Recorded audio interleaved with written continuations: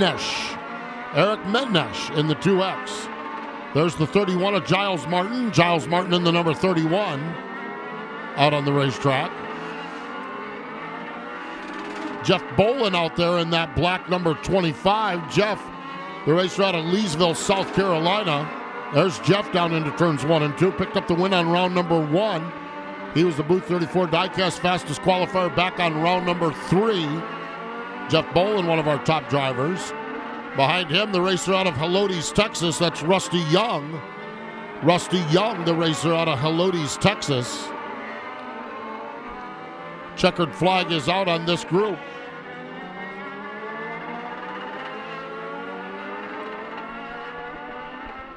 Jeff Bolin goes to the top here. He is in that number 25 car. Jeff Bolin goes fastest.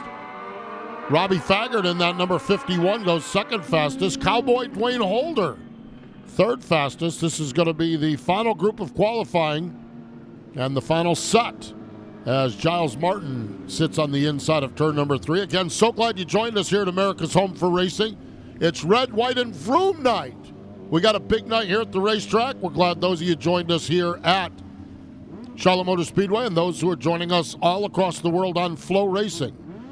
See my old friend Three Fingers Mordecai is over off turn number 2 with the fireworks display. And we're going to have a big fireworks show here later on tonight. And that always draws the big crowd in. People like to blow things up here in Cabarrus County.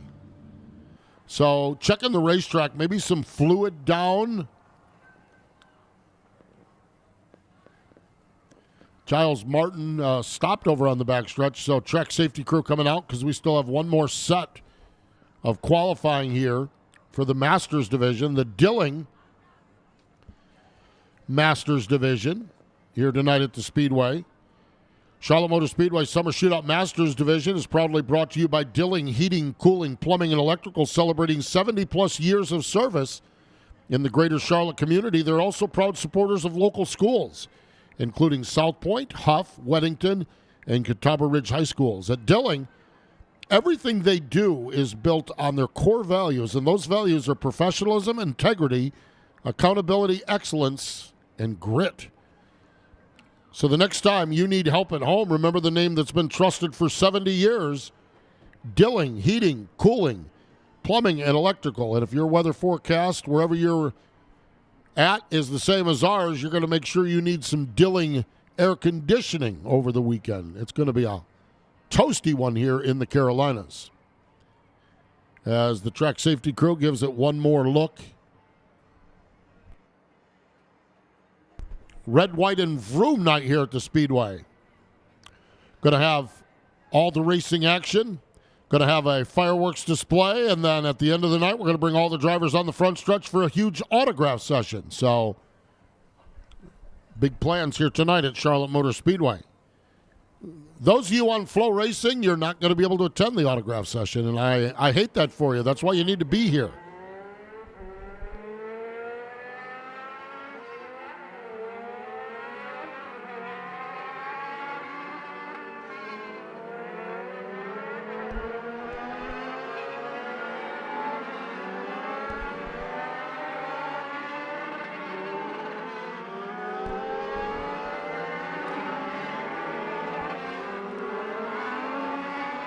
The number 45, Mike Curran. Mike Curran in the 45, the racer out of Murfreesboro, Tennessee, is out on the Speedway. There's the 96 of Jesse Bennell. Just picked up a win a couple weeks back here. He's a racer out of the state of Maine. Jesse Bennell in that number 96. Yeah, Kenny Buckport, Maine. Tom Sherman's in the 27. Tom is a retired Long Island policeman. And what he did up there, he taught driving to the officers on the force. Kevin Rollins in the 93, the reigning national champ. Lee Jordan in the 81, LJ Designs 81. Lee is the 2024 Summer Shootout champion. Adam Welch out on the Speedway in the 71. And Ronnie Laney in the 31. Or Todd Laney in the 31. Checkered flag is out. Jeff Bolin quick time, and Jeff Bolin picks up the Booth 34 diecast fastest qualifier. He did it also on round number 3, and that is going to do it for Booth 34 diecast qualifying here at the Speedway. Booth 34, the official NASCAR diecast store of Race City, USA. You can visit their new standalone location. It's at 105 Denver Business Park Drive in Mooresville. Thousands of diecasts to choose from, cars starting as low as $1, and they're now stocking the newest releases from Lionel Racing. If you are not in the greater Mooresville, Charlotte area, you can follow Booth 34 Diecast on X, on Facebook, and on Instagram. Opening ceremonies coming up next. Of course, this wraps up the month of June and kicks off a big month of July. Next week, Tuesday night, round number 7. Tuesday, July 7th, Laps and Lassos night. And bring your Western gear, and you get $5 off. On the 14th, and here he comes right now, as a matter of fact. On the 14th, it's Lugnut's birthday night featuring a mascot go-kart race. And speaking of Lugnut, here he is. You know him. You love him. You can't live without him. Ladies and gentlemen, let's give it up for the world's fastest mascot. Let's give it up for Lugnut.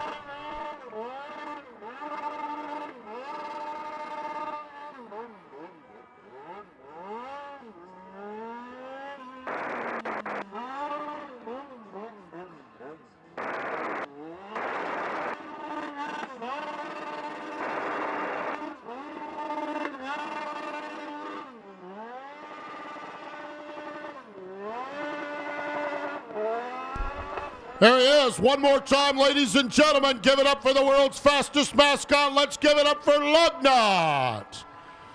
2 weeks from tonight, Lugnut's birthday party. All the mascots of all the sports teams will be here. They have a go-kart race. You want to talk about some shenanigans and tomfoolery.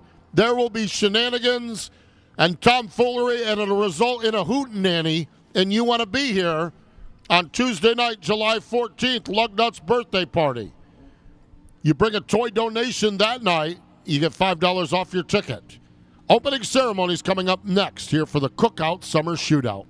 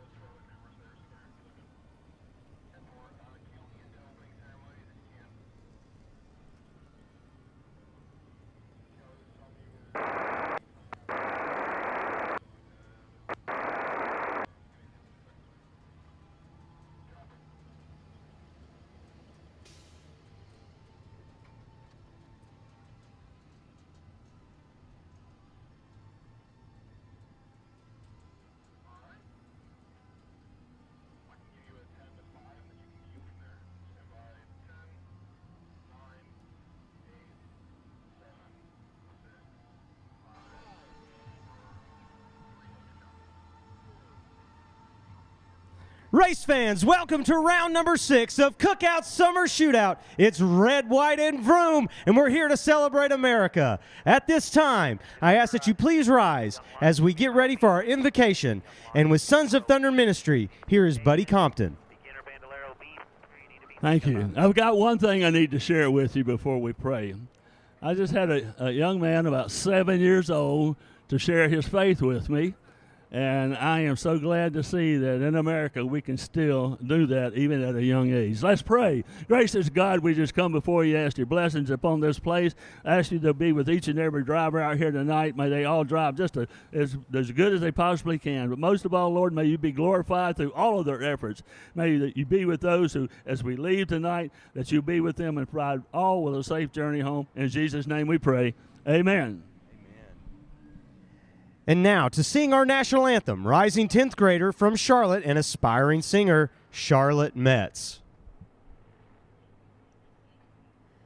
Oh, say, can you see the dawn's early lights, what so proudly we hailed at the twilight's last gleaming, whose broad stripes and bright stars through the perilous fight o'er the ramparts we watched were so gallantly streaming, and the rockets' red glare, the bombs bursting in air, gave proof through the night that our flag was still there.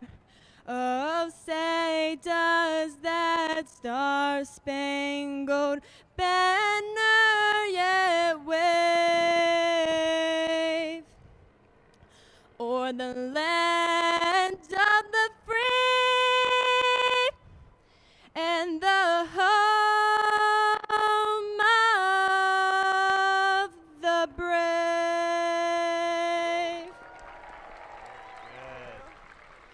That's Charlotte Metz. It's, again, red, white, and vroom here tonight at round number 6 of America's Home for Racing for the Bandoleros and Legend cars that are getting ready to release in anger here at Charlotte Motor Speedway. Our first B feature will be the Young Lions coming up in just a few moments. Stay with us.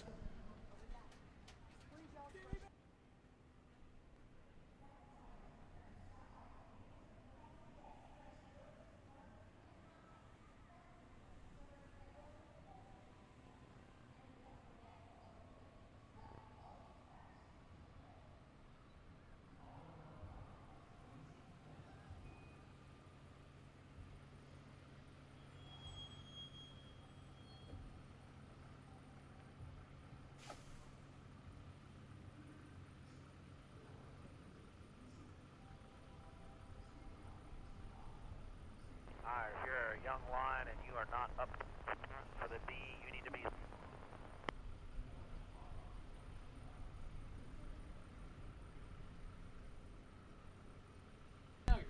Back here at Charlotte Motor Speedway, I want to acknowledge all of our first responders and medics, those here working at the Speedway. They were part of our opening ceremonies, but those of you joining us here at the racetrack, all of our first responders and medics, we are grateful for your efforts as you keep us safe as we move through our lives. Holy cow. I've seen some trays of food walking in the grandstands, but this lady, she has got to hold it on her shoulder. Oh, she is feeding the whole row. Look at her coming up through now. There's burgers, there's fries, there's hot dogs, there's a Coca-Cola. She's carrying it on her shoulder. Oh, ma'am, just keep coming right straight up to the announcer's booth. Say, this is for Postman and Tony. Yeah, no, keep going, keep going. No, she's going to stop. Ruins all of our fun. We're glad you joined us here tonight at the Speedway. Let's see what's going on down on the stage. We got our interns down here. Hunter, I believe, is down there. What's going on, Hunter? How's things? Everything good down here tonight? How's everybody doing tonight? Welcome to Charlotte Motor Speedway, everybody, for Red, White, and Vroom. We have a lot of fun planned for you guys tonight through games, prizes, and a lot of racing action. Guys, I got 3 things to say.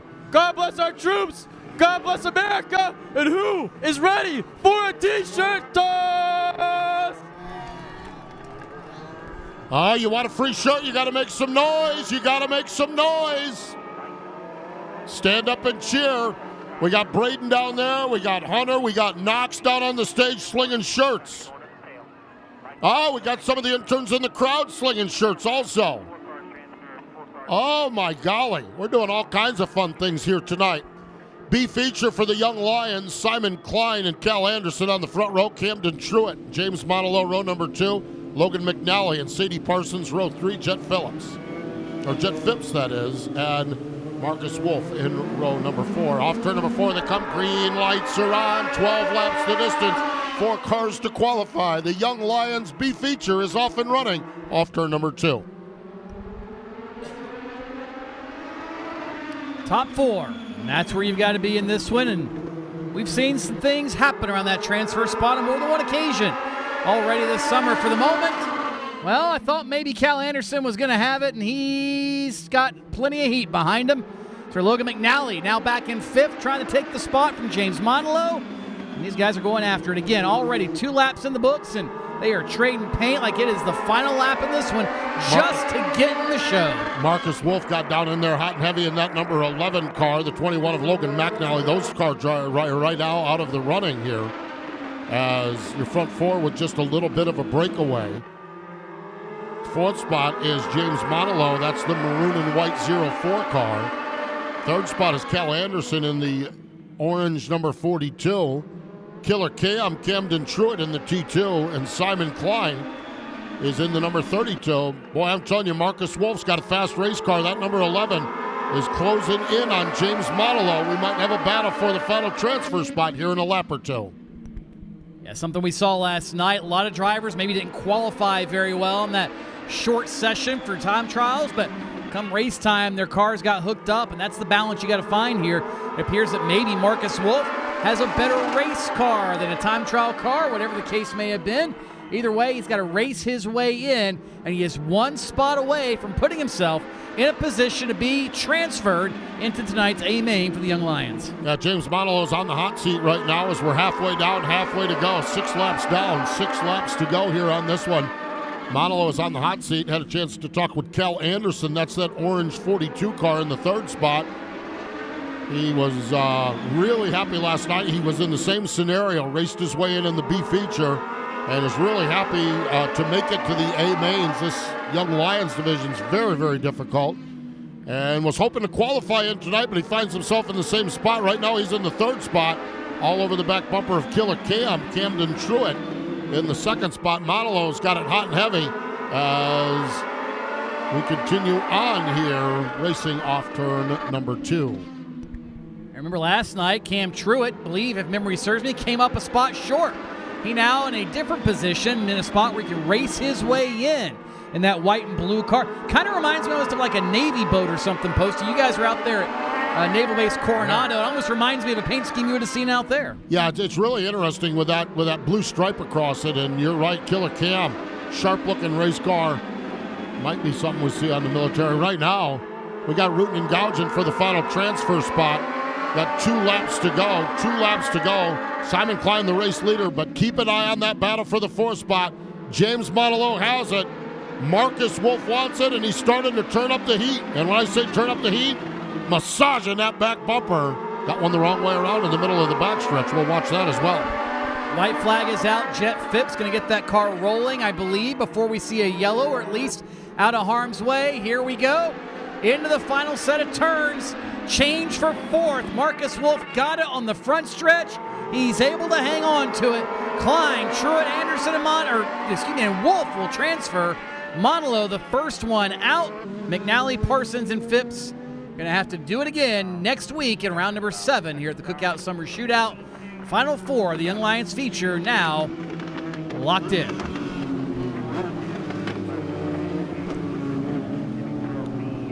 Semi-Pro ranks, the VP Racing Fuel Legends Car Semi-Pro ranks, a B feature for this field as well, as we had 31 entries going to try to lock up a 24 car field. That's pretty miraculous. Oh, Robert Arch going to lead us to green in the 16 car. Rocket Rogers, Benjamin Rogers. There's Allison Johnson, a former national champion in the Outlaw division in the 15 car.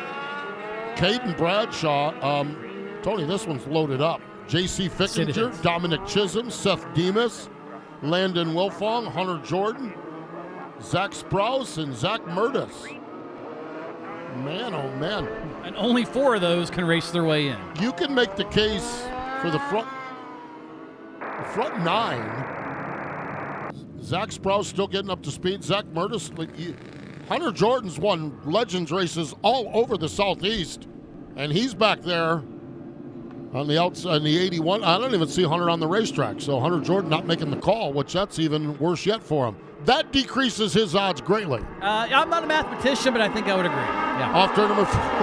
Green lights are on. Racing down into turns 1 and 2. Robert Arch picks up the pace. Bradshaw follows him through into the number 2 spot. Allison Johnson goes around. Johnson did the 360, but Pro Fabrication caution number 1 is out. While we've got a caution, I direct your attention to the stage, ladies and gentlemen. This is our class of 2026 interns. Let's give them all a big hand. Let's give our interns a big hand. They've been entertaining us each and every night, and this picture night. Oh, my main man from Concord's here taking pictures. Oh, you know it's a big one.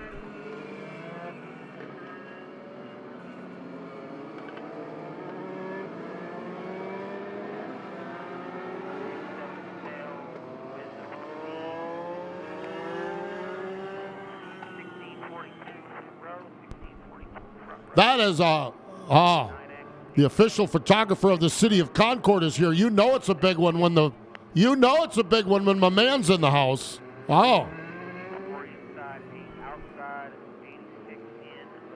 As long as he doesn't point that lens up here, otherwise he might break it. Exactly. Here's Hunter Jordan. Well, no laps have been completed. Sometimes it's better to be lucky than good, Steve. Yeah, he's still got some work to do. Well, he was coming from the back anyway. What's 2 more spots, right?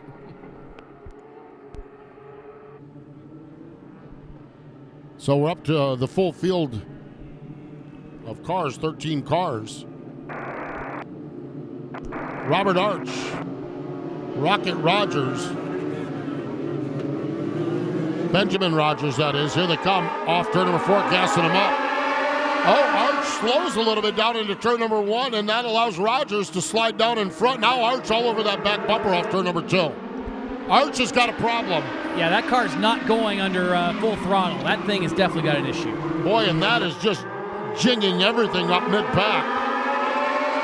Oh, man, that's getting everyone's attention. Wow. We got like one of those Total Control Racing jam cars out on the Speedway. Now I'm showing my age up here. I say it almost reminds me of what they call stock car racing in New Zealand. It's more like Demolition Derby in an oval. Allison Johnson not having a good night at the office. She got tangled up again. I'll tell you what, Robert Arch, Caden Bradshaw wants no part of that.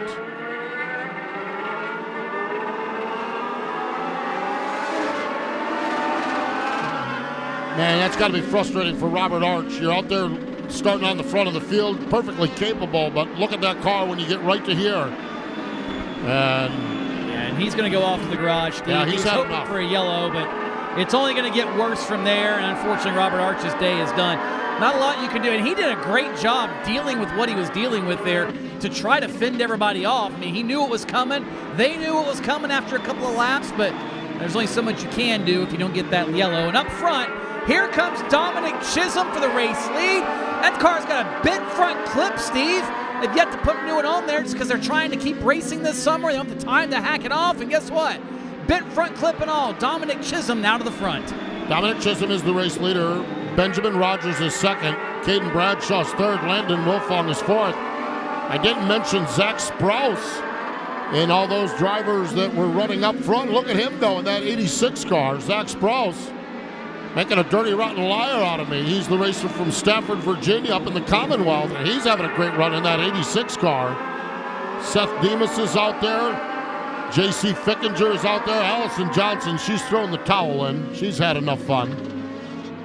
She takes that car back to the garage. We're into the second half of this one now. Dominic Chisholm, the race leader, as they race their way off turn number 4. A 4-car breakaway at the front of the field.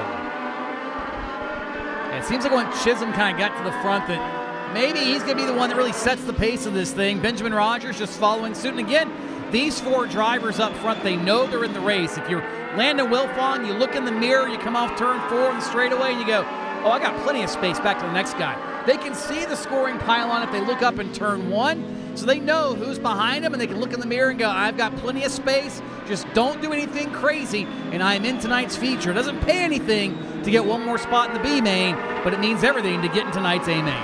Yeah, 2 laps to go for Dominic Chisholm. 10 laps down, 2 laps to go. Chisholm the leader. Rogers is second. Caden Bradshaw's third. And you're right.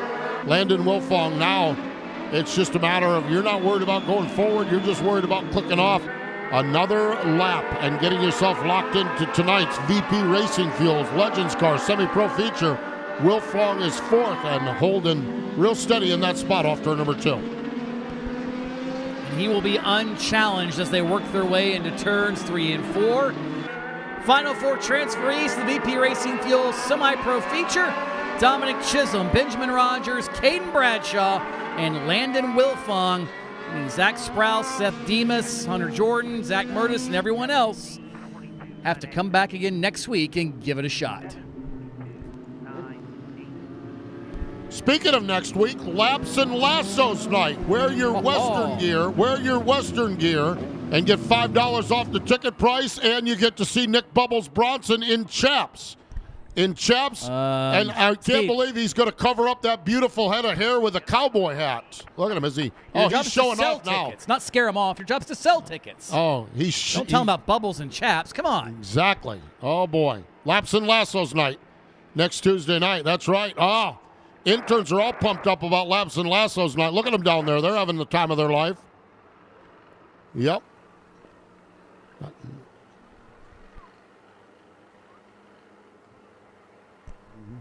All right, we have got the B feature. This is the beginner Bandoleros. This is a non-transferring B feature, okay? We do not transfer cars in the beginners. We split them, basically. Ryland Cooper in the 202. There's Audrey Larson making her second effort here tonight. Going to be in that 66L. Parker Phillips, that is, in the 66. Leighton Parsons in the 67. Ronnie Mason in the 60 or in the 99. Kennedy Carter in the 77, Rowan Truitt in the T2, Jordan Whitford in the 02, the Dax Attack, Dax Halpin in the 7, Mallory Jane in the number 19. That is the Orange Crate Special in the number 19, Mallory Jane, the Orange Crate Special.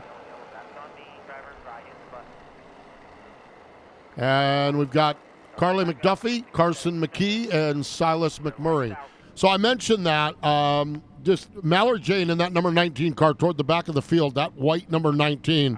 Want to give a warm welcome, a big supporter of racing up in Syracuse, New York. The Orange Cape Brewing Company, RC, is tuned in tonight, and they've thrown their support in the Mallory Jane camp. So good to have RC tuned in on FloRacing here tonight. We're back to green flag racing action. Ryland Cooper sets the pace. Here's Audrey Larson running in the second spot. Now Larson crosses under and takes a peek to the low side into turn number 3. Whoa, watch out. Audrey had that thing all twisted up getting into turn 3, Steve. Not sure exactly what happened, but she cranked the wheel and it turned. It turned a little too good, perhaps. She was able to wrestle that thing back under control. But I would expect nothing less than a Larson to have fantastic car control out here on the quarter mile at Charlotte. Big save by Audrey. She holds on to second as we come by to complete lap number 2 in this 15-lap beginner Bandolero B feature. Yeah, Audrey been running a lot of dirt. This is only her second night running on the asphalt. I saw a Legends Nation interview with her dad, Kyle Larson, last night here at the Speedway, and dad and daughter had a great time here at the track. And Audrey's back out here for night number 2 on the asphalt. And she's picking up the pace a little bit. She's got that dirt track experience, so getting the car sideways is not abnormal for her. The problem of it is on asphalt, it's a little treacherous to do it, but she is closing back in on Ryland Cooper. What a move she makes on the left. Oh, it was really good until it was really bad. Audrey Larson gets into the fence.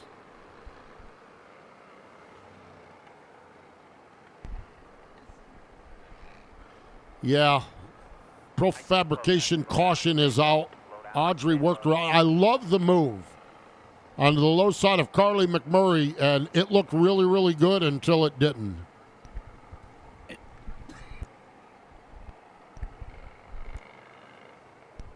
Well, one of the things, too, Steve, you have to remember, when you come from a dirt background, they don't have mirrors in those cars. You just time those moves, and you think when you're clear, when you should be clear, and that's part of what she's having to learn here is just how fast you're getting by cars, how big the cars are. As there she is, out of the car, Audrey Larson. Watch this, Steve. Looks like she just misjudged and, again, not used to having a mirror, didn't think maybe to look up and see if she was clear, and just kind of took for granted that that car maybe was going to be out of that space, and unfortunately, it was not. Talk about Audrey and winning races. We'll get to Audrey has 7 wins this season on the dirt. The dirt track at Rolling Hills Casino, I-44 Speedway, over at Millbridge, Cam Raceway, Miami County Raceway, and US 24 Raceway.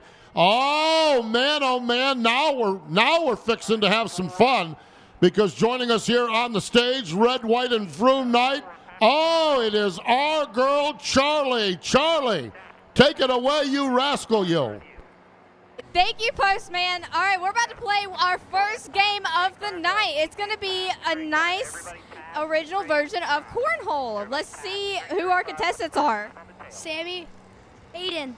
All right, so they're going to each take turns to get their bag on the board or in the hole. The game is to get it in the hole, all right? So if you want to go one at a time, and let's see what we got. All right, who wants to go first? He's going to go first. Ooh, it's a little overshot. Right on the board, nice. Ooh, so close, so close. Ooh. Oh, we got one in. And we got another one on the board. All right, we're going to play another round. Let's see.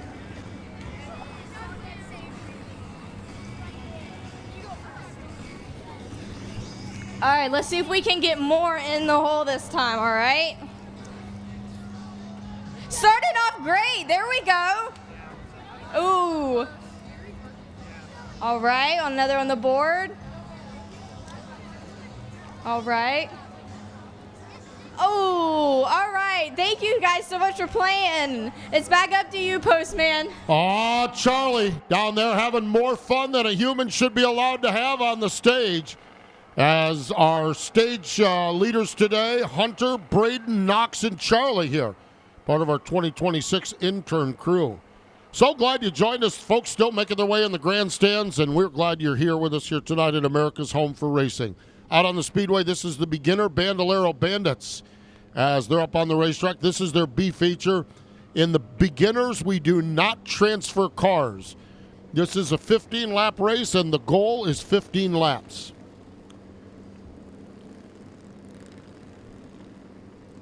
Actually talked to one of our Charger drivers 2 weeks ago, Carter Beatty. He ran in the Charger race, and I talked to him about not transferring, and he said it was so nice actually just racing that race and not worrying about transferring. He said, yeah, I'd like to transfer. I want to run with the best in the business, but when you're young and when you're new, you need the seat time, and that's what we do here with the beginners and the Chargers in Legends cars. We have C feature, a B feature, and an A feature for the Chargers. We have a B feature and an A feature for the beginners. Don't put the pressure on them to race their way in. Rylan Cooper, the racer out of Kodak, Tennessee. He sets the pace down into turns 1 and 2. Cooper works that car off turn number 2. Pretty healthy advantage already just off of the first 2 corners of this one. For Rylan Cooper, making it look easy here in the opening laps. A little bit further behind him, the fight for third. It's where the 67 of Leighton Parsons takes the spot. Ronnie Mason is there, Carson McKee, Carter Kennedy. All of them right there. Again, it's 3rd, 4th, 5th, and 6th. They work their way down the backstretch into turn number 3. Rylan Cooper picked up a 4th place run back on round number 1 and a 5th place run on round number 2. He's a 12-year-old racer from Kodak, Tennessee, making his way around the Speedway as he continues on up onto the back straightaway. We got some lap traffic ahead. Drivers learn how to navigate that lap traffic. He's all racing inside the top 5. There's Carson McKee in that number 4 car. That is Ronnie Mason in the 99 machine. There's Mason in that 99 car. McKee is in that number 4 car, the white number 4 car. They're working on Leighton Parsons. Parsons is in the number 67. That's the black car coming down the back straightaway right now. Leighton Parsons out there from Winter Haven, Florida. So the youngsters getting some good seat time here right now as 7 laps have been completed here in this beginner Bandolero Bandit feature.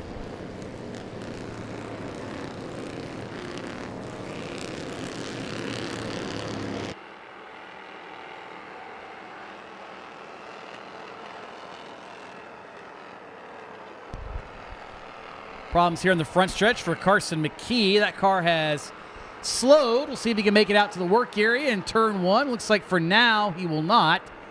See if that's going to draw a pro fabrication caution here in the second half of this one as Rylan Cooper crosses the stripe. And he has got Parker Phillips starting to reel him in.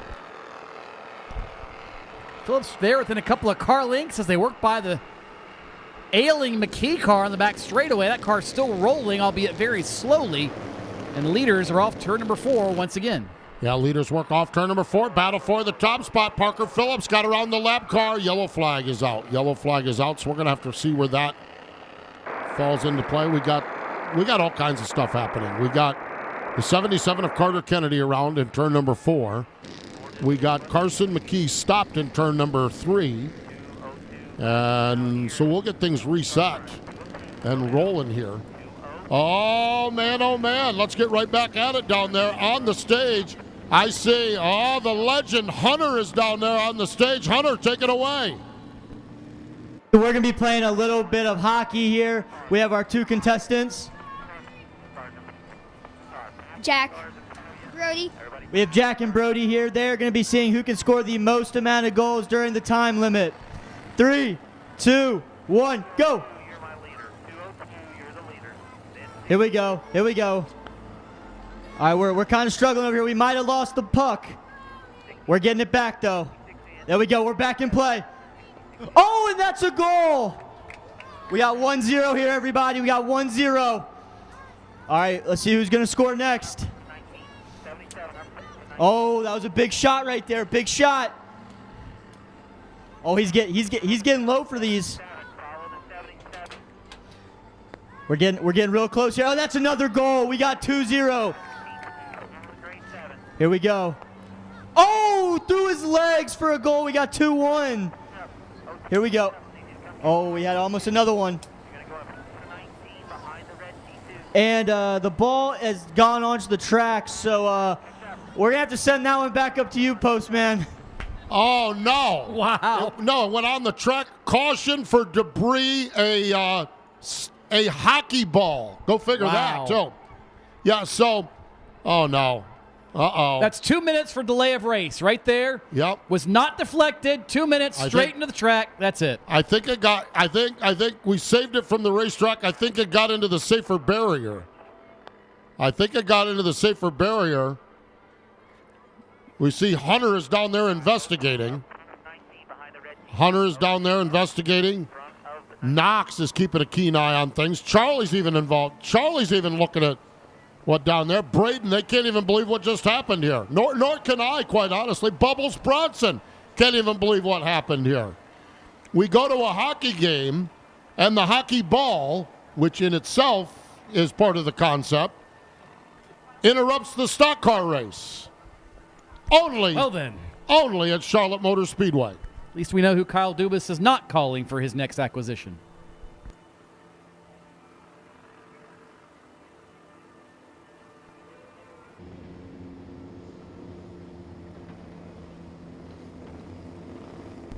Rylan Cooper, the racer from over in Kodak, Tennessee, is the race leader, but was under fire from the 66 of Parker Phillips. Parker Phillips in that 66 was all over him in lap traffic. And we'll see how they fare. Parker from Clover, South Carolina.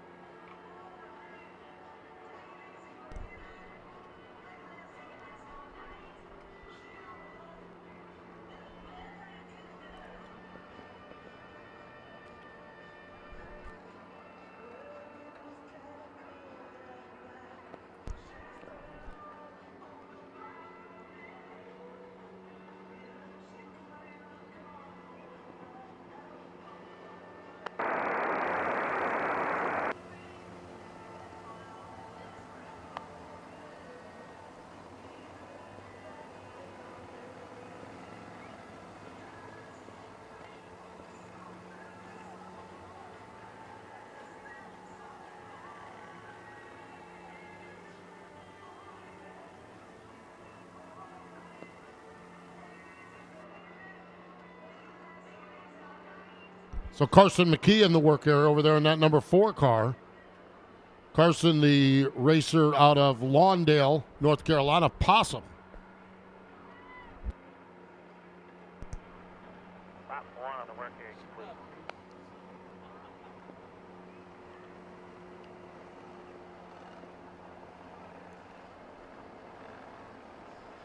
Carson raced with us last year, had a couple of really strong runs here. It was good to see him back at the racetrack last night.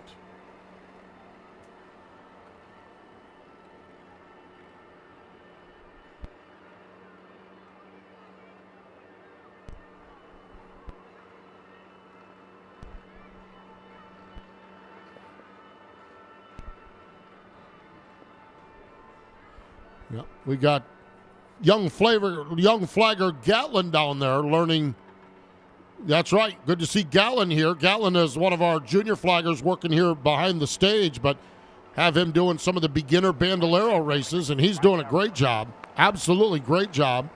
The good news is when we finally come to our senses and boot Bubbles Bronson out of there, we got Gatlin already in position, so we're in good shape. You got to have a plan B when plan A is Nick Bubbles Bronson. He's training his own replacement, thankfully. Yes, exactly. Yeah. Yep. Teaching him everything Nick Bubbles Bronson knows. It took him 2 minutes to teach him everything Bubbles knows. Here we go into turn number 3. Off turn number 4 as they bring him down off the final corner. Ryland Cooper, Parker Phillips. We're going to see how this one goes because Phillips was all over Cooper before that caution. We've got 6 laps to go, and the time flag is out. That's the pink flag. Next flag ends it. Let's hope that next flag is on lap number 15 as they come around to complete lap number 10. Well, Ryland Cooper would love that because he is in front of this race right now. So anytime this race wants to end, he is not going to complain. Parker Phillips, on the other hand, is taking a couple of laps the last run or two to get rolling. Maybe the same thing this time. He's within about 4 car lengths now.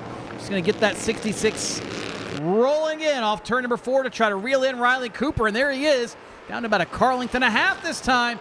So give it a couple of laps, and Parker Phillips is just strolling. Problem is, we got one around in turn 4. Battle for that top spot. We've got a car around at turn number 4. We're going to see how this one plays out.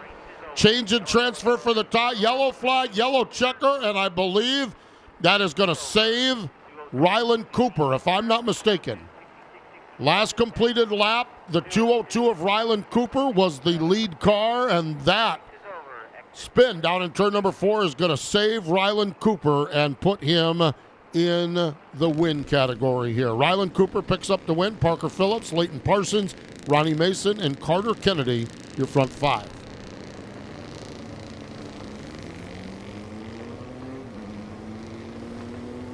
Oh, turn it up now. I love this song. Oh, Charlie loves it too.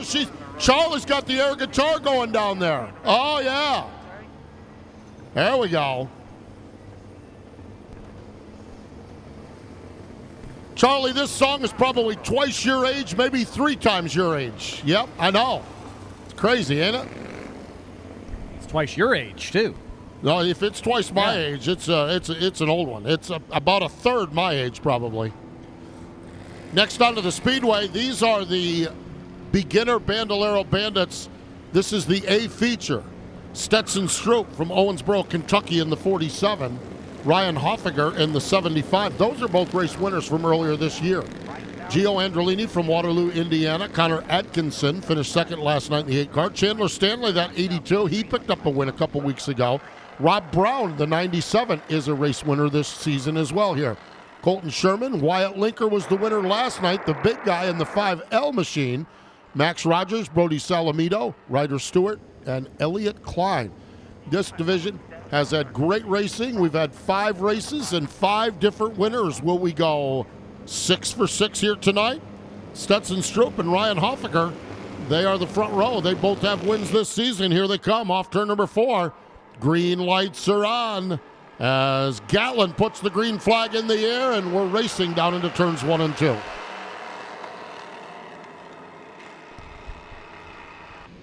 Ooh, watch out. Off turn number 2, Stroop up the racetrack. Just about caught the front bumper of Ryan Hoffiger. Was able to back off just a little bit, Hoffaker was, and save an incident there on what could have been the first lap in turn number 2. But Stetson Stroop out front of this one.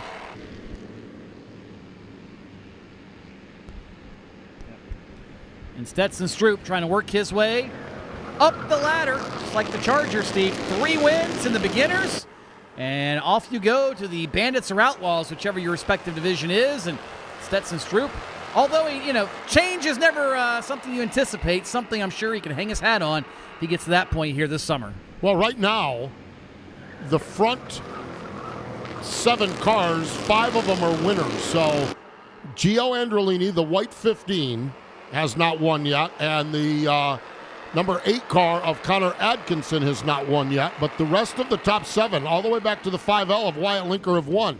So if any of those drivers that have won picks up a win, they're 2 wins in to this beginner Bandolero season. As they roll along off from turn number 4, Stetson Stroop's been awful strong in that number 47 car. He's picked up wins in Bandoleros, and he's picked up wins all across the country in junior sprint cars on the dirt. And here he is at the front of the field, but boy, Ryan Hoffaker keeping him honest into turn number 3 and 4. Yeah, and these 2 cars have been up front nearly every race in the beginner Bandoleros. Sometimes circumstances maybe don't play out in their favor, but it has certainly been the way to get to victory lane. You have to go around the 47 and the 75 of Stroop and Hoffaker, and today is no different. If you're going to win this race at this stage, you're going to have to outrun this pair or have them make a mistake. Just as much a possibility, as tight as they've raced each other, they could get into one another, make a mistake, and next thing you know, whoa, just like that, in turn 1, the door may open. Stetson Stroop had it cranked about 45 degrees sideways. I don't know if it scared him or Ryan Hoffaker more or the announce crew. Man, it got all of us all tensed up and tightened up. Stetson Stroop gassed it up and powered out of it and sets the pace down into turns 1 and 2. Stroop right there now, man, he has got it wound up now. Hoffaker, the racer out of Charlotte, he has that win back on round number 1. Androlini goes around. Oh, everyone does a great job. The racer out of Indiana, Gio Androlini, goes around in that number 15 machine. And we are under caution here on the Speedway.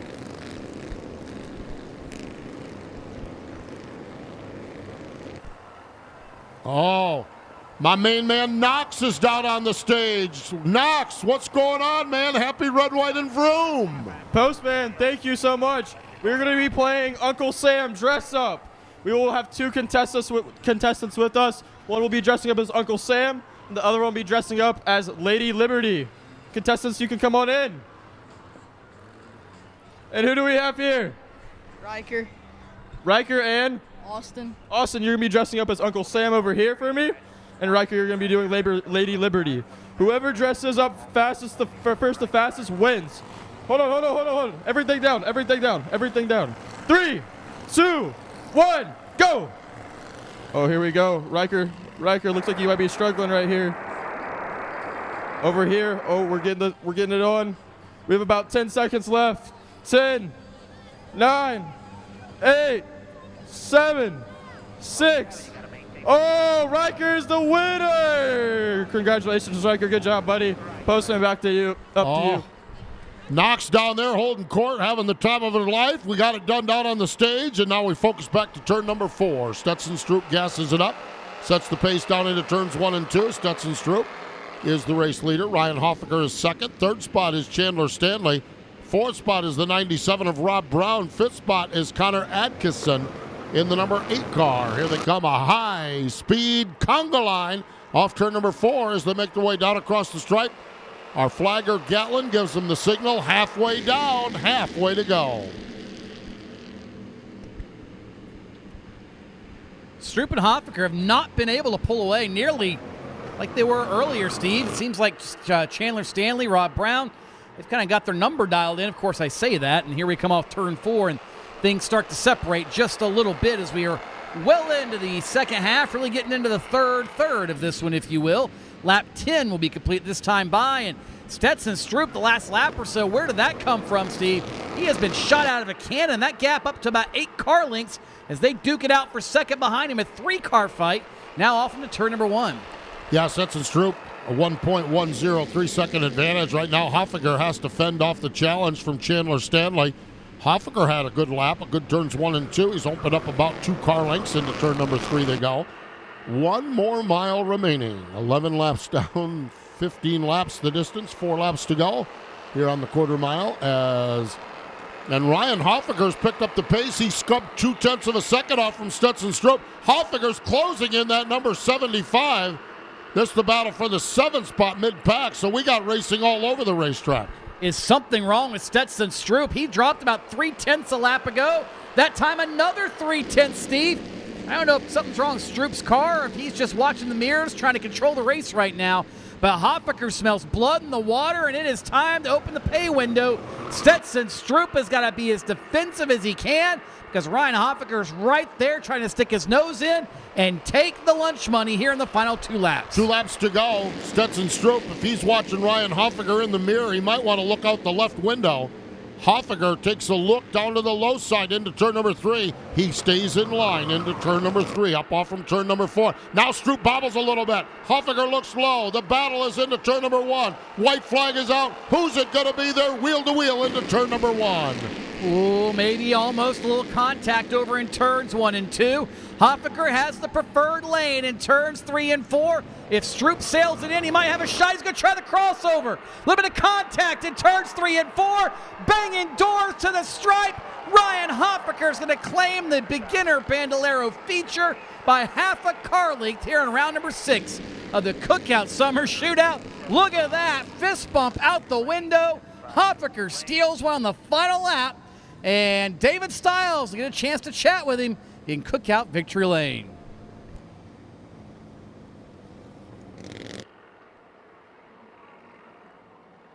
Uh, 75, 47, 97, and 8 to 10.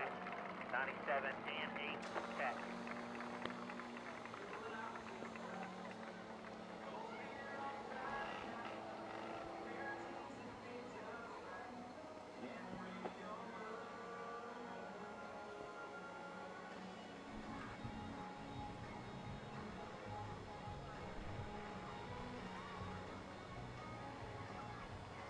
Ryan Hoffaker getting the belts loosened, getting that helmet undone.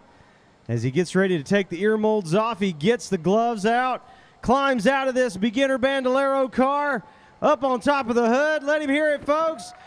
Second feature win for him here at Charlotte Motor Speedway and Cookout Summer Shootout. Ryan, it took you the whole race to get up there. You were battling Stetson Stroop the whole way. I'm going to wait for you to get your helmet off to get on up here, but another big win for you. I want to know what your thoughts were as he bows. He wants the crowd to pump him up. We'll get him this Cookout Victory Lane hat. Ryan, you roughed him up a little there at the beginning, but then it settled back down. You're able to get to him and pass him right here on the front stretch. What was going through your mind when you were drag racing there at the last lap? I just knew that I had to get in front of him sooner or later if I wanted to win this race.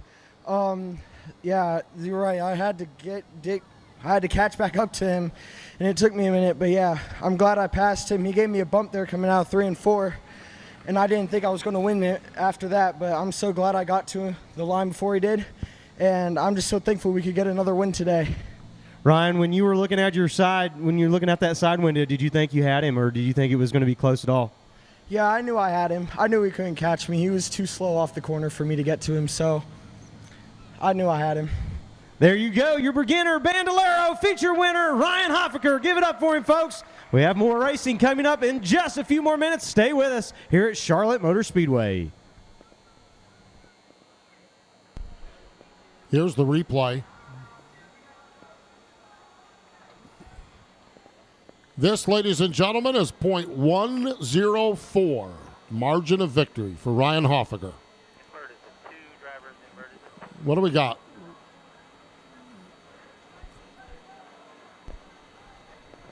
Looks like it.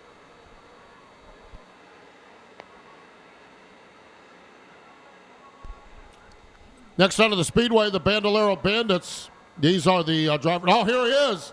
Here he is, making his way into the grandstands now. Ladies and gentlemen, it's Lugnut. Oh, the world's fastest mascot's in the house. And the crowd goes wild. Going to sign some autographs, get some pictures made down there. While he's doing that, we'll tee up the Bandolero Bandits, a main event, 2 on the inversion. So Carter Clapp, who picked up the win in round number 2, he'll start first. Lucas Harrison, last night's winner, starts in the second spot. Maverick Bradshaw, a 2-time winner this season, starts third. Charlie Evans in the top that many donut cars, starts in position number 4. Landon Solomito in the 66 starts 5th. Brooke Meyer in the 22 Hem starts 6th. Camden Powers and Anthony Padula are in row number 4. Kelly Kirby starts 9th. Peyton Monroe starts 10th. Lincoln Balcom starts 11th. Kip Canal starts 12th. Michael Schrantz is 13th. Hagen Green is 14th. Joshua Penn and Cullen DeSalvo. We do not see DeSalvo. He had a wreck in practice and dinged up that race car pretty hot and heavy. 20 laps the distance. The Bandolero Bandits, the youngsters, the kids. Maverick Bradshaw has 2 wins this season. Carter Clapp, Rue Reeves, and Lucas Harrison was last night's winner. He's the national point leader in that 1H car. Here they come into turn number 3. Off turn number 4. And the green lights are on. 20 laps the distance. We're racing down into 1 and 2. Oh boy, 3 wide, turn 1, almost 3 by 3 for a minute. Look at him fan out down the back straightaway. And look at Maverick Bradshaw on the 9. He made that maneuver to turn left in turn 1, got down to the bottom, maybe picked up a spot or 2 in the process. He now scored in position number 3, and Charlie Evans up to 2nd after starting 4th. Top 3 finally sort out, and now it's a great battle for 4th. Solomito and Clapp wheel-to-wheel in turn number 3. Yeah, Landon Solomito in that 66 car. That's an upside-down number 99. The 99 is Clapp as they race side-by-side for position. Gives Solomito the spot. Solomito takes the next spot up there in position number 4. 5th spot is Clapp. Powers is 6th. Padula is 7th as the beginners are the Bandolero Bandits making their way around the Speedway. Continuing on here now, it is Lucas Harrison setting the pace in that 1H. Harrison is the leader. Charlie Evans having a great run here in position number 2. And these are the kids 7 to 11 years of age. Hard to believe sometimes the way we see them make moves like we did on the start, 3 wide, 4 wide. I think that's just a general lack of fear in some cases at this age. They don't know what they don't know, but man, is it fun to watch sometimes as Lucas Harrison continuing to set the pace. And going now, but I believe Charlie Evans might be closing in on Lucas Harrison. Last time it was a couple of hundredths. This time, about a 10th faster as Charlie Evans. Oh, it might be donut time in victory lane, Steve, if he keeps this up. 15 to go, but Evans is reeling in Lucas Harrison. Yeah, Evans is reeling him in, and Maverick Bradshaw's reeling in both of them. Maverick Bradshaw, you got to watch that red number 9 car. He's a 2-time winner this season, and he is rolling here down into turns 1 and 2. Lucas Harrison, the race leader. Charlie Evans having a great run in that 2nd spot. Bradshaw's 3rd. Solomito is 4th. Clapp is 5th as they make their way into turns 3 and 4. Little lap traffic ahead as they race down across the stripe. 7 of 20 laps are completed. And 1 lap ago, Charlie Evans got a great run off turn number 2. He's been a little bit higher through both ends of the Speedway. That time lost a little bit of ground, but that thing shot out of a cannon. Pulled about a car length and a half on Maverick Bradshaw a lap ago. If he can mimic that lap after lap, he might have something for Lucas Harrison, because that thing just went as soon as he hit the gas pedal. We'll see if it plays out still in these final 12 laps, but this is a dandy up front. 1st, 2nd, 3rd, all right there under a blanket. The 66 of Solomito, he's got the best view in the house, about 3 car lengths behind him off turn 4. Yeah, now the battle for the 2nd spot as Maverick Bradshaw takes a peek to the low side of Charlie Evans. Evans on the high side, Bradshaw down low. Bradshaw gets a good run into turn number 1. Look at Charlie Evans on the high side, just letting her eat on the top of the Speedway. Charlie Evans on the high side. Maverick Bradshaw down low, side by side. Bradshaw gets a little crossed up. Charlie Evans, tougher than a $3 steak on the high side as he hangs on to that 2nd spot. What a drive on the outside. He's going. Almost cleared Bradshaw to the backstretch. Not something that's easy to do here at the quarter mile at Charlotte. Bradshaw going to try to use him up a little bit, move him up the racetrack, use all the real estate he can. But Evans holding tough up top. What a drive by Charlie Evans to hold on to 2nd for the moment. still not going to give up down the backstretch into turn number 3. You are loving the race for second. I am loving the race for second. The grandstand crowd is loving the race for second, but none of us are loving it as much as Lucas Harrison is. He has stepped out on this one. Harrison's the race leader. Now Charlie Evans crosses under. This battle for second will not end. Evans now slides up the racetrack, takes away position in number 2. Oh, and they almost hung bumpers there, Steve, for a moment. All of that fighting has allowed Landon Solomito to close in. Evans bobbles this time in turn 2. Bradshaw up the track, Solomito to the bottom. The old 2-for-1 special, and it looks like Solomito is going to slide into the runner-up spot, but hang on. He bobbles now off turn number 4, but caution is out and puts an end to our fun. Woo! The 22 of, I believe that's Hagen Green, over in, actually I think that's Brooke Meyer, over in turn number 2, slows us the Pro Fabrication caution. Ladies and gentlemen, these are 7 to 11-year-old racers. Can we give them all a big hand? 7 to 11-year-old racers. How about that? Putting on a show here tonight. Speaking of putting on a show, when Hunter picks up the microphone, it is showtime. Let's send it down to the stage with Hunter. Everybody, we're going to be playing some Emoji Pictionary. On the stage, we have our 2 contestants. Camlin. Bren. All right, so we are going to have 5 pictures of emojis, and they're going to have to guess what this is, what cookout food item this is. Starting with number 1. Quiet dog. It is not Quiet Dog. I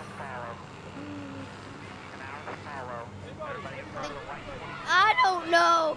Any help from the crowd?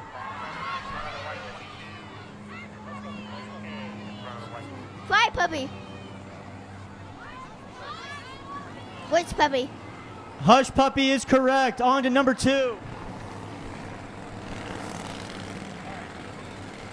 What do we have here?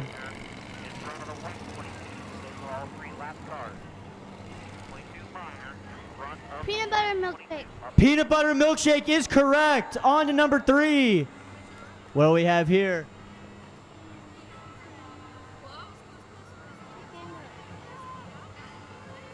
Any help from the crowd? It's not a chicken cheese wrap. I don't know. Chicken and cheese quesadilla. Chicken cheese quesadilla.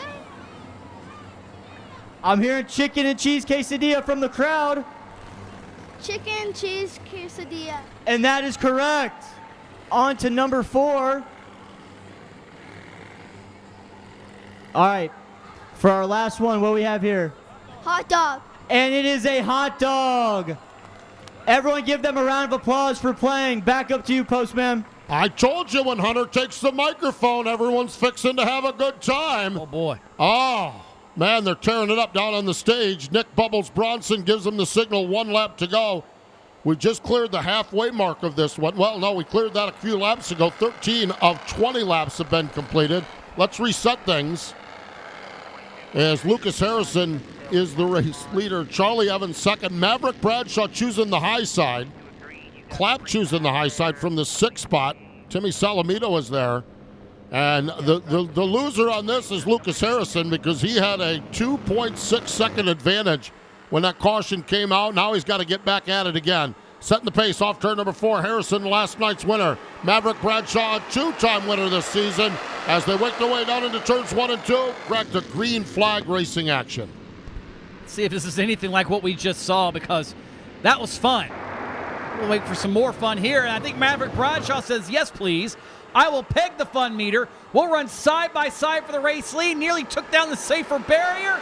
Oh, wow, what a move by Bradshaw from the outside to the inside. Moves Harrison up the racetrack. Now for the race lead off turn 2. Maverick Bradshaw to the bottom, a couple of them sideways in turn 1, but we stay green off turn 4. Holy cow, the Bandolero Bandits are putting on a show for the ages here tonight. Maverick Bradshaw sets, oh no, Charlie Evans gets together with Lucas Harrison. They both go skittering off the racetrack, and we are under caution. Oh no. As Charlie Evans brings that number 29 car to a stop.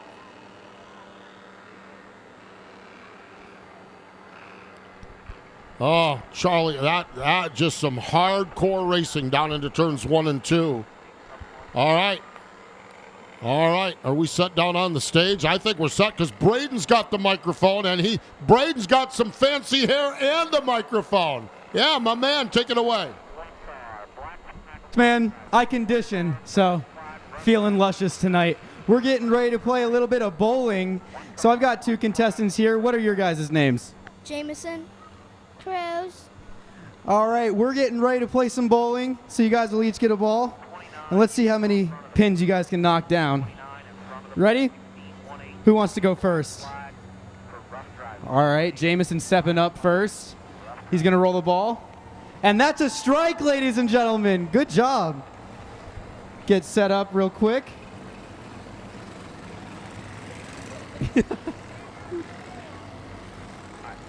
And on to round number 2. He gets the wind up. Go ahead, buddy. Misses by just a hair, but he's going to get another try. 8 pins, nearly a strike. The ball returns. He's going to get another throw. Almost there.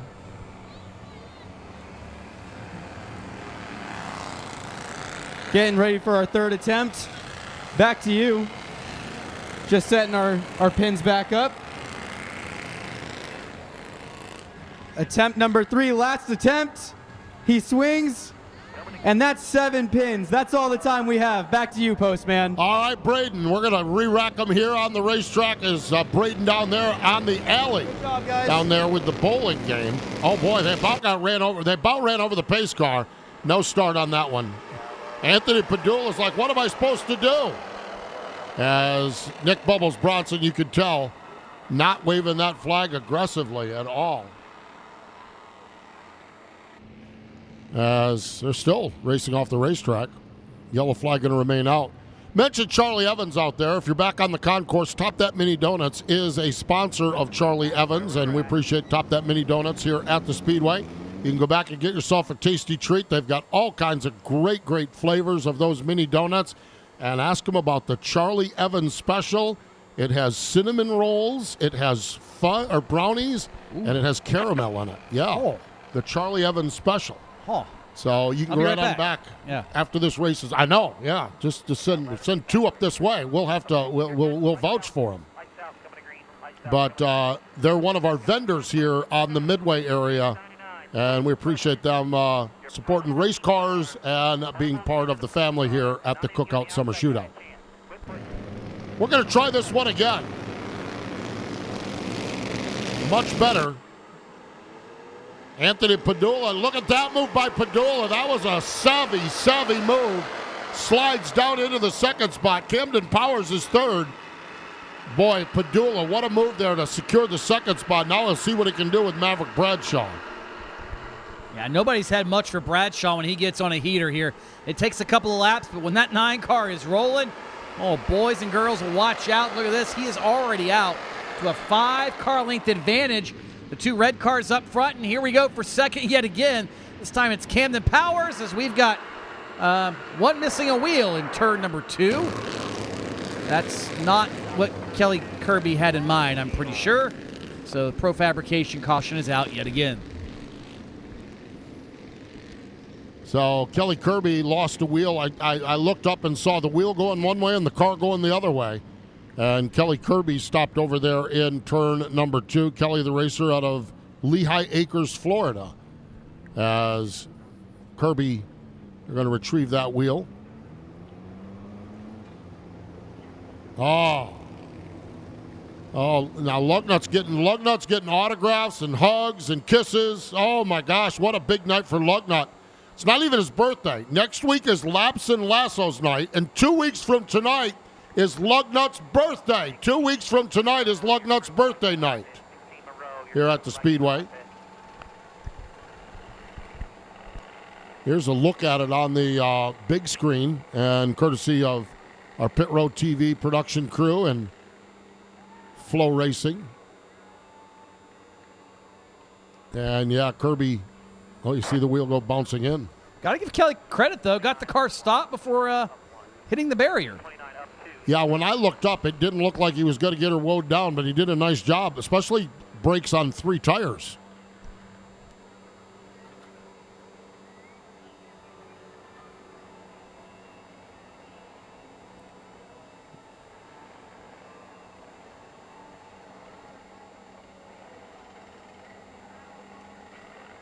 Beginner Bandolero Bandits. The racers are 7 to 11 years of age, and they are quite the show here tonight. Maverick Bradshaw, the race leader. He picked up the win on round number 1 and round number 3. He was a Booth 34 fastest qualifier. Booth 34 Diecast is our sponsor of fast qualifying. They're over in Mooresville, North Carolina. Those of you here in the track can check them out over in Mooresville. Those of you following along on FloRacing or not in the Mooresville area, you can find them on X, on Facebook, and on the IG. Family runs K&M Collision up in Hickory, and Maverick out here just doing a great job in that number 9 car this season, looking for his 3rd win of the season.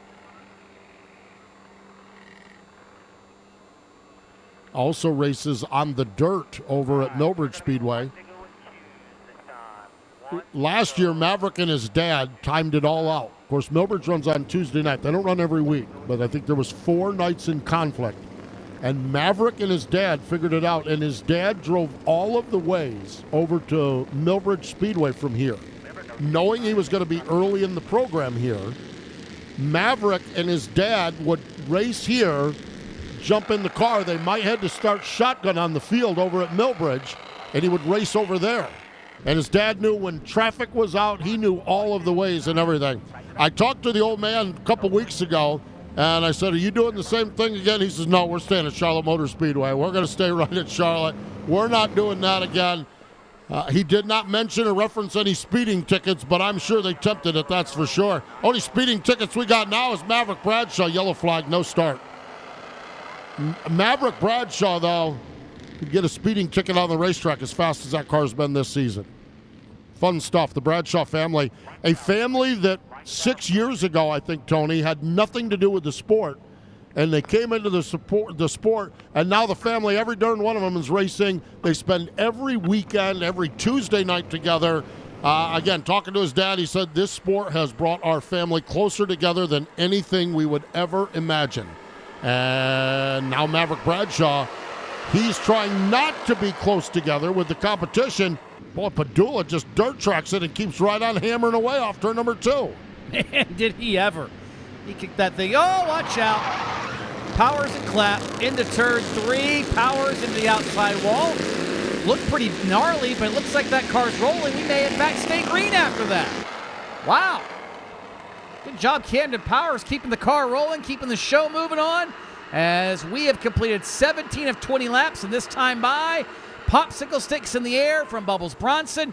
2 laps to go for Maverick Bradshaw, and the gap is no longer in seconds, although it's a full one. It's about 10 car lengths off turn number 2, but it doesn't matter. Caution is out for the Camden Powers car that has stopped now here on the exit of turn number 4.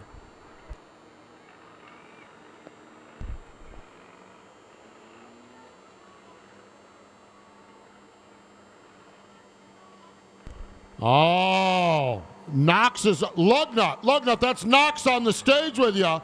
There's Knox. What's going on, Knox? Postman, thank you so much. I'm here with Lugnut, and right now we're going to be playing Who's Got It. So first, we're going to have an item, and whoever comes onto the stage wins a prize with that item. First, who has anything with a bald eagle on it? Anybody? Anything with a bald eagle? We're still looking for people. Oh, looks like we got one right here. We got a winner. Awesome. All right, our next round. Who has an American flag or anything American or flag related? Someone bring one down. Who's it gonna be? I think we got someone right here. Awesome. Okay, who has a dollar bill? Who has a dollar bill? I gotta see it. Where is it? I got one right here. Oh, we got a winner. Sundrap hat. That is awesome. Okay. Who is wearing a pair of jorts other than myself? Someone said nobody. It's probably just me. So we'll go on to the next one. Who is wearing a baseball cap? I think we got to get someone down here. Someone's got to get down here. Oh, I got somebody right here. Here we go. Do you want a prize? Okay, I'll get you one. All right, who is wearing sunglasses right now? We got to get someone down here. We got to get to the stage. Everybody's saying me. We got to run down here. It's part of the game. Here we go. It looks right here. We got a lady with the prize right here. And then, let's see, what else do we have here? Who is wearing a racing-themed shirt tonight? I gotta get someone down here. Where are we? Where are we?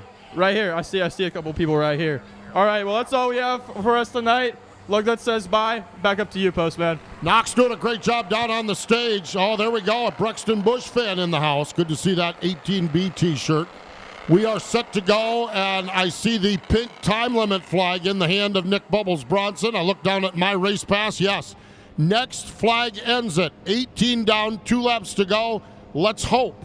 Let's hope that is in 2 laps. Maverick Bradshaw, a 12-time winner this season between dirt track racing and asphalt racing. And here he is, off turn number 4, looking for his 3rd win here at Charlotte Motor Speedway. Next flag ends at Maverick Bradshaw is gone when they hit turns 1 and 2. He just is so good on restarts, is Maverick Bradshaw. That's where if he wins this race, he is going to win it. Not only is that race, well, hang on. Up the racetrack he goes off turn 4. Anthony Padula with the white flag in the air has got one final shot. Can Padula get to Bradshaw? He kicks it sideways. It's a car length, making a car length and a half down the backstretch. Maverick Bradshaw has 2 more corners separating him from a checkered flag. Maverick Bradshaw off turn number 4 for the 3rd time this season. Maverick Bradshaw gets under the double checkered flag, picks up the win. Anthony Padula made it interesting. Finished in the 2nd spot. Landon Salamito is 3rd. Carter Clapp is 4th. What a recovery by Charlie Evans back to the 5th spot. Charlie Evans back to position number 5 in that 29 car, but at the front of the field, it is Maverick Bradshaw picking up the win.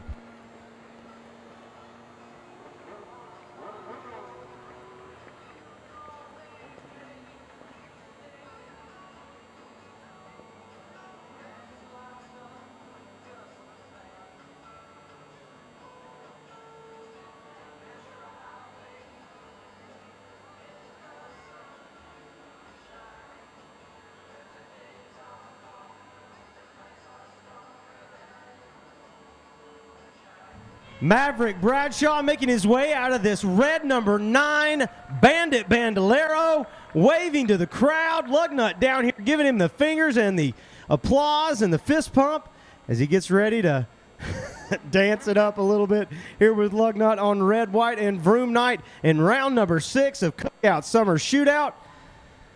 Maverick, I want you to take us through that lap 14 pass, 3 wide from the top to the bottom. I was holding my breath the whole way. I want to know how you were able to make this red number 9 stick in there and make it work. Having a little trouble getting the Hans device off as we get over here to him. I'm going to come down to him. See if we can help him out a little bit here. There you go, bud. Lug with the assist. He gets the Cookout Summer Shootout hat on.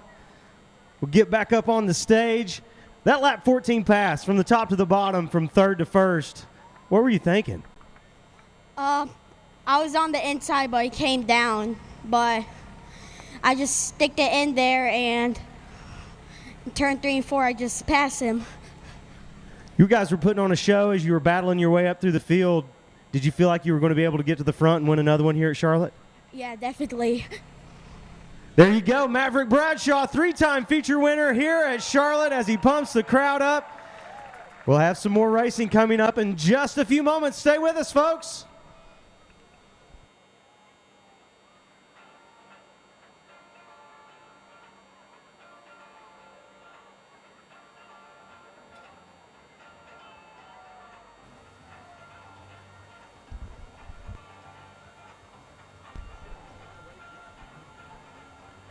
No invert. Time for the Bandolero Outlaw feature go here on the Speedway.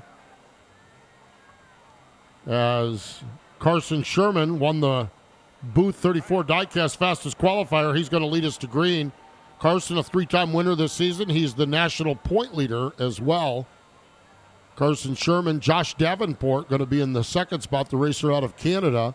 Carson Cobble and Lucas McFall, row number 2. Michael Thomas in the 24. Jackson Jones in the number 54 car. Reed Halpin in the 21. Harley Johnson in the 7. Jacob Hassey in the 48. Tuggy Case in the 1VA car. Starting in the 11th spot is Kevin Steen, KK in the number 4 car. Jagger Williams in the number 73. Grayson Price in the number 10 machine. The 26 is Ava Boyd. William Paez in the 77. Ellie Hodge in the 37X. And Jacob Peterson shotgun on the field. 20 laps the distance. Final Bandolero event of the evening as the Bandolero Outlaws, these are drivers 12 and older, are set to go for their 20-lap feature.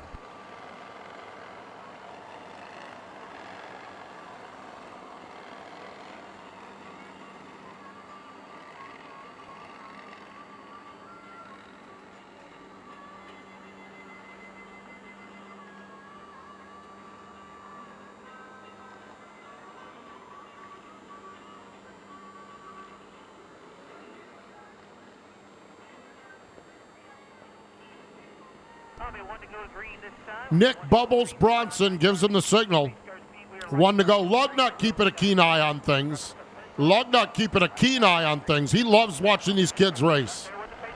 Lugnut loves watching these kids race. He's waving at them, sending them off, wishing them well on a safe and fun race. As Carson Sherman and Josh Davenport up at the front of the field.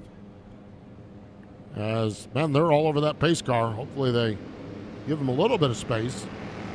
Pace car going to move away just a little bit as they're going to be good shape into the start zone. And they're side by side. Good looking start as Josh Davenport gets a run on the high side. Carson Sherman wheels it in on the low side. Carson Sherman to the lead. Stop me if you've heard this one before. He has been that good, and he is once again up front. That dice roll was a 1. I'm sure he was cheering that one, Steve. Didn't have to worry about passing anybody except the driver to his outside on the restart. And Carson Sherman out already at about a 3-4 car length advantage. Look at this. 3 wide for second. Lucas McFall to the bottom. Gets by them both. Maybe off turn 4. No. There's still 2 and 3 wide contact. Bouncing off one another back to turn number 1. Carson Cobble in that black 37 is in there, but Lucas McFall gets that second spot as they make their way into turn number 3. Great racing, but that's allowed Carson Sherman to open up a big advantage. Now McFall gets a shot in the keister from Josh Davenport. Davenport opens up the inside lane. We're nearly 2 seconds behind.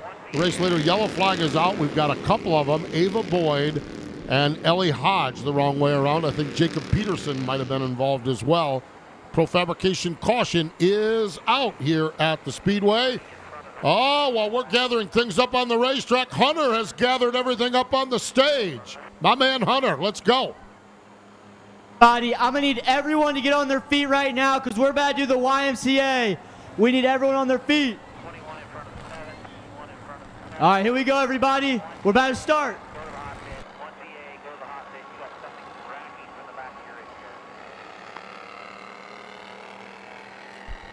Huh?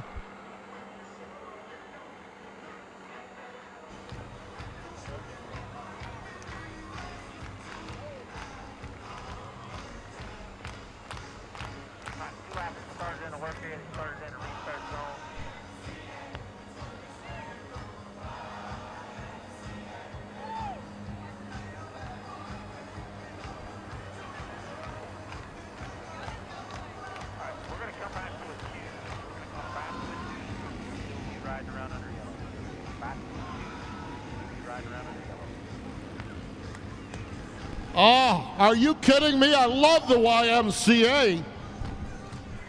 Thank you, everybody, for participating. Back up to you, Postman. We're going Oh, Lugnut's keeping it going. Lugnut wants to keep dancing. Yeah, Lugnut's not done. I'll just crank up and throw away the knob, right?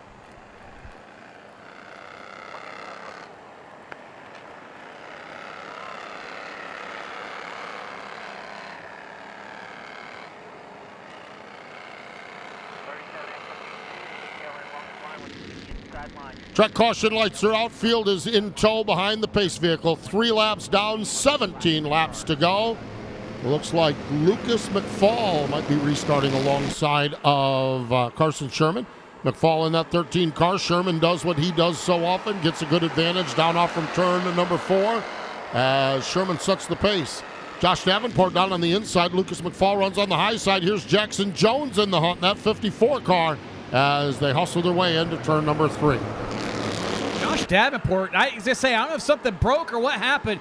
He sort of got just boinked in the back bumper in the middle of the back straightaway, kind of like we saw Robert Arch earlier, but that car just lost fire, and he pulls down here on the front stretch, so clearly something amiss in the Davenport ride. I don't know if the chain threw, don't know if something else happened, but he is barely going to get off the racetrack, and I believe we will stay green.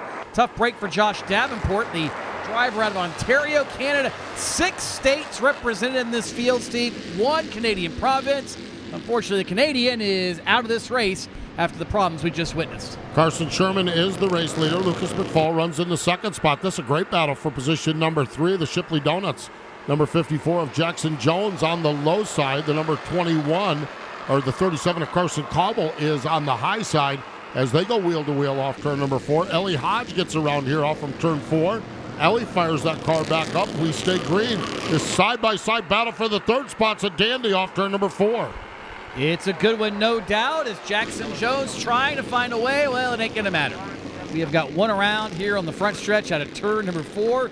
That is the 73 of Jagger Williams around, and he will venture back to the tail of the field after his part in the Pro Fabrication caution.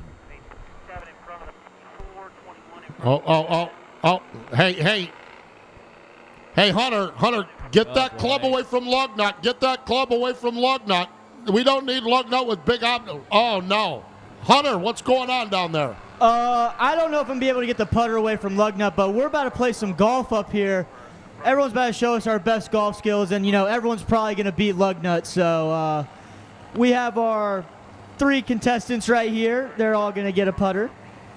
Here you go. And they're all going to take 3 putts to see who can make the most putts.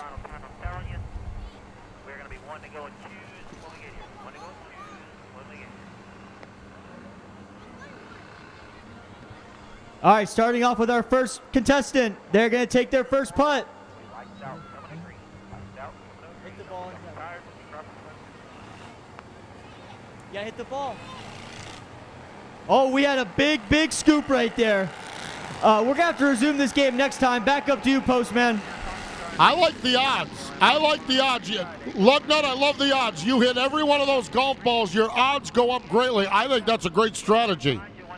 Next time I go golfing, I'm going to hit 16 golf balls at one time and just hope for the best. Of course, that windmill will get in the way every time. Off turn number 4, Carson Sherman. He has Carson Cobble alongside. Carson Cobble staying closer than anyone has before. Yeah, but the inevitable down in turns 1 and 2. Sherman gets the advantage. Cobble on the high side as Lucas McFall down on the low side as they work their way into turn number 3. Lap number 8 going to be on the board this time for the Bandolera Outlaws. Is up front. It is still Carson Sherman, but he's not getting away easy. McFall and company are trying to stay in touch with him down the backstretch. Now Cobble runs in position number 4. Harley Johnson now dials up the inside lane. The racer out of Wisconsin runs in position number 4 down on the low side. Reed Halpin has the best seat in the house for this one. Jacob Hasse is in there in the 48 as they all make their way up off from turn number 2. Harley Johnson down low as Carson Cobble and Harley Johnson continue this side-by-side battle. Oh, Johnson dirt tracks it. Cobble gets out of shape. They're all beating and banging off each other, and they're all still headed in the same direction. Now your front 3 is able to break away just a little bit. Harley Johnson in that 2nd spot. Jacob Hasse runs, or Harley Johnson in that 4th spot. Hasse runs in position number 5.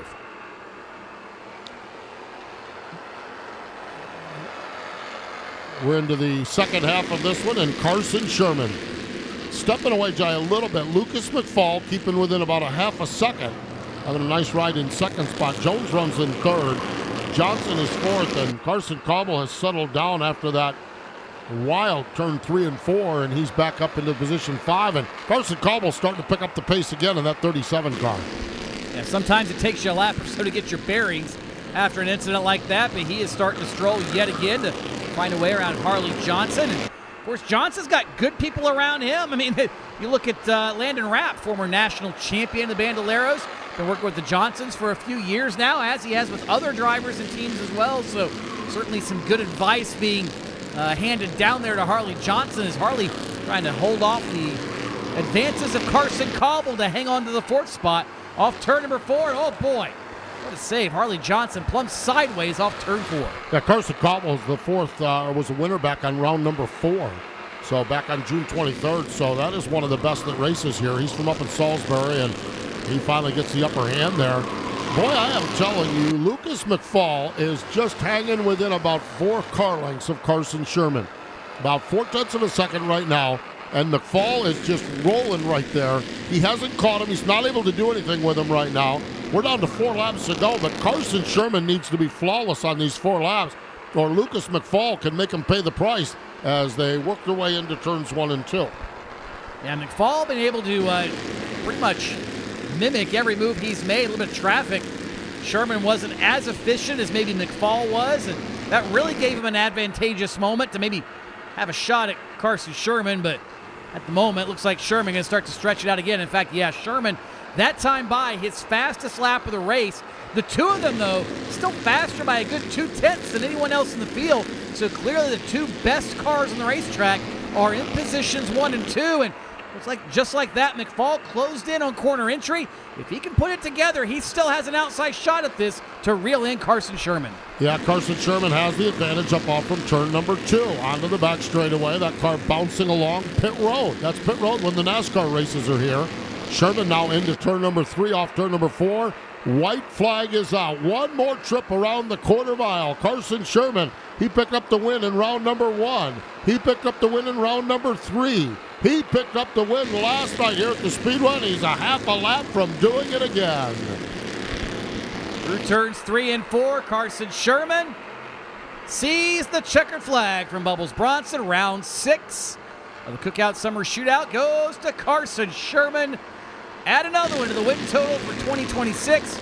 Carson Sherman just picking them up and laying them down everywhere they unload that number 9 car. He and David Stiles get what seems like a weekly visit in here momentarily again in Cookout Victory Lane.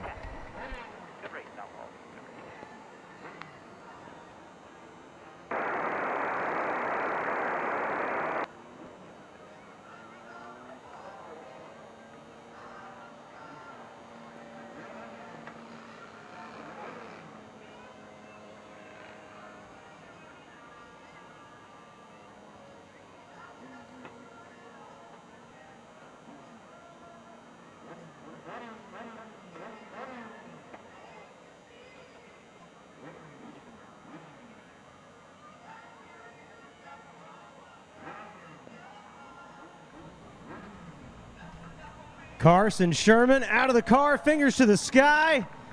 Got that nice white and blue number 9. Flag to flag coverage on this one.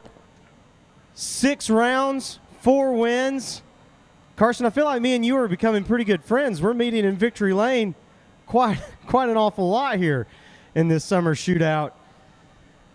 Your corner exit speed out of 1 and 2 is just so good. What makes you so talented at just getting out of that corner? Yes, sir. It's definitely a little tricky, and if you can run the corner right, you can definitely get in the gas a little bit sooner. But Mike Gordon definitely gives me a rocket ship, and I'm truly grateful for everything he does for me. 4 wins out of 6. Do you feel like you're on fire right now? I do. This is my 30th win this season, but I really feel like we've been fast all season, and I can't thank Empowers Construction, Georgia Spa Company, Eudora Farmland and Forestry Services, Cobble Speed Shop, Fire and Ice Mechanicals, Howard Boys Trailer Rentals, my mom, my dad, all my family back at home, and a huge thank you to Mike Gordon. There you go. 4-time winner here at Summer Shootout, Carson Sherman, as he takes the checkered flag in round number 6 as your Outlaw feature winner. We have more racing coming up in just a few moments. Lugnut with an awesome throw of the dice back to the safety officials. Stay with us, folks, here at Charlotte Motor Speedway.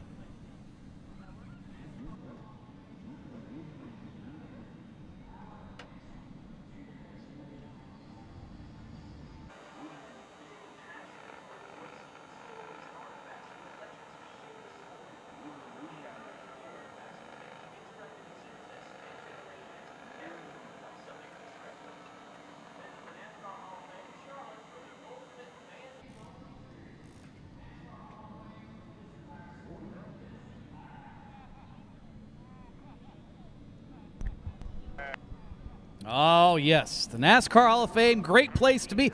And you know what? There's a lot of names in the NASCAR Hall of Fame. You might see some of these drivers there soon. Speaking of names in the Hall of Fame, Knaus, Larson, and Evans. Downstairs in the Pro Fabrication booth, yes, Audrey Larson, Kip Knaus, Charlie Evans signing autographs right now. They are on their way to the Pro Fabrication booth. You can be there too. Grab an autograph from another generation of racing royalty, Audrey Larson, Kip Knaus, and Charlie Evans after that performance earlier. And grab you some of the Top That Donuts while you're down there as well at kind of like Lugnut. Well, oh boy, Lugnut. Oh boy. In any case, autographs at the Pro Fabrication booth as we speak. This is the Charger C feature, a non-transferring feature event. 11 cars, 20 laps the distance. Nova Palermo, Gideon Sousley, Seth Hood, and Landon Plummer, Jalen Monroe, Chad Byram. We've got Zach McMurray, Jonathan Polk, Jillian Crowder, Harley Hodgson-Wells, and Christian Alston. 20 laps the distance. Again, the Chargers, the entry-level division of the Legends cars. And we want 20 laps of green flag racing action. Well, I'll tell you, the 13, that was a no start. 44H, front row. Yep. That's pretty cool. Audrey Larson, Kip Knaus, and Charlie Evans are signing autographs on the concourse. Man, I'll tell you what, that's pretty awesome. We got it all going on here tonight. I haven't heard the flashes down there if you can catch him. Yeah. Lugnut telling him to settle down. Lugnut keeping things in line. Of course, we got Gatlin on the stage, or on the flag stand. Lugnut keeping an eye on everything. Not sure that's a good thing or a bad thing, but he is just keeping an eye on everything. He's keeping hands off now. He's keeping hands off. We're going to get set to go. It is Seth Hood on the front row as Nova Palermo has been penalized for jumping the start. Seth Hood and Gideon Sousley off turn of 4. That one looked a whole lot better. Green lights are on. Seth Hood sets the pace down into turns 1 and 2 as Nova Palermo runs into position number 2. Oh boy, off turn number 2. Everybody, cold tires on these race cars and lack of experience can sometimes be rather unpredictable, let's say. We've seen everybody all over the racetrack in this Charger division, but again, that's what it's all about. Kind of figuring out these race cars have what we call a very high horsepower to weight ratio, meaning very simply you punch the gas, it wants to go. And sometimes that means the tires don't hook up as one car nearly around stays rolling. That is the number 63 of Chad Byram. Slow, but we stay green.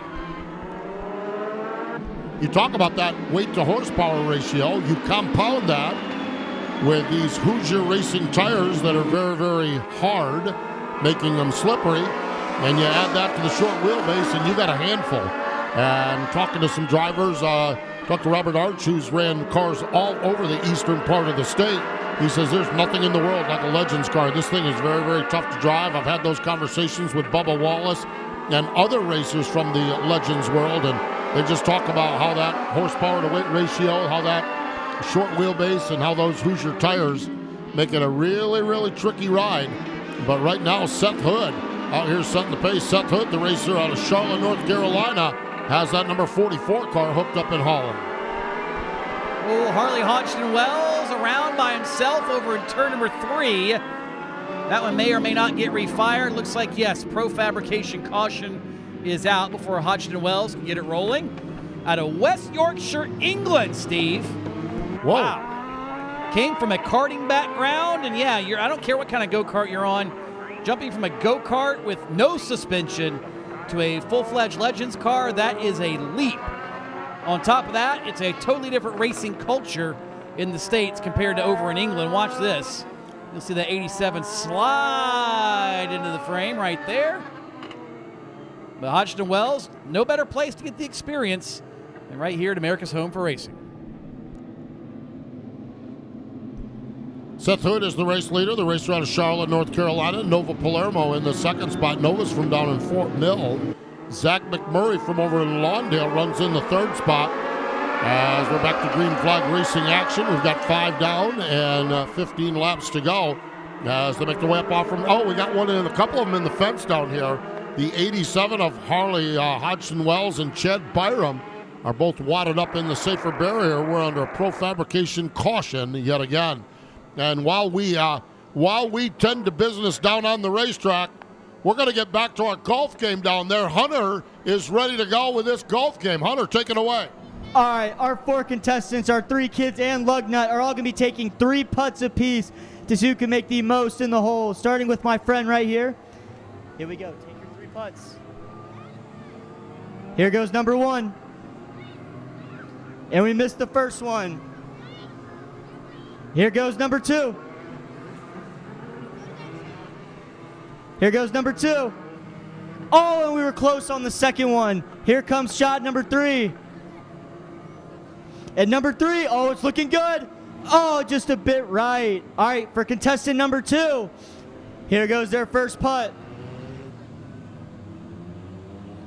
And we missed our first one to the left. Here comes number 2. Here we go, number 2. Oh, that's looking good. Oh, she makes it. Here comes number 3. Here we go. Oh, just a bit right. And here comes contestant number 3. Here we go with her first putt. And the first one is missed just a little to the right. Here comes number 2. Just a bit to the left. And for number 3, just a bit left on number 3. And here comes Lugnut for his turn. For shot number 1 for Lugnut. Here comes number 1. Oh, and he's short. Here comes number 2. Shot number 2. Oh, just a bit right. And here comes shot number 3. Oh, just a bit long. Everyone give these contestants a round of a hand for playing. Back up to you, Postman. All right. How about that? A good game of golf down there on the stage as we work to get those cars removed. We're right back here next Tuesday night. Laps and Lassos night. Here next Tuesday night. 2 weeks from tonight, it's Lugnut's birthday. 2 weeks from tonight, it's Lugnut's birthday party. Lugnut's got all of his mascot friends coming to town. They're going to have a go-kart race. Lugnut's going to try to cheat up his go-kart and elbow him out of the way. Oh, yeah, no, go ahead. Just acknowledge what is the truth. So, hey, Lugnut, okay, point toward turn number 4. The other turn 4. Yeah, that way. Okay, if you are in the grandstands here tonight and you are driving home that way toward turn number 4, Lugnut, guess what? There's a cookout that direction. Okay. Yeah, that way. Okay. Now, Lugnut, point toward turn number 1. Okay. If you leave the racetrack and you're driving that way, Lugnut, you're not going to believe this. There's a cookout that direction. All right. Yes. All right. Lugnut, point to the backstretch. Yes. Okay. Ladies and gentlemen, if you leave in that direction, Lugnut is pointing, guess what? There's a cookout on the way home. And Lugnut, this gets even better. Point toward the grandstands. Okay? Yeah. If you are leaving that way, right straight across, Speedway Boulevard, yes, Lugnut, yes, Lugnut, there's a cookout that way as well. Oh my gosh, and you can stop by Cookout after the race to that way, that way, that way, that way. You can stop by the Cookout after the race and shake up your rotation with a delicious char-grilled burger, hot dog, or one of their 40-plus fresh shakes. Nothing, and I mean nothing, pairs better with race day than Cookout.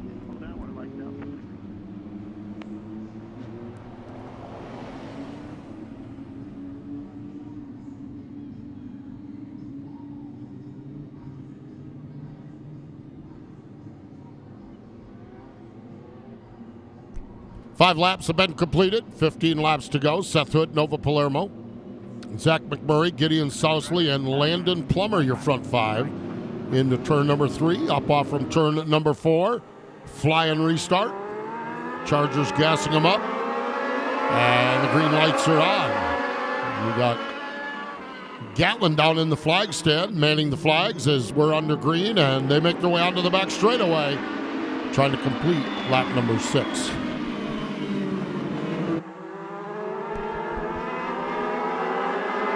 Six laps down, this 20-lap Charger Division C feature. 2 consecutive nights of alphabet soup in the Chargers. C mains, B mains, A mains, again, all non-transferring events. So all about the seat time. You're not worried about trying to get to the next one or through the next one or up to the A. You are where you are, and you just want to finish the race and do the best you can. And for the moment, Seth Hood doing just that. He is out to a substantial lead over second place Nova Palermo. Palermo going to try to reel him in here over these final 12 laps or so, but Ian Sousley around in turn 4 may put a kibosh on that, at least for the time being. And Sousley, your yellow flag is out. Yellow flag is out. Gideon Sousley now fires that car off as Sousley in that Pro Fabrication number 85 brings out the Pro Fabrication caution. So 189 entries here tonight. 189 entries here tonight. Headliner, as far as car count goes, this Charger division, which is why we have a C main, a B main, and an A main. We had 24 of the beginners. We had 17 of the bandits, 17 of the outlaws, 14 of the crazy old men masters, 19 of the pros, 31 of the VP Racing Fuel semi-pros, 28 young lions, and 39 chargers. Oh my. Off turn number 4, 39 chargers. This is the C main portion of their program. 8 laps down, 12 laps to go. Seth Hood sets the pace up off from turn number 2. Nova Palermo in that number 2 spot. Palermo had the restart violation, or I guess the start violation. Started the race, got put back a row, but recovered nicely to find a spot here in position number 2, trying to fend off Zach McMurray and Christian Alston and everyone else. And Alston, who's up to 4th, started shotgun on the field in this one. So certainly been able to make some passes, trying to make one now, and Zach McMurray kind of wrapped the back bumper that time in turn number 3, and Alston would like to get by. Although I'm pretty certain Zach McMurray would like for him not to get around, and that pair continue to duke it out down the backstretch. This time by lap number 11, so we're in the second half of this one. Seth Hood is the race leader. Nova Palermo's got some gap now on everybody. She runs in position at number 2. Zach McMurray runs in the 3rd spot. He has not got much of a gap. Oh, McMurray gets crossed up.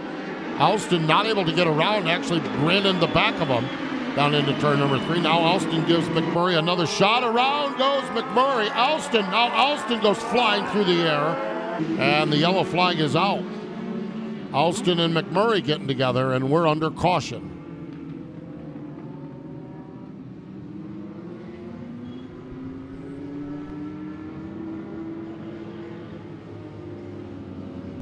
Oh, we got another game going on. We got another game down on the stage. And Charlie, what's going on down there? Thank you, Postman. All right, we're about to play a round of ring toss. We'll see how many rings they can get on our post here, all right? Here, take your colors. All right. All right, so we're going to have blue down here go for us first, all right? Let's give it a nice toss. Wait, are you going anywhere? Yeah. Oh, okay, all right.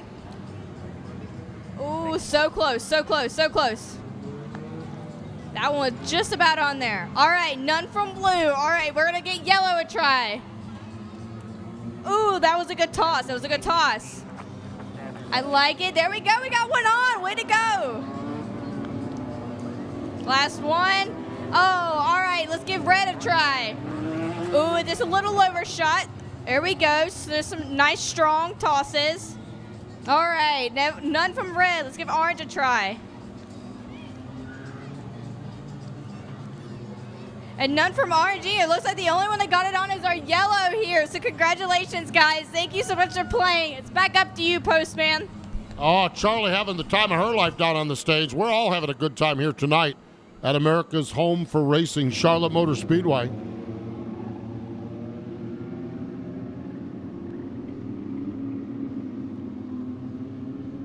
Alston getting the Tommy hook put on that car down there, and that just is a hook that picks the car right straight up. And wait, I feel like I've seen that on Sundays. Not do any further damage to him. I feel like I've seen those hooks on Sundays. Yeah. Yep. They've worked on them. The towing company that does the NASCAR stuff, Miller Towing, is working on some technology to pick the cars up. And on Sundays, with Steps Towing Service, but Miller is the company that manufactures the tow vehicles, and they're working on some things pretty regularly. They've pretty cool deal actually what they're working on to try to save damaging more on the race cars by dragging them off the racetrack. It's amazing what makes its way from summer shootout to the upper echelons of the sport. Yeah. Everything from cone restarts to double file, I mean, you name it, and hooks to carry the cars off. It's wild. What you see here, give it a few years and it'll end up, seems like, at the top levels of the sport. Yep. The Choose started here. The Choose, I mean, everyone says it comes from the short tracks, and it does. It came from here.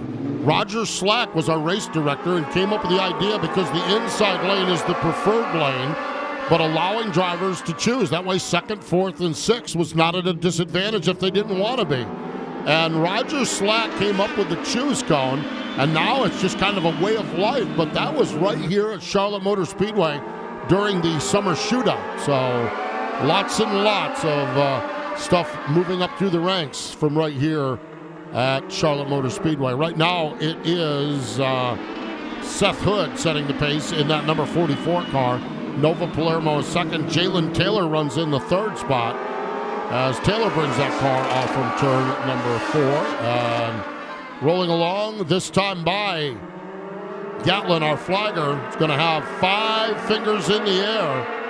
5 laps to go. 5 laps to go in this C main event for the Chargers. You got to give Gatlin some props. We bust on Bubbles Bronson, but it was Bubbles whose idea was to take that flagger in the grandstand to say, hey, put him up in the flag stand for a few races. Let's see what happens. And it's been a really cool deal for Gatlin and some others, and Nick's brought him kind of under his wing to do things like this. And not very many places you get that experience, but right here at America's Home for Racing, and you never know what's going to happen when you come to the racetrack. And that youngster in the last year or so been doing some of these, and I'm sure 2 years ago never thought that would happen. So props to Bubbles and everybody else here for making that happen as we're getting down to the waning laps of this one. Seth Hood out to about a 10-car length advantage as they go around the Gideon Sousley car, who is spun and brings out the Pro Fabrication caution with 3 laps to go. Gideon Sousley brings that car to a stop over in turn number 2.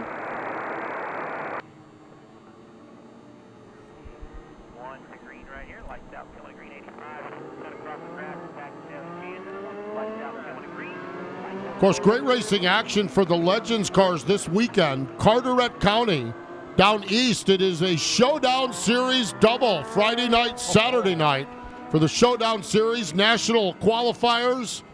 And it's going to be a big, big weekend of racing down at Carteret County. Get a beach trip in, 4th of July. Oh, beach trip, 4th of July, and Legends and Bandolero racing. What more could you ask for? Carteret County. Scene of this weekend's Showdown Series coming up Friday and Saturday. Off turn number 4. Green flag flies, and Seth Hood is gone on this one. Hood gets a good start down into turns 1 and 2. Nova Palermo in the second spot. as they all make their way off turn number 2, headed up the backstretch. Destination, turn number 3. Everybody makes it to their first destination, which was turn 3. We're going to make it back to turn 1. It's like we're going in a circle and going, well, yes, we are. Seth Hood continuing to set the pace up front over Nova Palermo, and really, they have stretched it out a good bit already in this opening lap or so after the restart.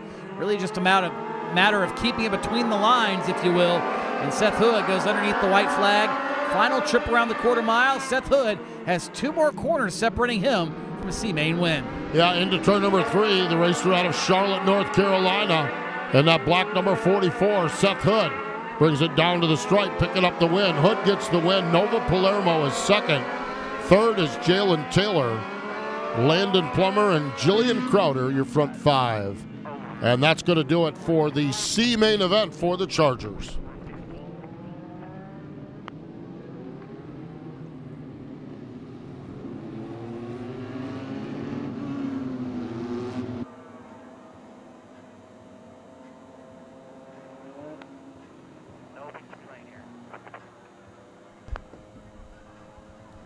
Those of you watching on FloRacing, you're familiar what Flo is. Those of you here in the racetrack, if you're not familiar, FloRacing is a streaming service that brings racing action from all across the country right into your living room. Now, our preferred method of consuming racing is at the racetrack. We're going to establish that right off.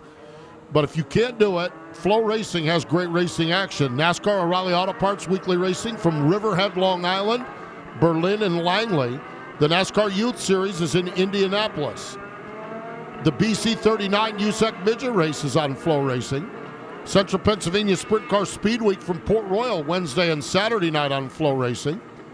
Lucas Oil Late Models from Mansfield is on FloRacing, and the Short Track Super Series from Fonda. All of that is on FloRacing, and you can check that out at FloRacing and check out the app.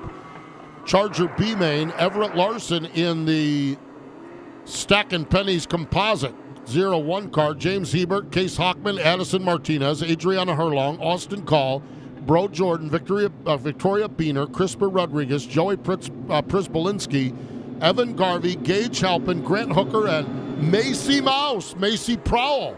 Shotgun on the field. Here they come, 20 laps the distance. The non-transferring B feature event for the Chargers down into turns 1 and 2. Well, most of them down to turns 1 and 2. One of them just about got shoved off in the sticks, but we stay green for the moment. Top 5 have separated. Everybody else is 3 wide and 4 wide and bumper to bumper and clanging fenders at the moment as they settle it out. Again, these are the drivers generally in their first year of racing in the Charger division, and again, a lot of them learning different things, the starts, the restarts, how to drive in traffic, how big the car is from behind the wheel. It seems so trivial, but those are things that are much easier said than done, and learning them in the heat of battle, well, an inch can mean the difference between getting through the corner and utter disaster. So you got to make sure you get it all right. And up front, Everett Larson doing the best of any of them. He's out to a 5-car length advantage. Case Hockman from Apollo Beach, Florida, runs in the second spot. James Hebert from over in Harrisburg runs in position number 3. Addison Martinez, another Florida driver. Victoria Biener, another Florida driver. So the Sunshine State represented with 3 of the top 5 drivers, but it's Everett Larson, the racer out of the Commonwealth of Virginia, Mendola, Virginia, to be more specific. He sets the pace in that Corey LaJoy Racing 0-1 car. As Larson sets the pace, oh no, Macy Mouse is stopped here off from turn number 4. We are under caution.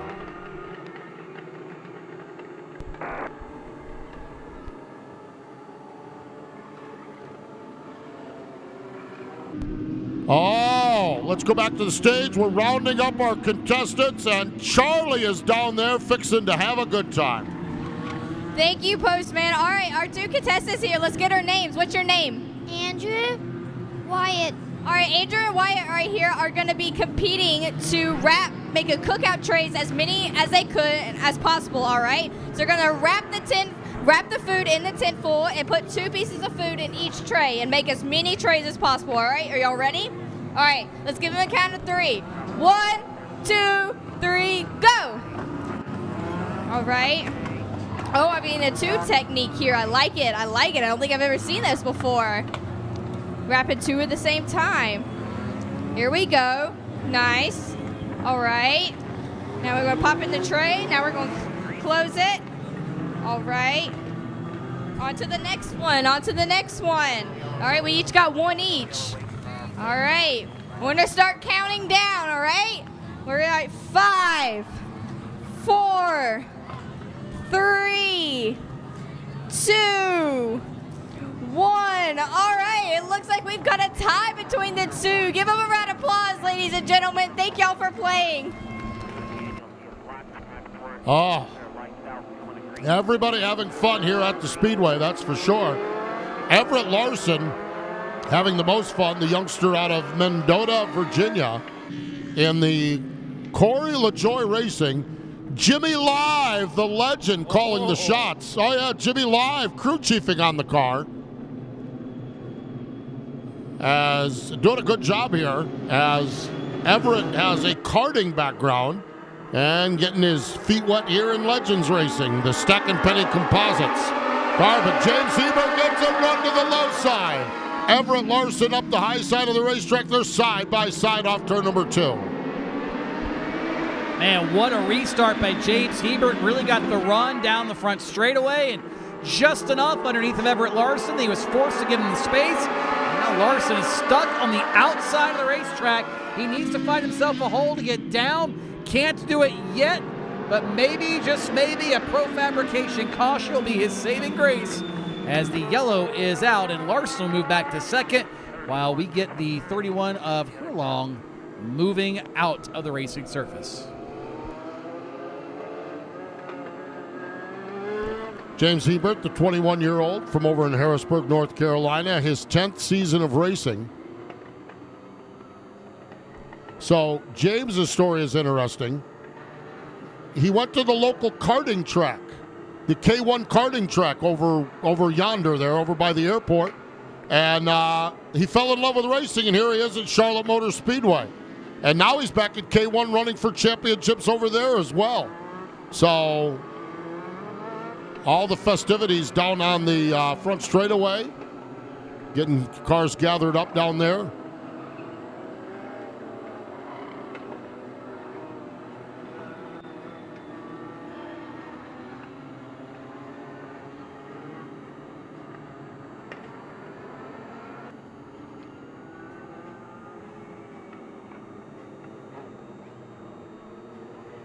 So getting the field realigned. We've got a car in the work area. Macy Prowl is in the work area.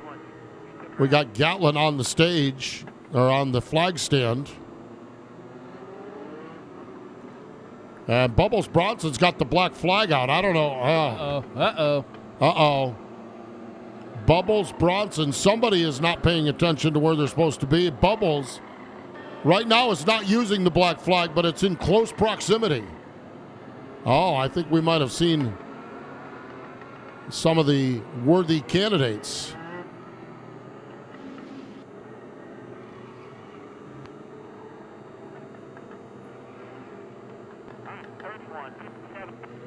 Yeah, there you have it. 57, 21, all to the tail. All three of you are going to the tail.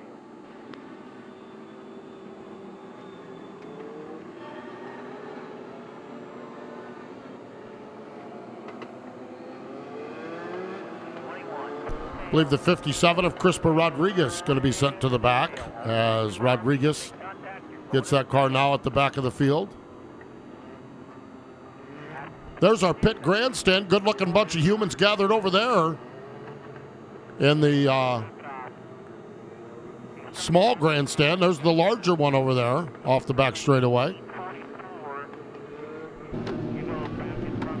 Good-looking crowd here on the front stretch, too. Oh, good-looking crowd here. They heard there was fireworks tonight. Fireworks here at the Speedway. I love it. Three Fingers Mordecai, our fireworks expert, is here at the racetrack. He's all set up. He brought in the Hertz van. You can see the Hertz van over off from turn number 2. He needed to bring in the high horsepower. You got the big one this year, too. Oh, yeah. Yeah, no.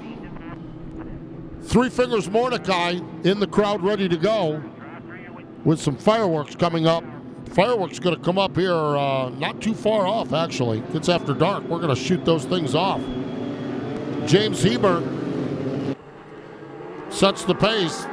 Larson in the second spot. Everett Larson, that is. Green lights are on. Hebert hustles that car down into turns 1 and 2. 5 laps down, 15 laps to go as the B main for the Chargers makes its way into turn number 3. Leaders settle into turns 3 and 4, as does the rest of the field. 6 laps of 20 now complete in this non-transferring B feature. And, Everett Larson, big slide that time when he exited turn number 2. Lost a little ground to Addison Martinez back in position. I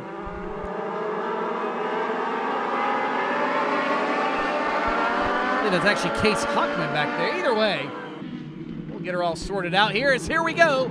Fight for second is on down the backstretch into turn 3. Oh boy. Yeah, no, you're right, and it's Case Hockman is. Case Hockman is in the second spot as James Hebert is your race leader in that 9H machine. Hockman is second, Larson is third, Martinez is fourth, and Victoria Biener, the Hoosier hero, runs in the fifth spot.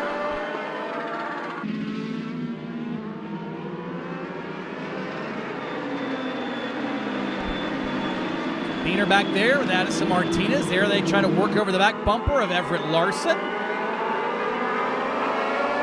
The little race starting to develop here. Positions 3, 4, 5 on back as Victoria Biener trying to find a way around Addison Martinez.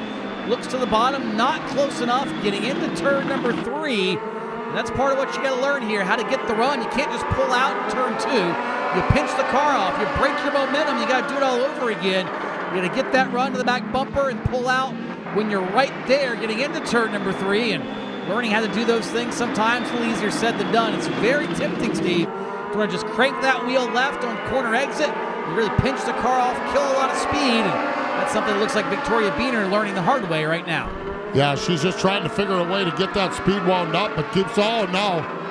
Addison Martinez goes around, so I think Victoria Biener found some speed that time. Pro Fabrication caution is out. We're going to take a look at this one again. As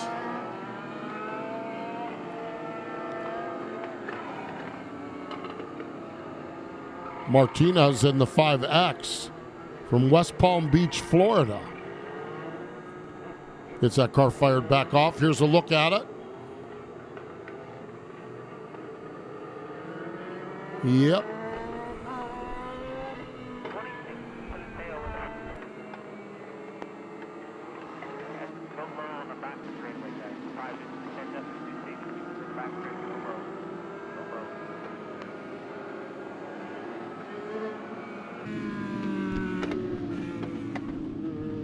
So a little debris on the back straightaway, I believe, over there as well. We see some of the safety crew over there gathering up some things. This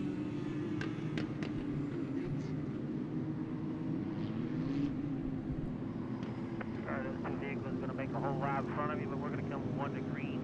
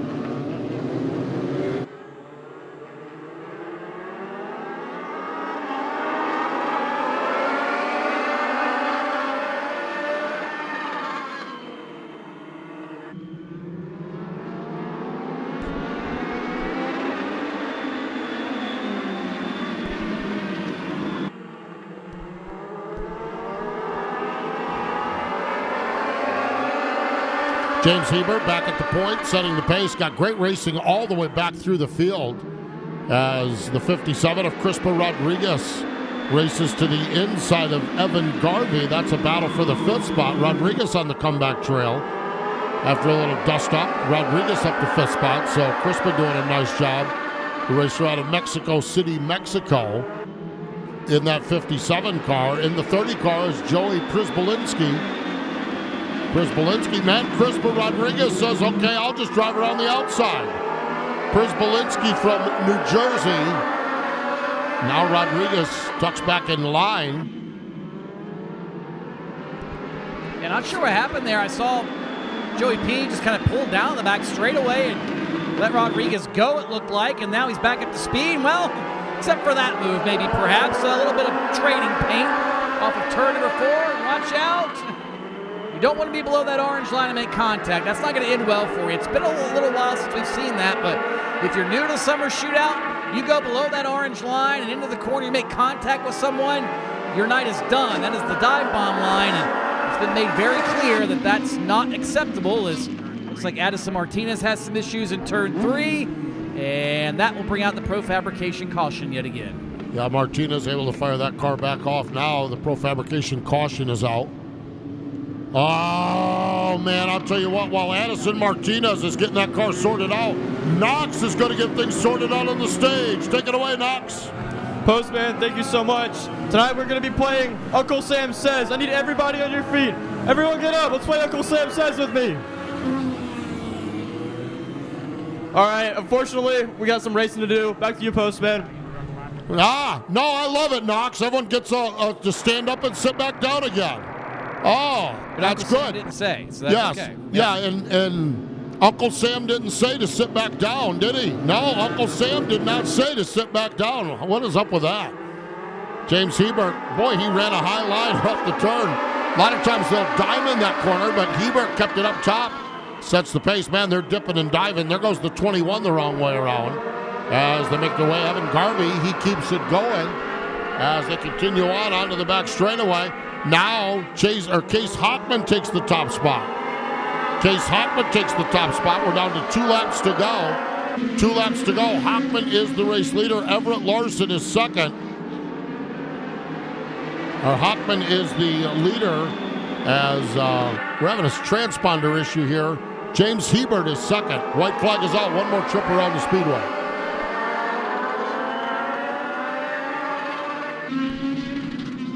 Oh, we got them all wadded up over there, but we're running to the checkered.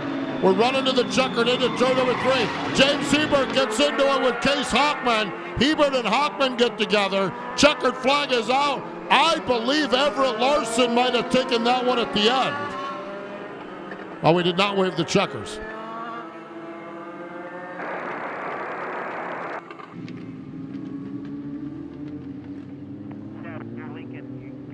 Well, this may or may not be over yet, Steve. Well, they were racing, and Hockman and Hebert got together racing for the lead. I thought they were racing. The checkers were in hand, but the checkers were not displayed. Yeah, the scoring pylon still shows 1 to go and 19 complete. Well, but we're moving the next cars.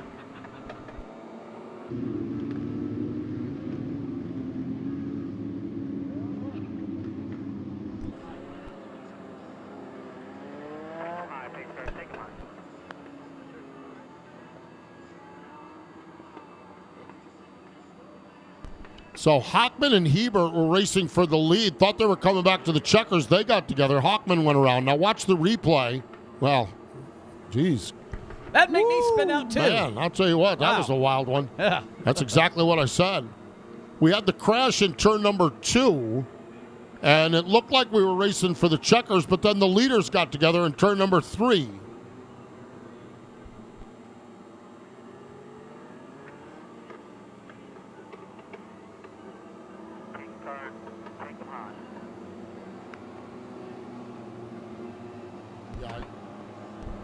So an oil down over off the turn. If I could have watch, this is coming to what we thought was the checkered, and Ebert just planted Hockman.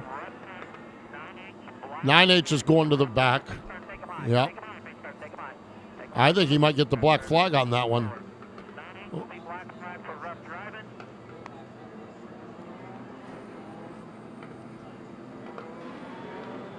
So, ladies and gentlemen, as we continue on here tonight, we've got a good problem here at Charlotte Motor Speedway. We got 189 cars. That's a good problem to have. And that's really, really great for great racing action. But it is going to cause us to not have the autograph session tonight. We're not going to have the autograph session tonight. 189 cars, fireworks display, and the need to get things done in a timely manner. There will be an autograph session coming up on round number 10, our Champions Night. We will have an autograph session on Champions Night, but the way this timeline is working, we will not have an autograph session here tonight at the conclusion of this racing program.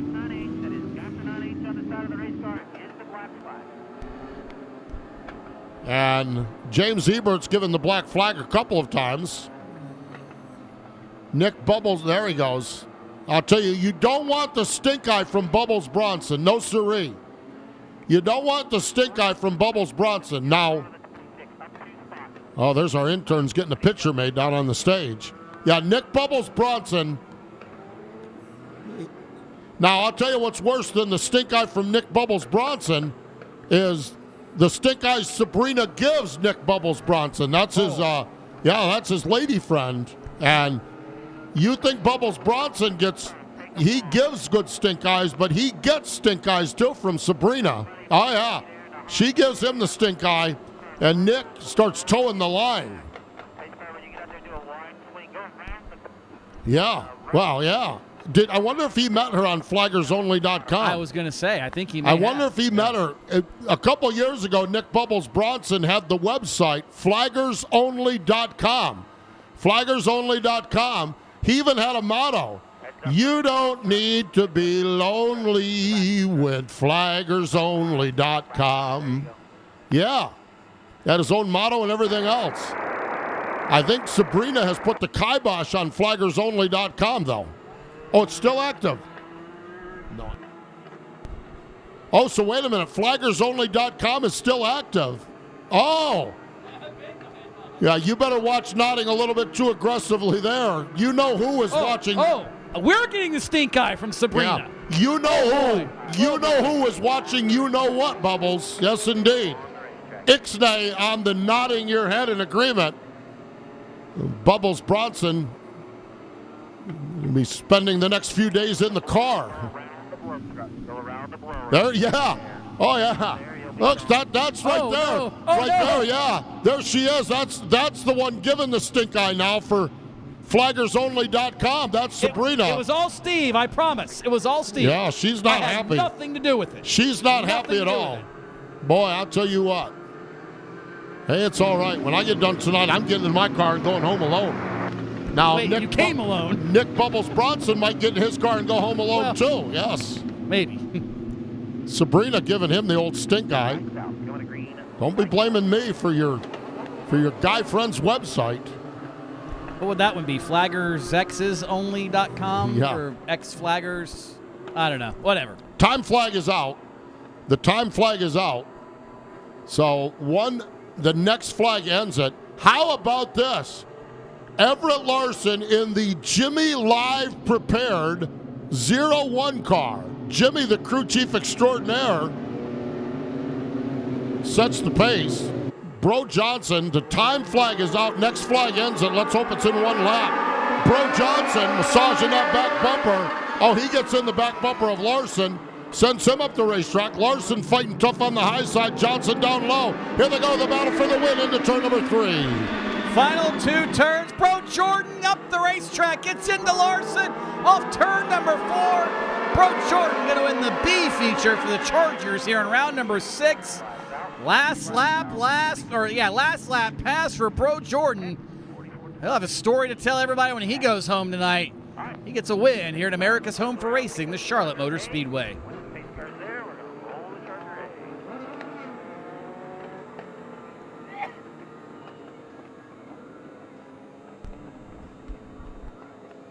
That does it for the Charger B main. Charger A main is coming up next. 20 laps the distance. as we clean up the shrapnel and debris from that B feature. And watch this last lap. There's Bro Jordan. Bro Jordan gets into the back bumper of Larson. And then they race side by side. Larson got it wound up pretty good on the high side. Jordan just sails it down there, slides up the racetrack and on to victory lane. The A feature for the Chargers, two-time winner Nicholas Newsom. Going to lead us to green. Nicholas Newsom, a one-time winner. Almost two-time last night. Almost. Yeah, exactly.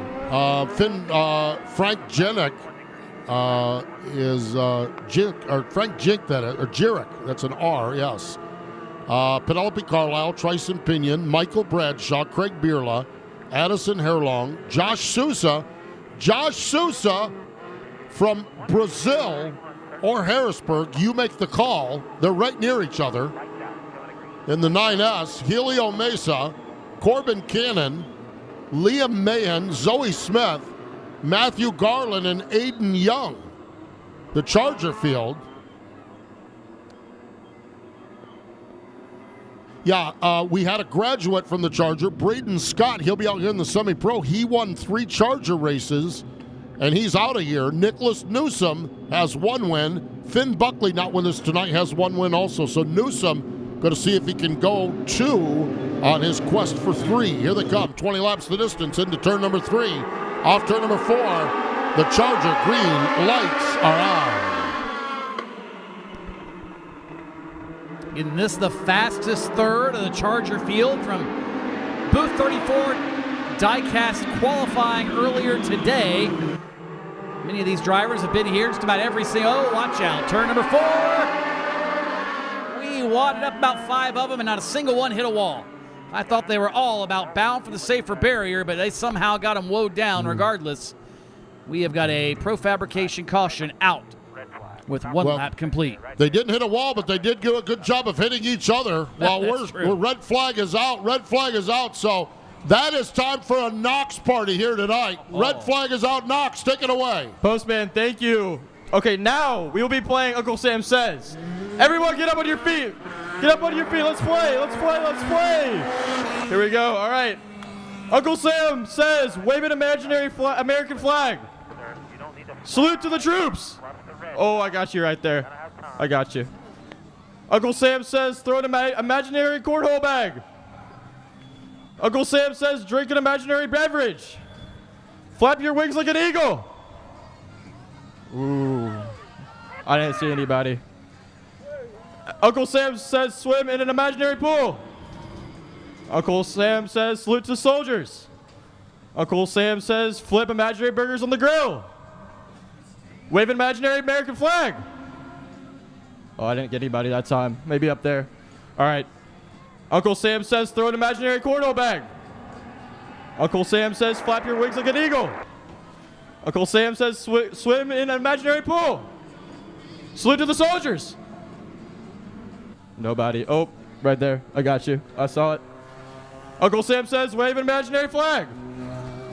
Uncle Sam Says, flip imaginary burgers on the grill again. Salute to the soldiers. I didn't see anybody that time.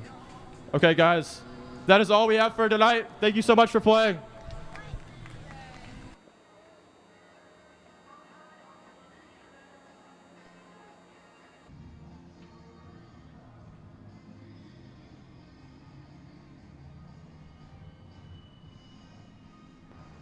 Field, do not move. The pace car is going to roll and go reap. And as we continue to adjust around with our car count here tonight, right now the game plan is that we're going to race. We're not going to stop in the middle of any races. So we're going to race, and our estimated time of fireworks is 9:30. 9:30. So, I mean, if a race ends at 9:25, we might be a few minutes early. If a race goes to 9:35, 9:40, we might be a few minutes late. But right now the game plan is for fireworks to be at approximately 9:30. 9:30 is when we'll do the fireworks. We know a lot of you are here with families. and we want to make sure that we get that done in a timely manner. And so approximately 9:30 pending what race happens, and I think that's why we're in the situation we're in with the autograph session is we hope to have everything wrapped up by 9:30, but at this pace, we're going to have races after the fireworks, which is going to be at 9:30.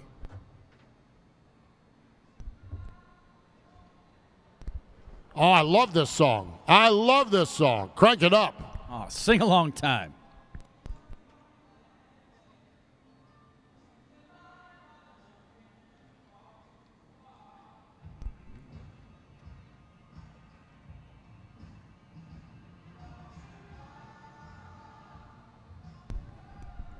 All right. Let's get back down to the stage. Knox is back at center stage with our next round of fun and festivities. Postman, thank you so much. We have 3 contestants with us. We will be playing Top Shot, a little basketball for everybody. Who do we have here? Jackson. Ethan. Alrighty. Ethan, you'll be going first. We have our basketballs right here. You have 30 seconds to make as many as you can. 3, 2, 1, go!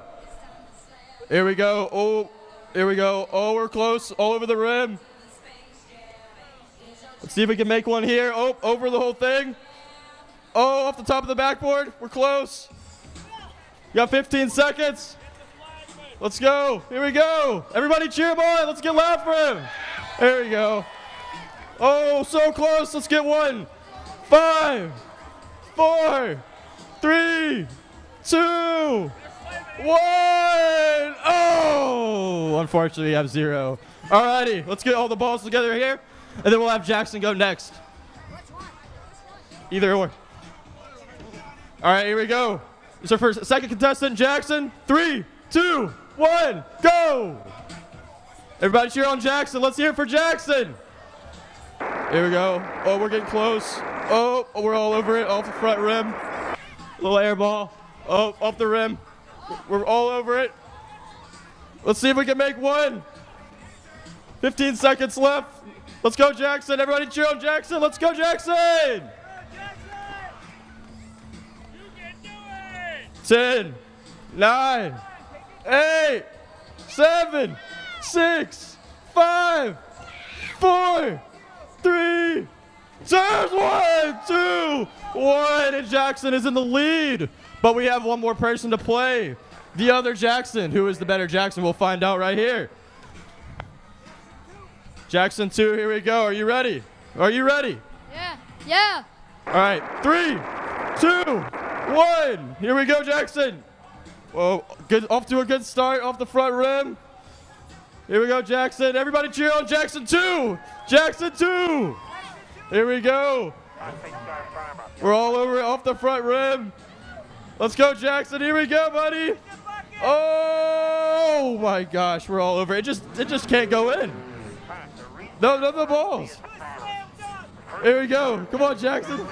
Oh, we tried the slam dunk and he missed too. 10. No, 9, 8, 7, 6, 5, 4, 3, 2, 1. Oh, and the 2 Jacksons tie. Hey, give it up for our contestants tonight. We have some play Top Shot. Postman, back up with you. Oh, man, they were putting those down. They were draining the buckets down there. That was good to see. Good times here at the Speedway. Speaking of good times, Nicholas Newsom, the 3rd-generation racer from the state of Florida, is going to lead us back to green. Frank Jurek in the 2nd spot. Pickles. Penelope Carlisle is in 3rd. Tryson Pinion is in 4th. And Maverick Bradshaw is 5th. Green lights are back on, and they're racing down into turns 1 and 2. Nicholas Newsom sets the pace up. The backstretch. Bradshaw goes around. We'll see if he can save that race car. He saves the race car, but yellow flag is out. Same lineup, minus the 00 and the 88. That's tail 1988.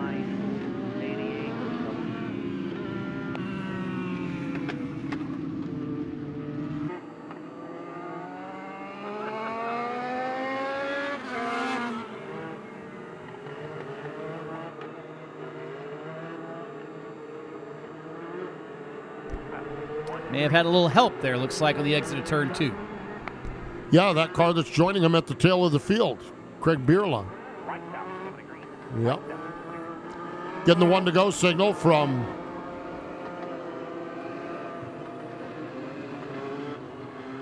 Gatlin, the flagger who is not in trouble here tonight. Gatlin, the flagger who is not the flagger who is in trouble. Gatlin on the flag stand. Bubbles down there is the flagger who is in trouble here this evening. How is that different from any other night? Well, it is called Tuesday, so... Well, now Bradshaw and Bierla get together again on the backstretch. Yellow flag is out. I'm not sure what's going on now.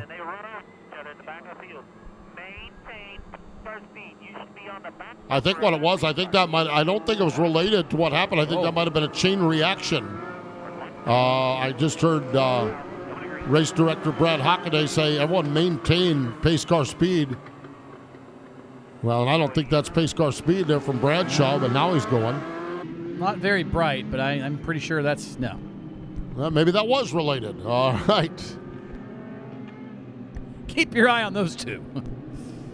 Nicholas Newsom is the race leader. Frank Jurek is in the second spot. Pickles, Penelope Carlisle is third. A flying restart off turn number 4. Here we go. Green lights are on, and we're racing. Man, Nicholas Newsom got a great start down into turn number 1. Yeah, Newsom did. We've seen a few of those in the Chargers so far here tonight. The leader just getting a heck of a start, whether that's they were really good or the guy beside him maybe wasn't as good, or a combination of both. It's resulted in the leader getting shot out of a cannon very quickly on the opening stages of a run, and same can be said for Nicholas Newsom. And Frank Jurek there in second, driver all the way out of Minnesota. Good to see him having a solid performance here. Still early in the going, 3 laps complete, but he is reeling in. Nicholas Newsom is Frank Jurek, and he is on the back bumper now as they exit turn number 2. Yeah, Jurek is all over that back bumper of Newsom as we roll into turn number 3. This time by 4 laps down, 16 laps to go. Newsom not able to keep that car pinned down, and Jurek's looking to make him pay the price. Frank Jurek goes to the low side. Newsom up top. New race leader off turn number 2. Frank Jurek sets the pace as he works into turn number 3. Jurek off turn number 4. Just south of Minneapolis is where his hometown's from, New Prague, Minnesota. Not very far from the Elko Speedway, where they had some big Showdown Series races a few weeks ago. And guess what? It's a great haven for legends, Bandolero drivers. They've got a great program up in that region between Minnesota, Wisconsin, the Dakotas on dirt. They are all over the place. And Frank Jurek showing his prowess here in the Charger division. A feature, round number 6 of the Cookout Summer Shootout. A little further back, that fight that was, well, whatever it was, there on the most recent caution. They've at least got a gap between them in the form of Josh Souza, but Bradshaw and Barilla keep tabs on one another for now. That one very entertaining back in 8th, 9th, and 10th. Yeah, making their way up off from turn number 2. That great battle for position number 7 right now as they work their way up off from turn number 4. That's Aiden Young in the number 51. He slides up the racetrack. Spencer Bradshaw gets a run a little further up. The battle for the 5th spot is hot and heavy.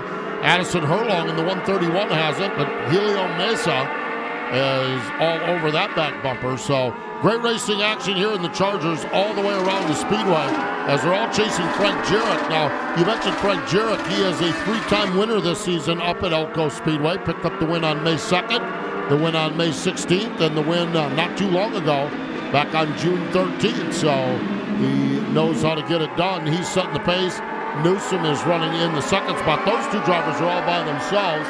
Good battle for 3rd, and this is the battle for 5th right now as the number 131 of Addison Herlong hangs on to that spot. She's able to step out a little bit right now on Helio Mesa, who runs in the 6th spot.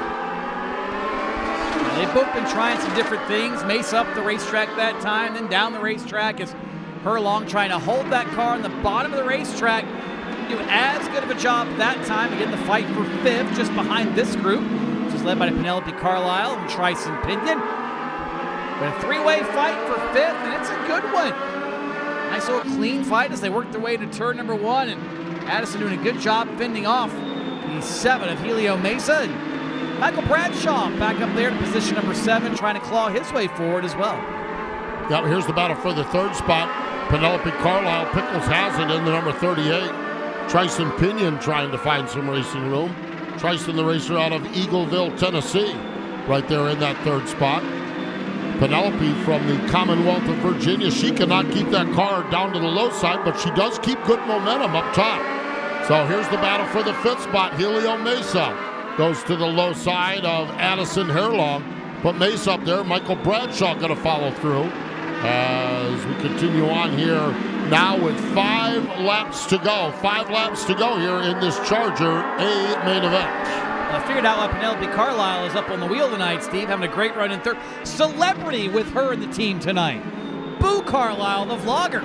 Yeah, he is down there hanging out with the folks of the same name. No relation, I am told, but Boo has made a trip up from Georgia, and you know it's a big deal when Boo Carlisle shows up. So Penelope putting on for the cameras for Boo Carlisle and everybody, and trying to hold on to third right now. That is the best fight on track, as Tryson Pinion still trying to find a way to wrestle the third spot away, as we are down to just 3 laps to go. And look at this. There goes Mesa now, getting by Pinion for the 4th spot. Yeah, Helio Mesa gets to the low side of Tryson Pinion. Mesa's slicing through this field. He's up to the 4th spot right now. Penelope Carlisle, the 15-year-old racer from Spotsylvania, Virginia. Now, I had her nickname as Pickles, but she might have graduated. Penelope is what she says her nickname is now. So Penelope. I'm going to have to change all of my notes. Penelope running in that 3rd spot. Back at the front of the field, off turn number 4. The white flag is out. The racer out of the state of Minnesota, Frank Jurek, sets the pace down into turns 1 and 2. Has a 1.808 second advantage. Frank Jurek, that is, for the last time into turn number 3. Jurek unchallenged for the last handful of laps will ease off turn number 4. Checkered flag in the air. Frank Jurek going to win the Charger Division feature here at America's Home for Racing, the Charlotte Motor Speedway. Going to take one of those trophies back to the state of 10,000 Lakes. Back to Minnesota for Frank Jurek. He'll chat with David Stiles in Cookout Victory Lane. Lane 31-7.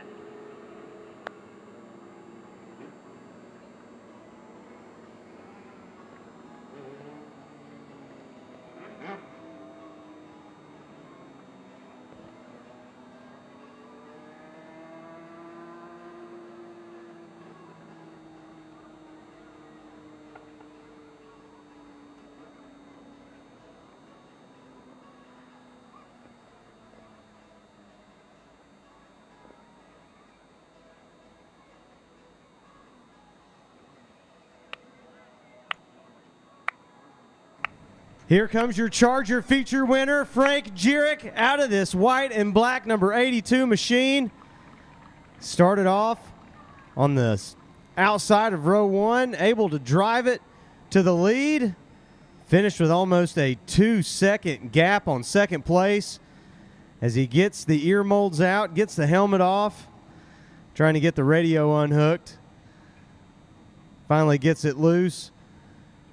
All the way from Minnesota, long way down here to North Carolina. Gets his Cookout Summer Shootout hat. Frank, what's it like when those cars get a little bit smaller and away from you when you pulled away with the lead there? I don't know. The only thing that was going through my mind was just keep it clean and hopefully no cautions. And I can't thank my guys enough at MPM. They gave me a hot rod. Yesterday it just wasn't our day. And then I came out to qualifying, and we went second fastest, and I knew this thing was going to be hooked up in the feature. So, I can't thank my guys enough at MPM, Griffin, Davis,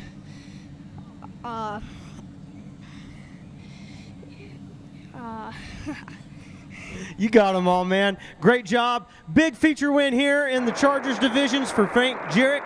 Give him a round, folks. We've got more Legend Car Racing coming up in just a few moments as he gets ready to roll this inversion dice. We'll see what that has in store for us.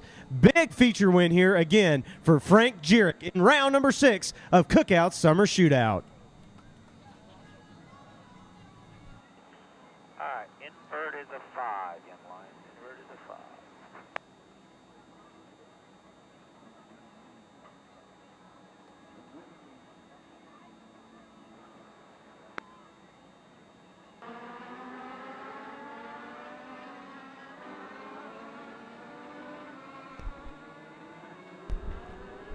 So the legend, Nick Bubbles Bronson, makes his way back to the flag stand. It's time for the Legends Cars Young Lions feature. These are the races 12 to 16 on the invert. That's going to put Eli Black from Santa Rosa, California on the pole. Peyton Worm from up in Maryland going to start in the second spot. Cole Dassenbrook going to start third. He's from Washington.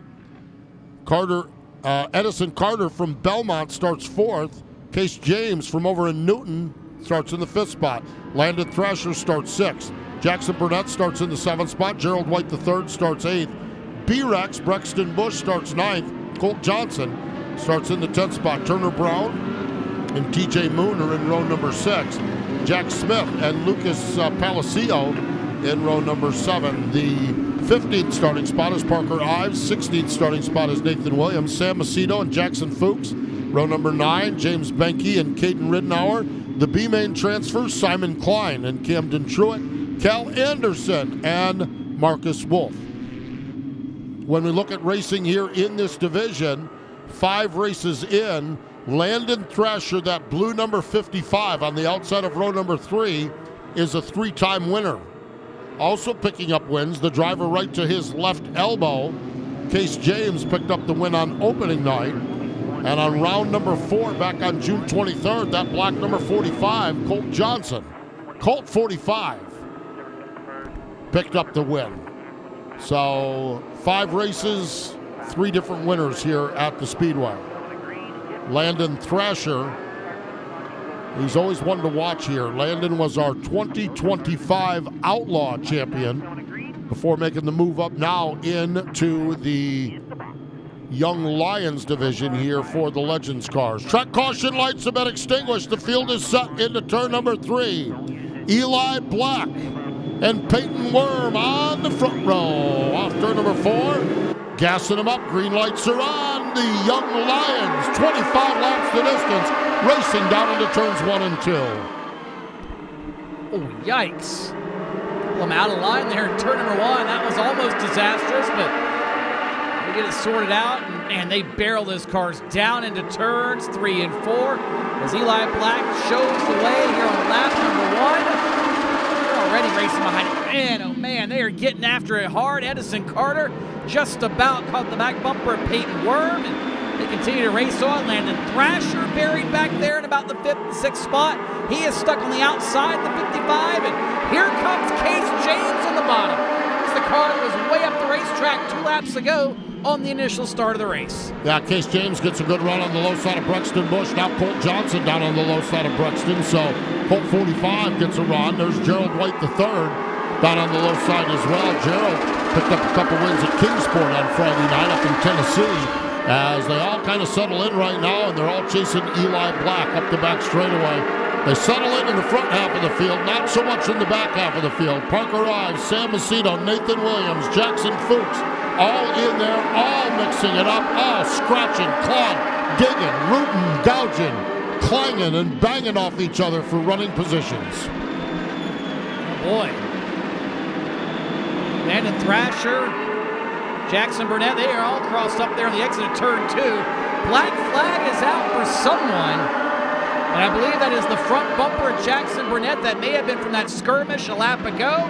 Tough break for Jackson Burnett. Had a car that maybe could have won this race last night and maybe tonight, but looks like his race is going to go up with a bent, or I should say a broken, front bumper in turn number 1. Meanwhile, they're all still chasing Eli Black, and the fight for second is this one. Colt Dassenbrook and Peyton Worm into turn 3. Yeah, they have a great battle for that second spot as Case Dassenbrook sets the pace.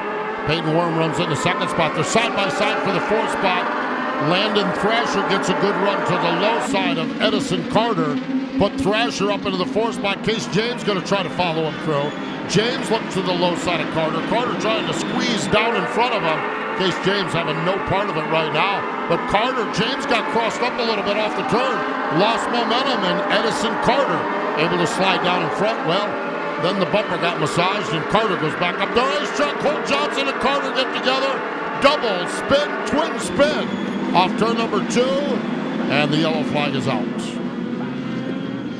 Looked up and saw Johnson just trying to get as much real estate as he could. Not sure if Carter kind of came off the wall a little bit or not, but They made contact on corner exit, and there you see the results. Johnson and Carter both going to be back to the tail after this one. Oh, man, I'm telling you what, when I look down on the stage and see my good friend Charlie down there, I know someone's fixing to have a good time. Charlie, what's going on? Yes, all right, thank you, Postman. We're about to have a crowd involvement game. We're going to be playing the cup shuffle. My friend Braden here is going to be shuffling our cups with the blue ball under it, and I'll ask the crowd which cup they think it's under. So let Braden give it a good shuffle. All right. How long we're going to give him a shuffle for? Let's see. We'll start counting down from 10, all right? 10, 9, oh, you're done? 8, 7, 6, 5, 4, 3, 2, 1. All right, so I'm going to get your crowd vote. Which one do we think it's an under? Do we think it's number cup 1, cup 2, or cup 3? Let me hear some thoughts. I'm seeing some 2s. I'm hearing some 3s. What do we think? What do we think? All right, I'm seeing a lot more 2s. Let's reveal the second cup. And y'all were correct. Congratulations. Thank you for playing with me. It's back up to you, Postman. Oh, man, everyone having fun here at America's Home for Racing, Charlotte Motor Speedway. Great crowd here tonight as we kick off the Independence Day weekend. And the 250th celebration of the United States of America. That racer out in front is Eli Black. He's from Santa Rosa, California. He is a 13-year-old racer doing the driving chores for Joe Ryan Racing. He's been racing for 5 years. He started in quarter midgets. He also has just recently started racing on the dirt over at Millbridge and getting his hands on the 600 micros over there. Has 2 wins this season on the asphalt over at Charlie Hanson's Wake County Speedway, and he picked up a win at Hickory not too long ago up there in May. So Eli Black doing a really nice job here. He said his favorite things outside of racing: music, Taco Bell, and running. It's not a bad combination. Into turn number 3. Off from turn number 4. Eli Black gasses it up down into turns 1 and 2. Brexton Bush the wrong way around, and we're under caution.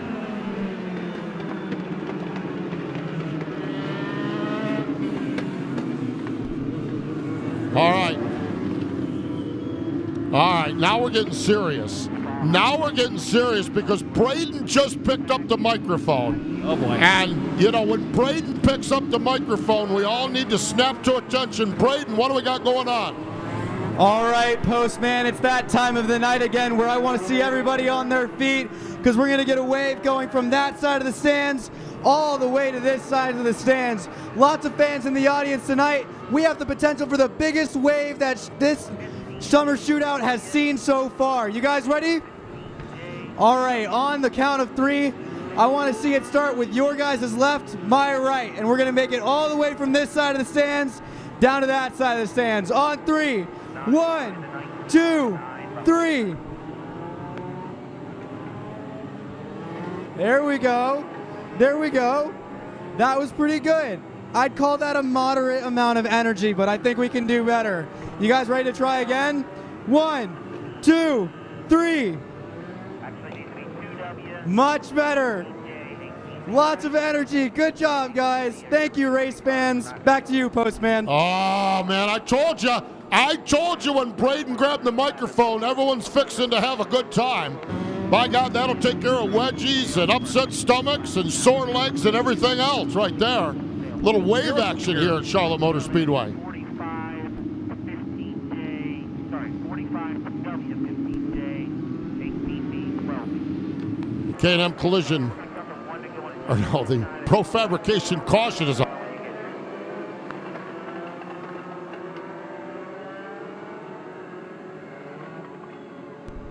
Oh, look at that young fan having the time of her life running around here. That's what it's about right there. The summer shootout, it's all about families coming out here. Families on this side of the racetrack enjoying the racing. Families on the other side of the racetrack enjoying the racing as well. Nick Bubbles Bronson in the flag stand. channeling his inner Dave Farney tonight. He's very active with the flags tonight.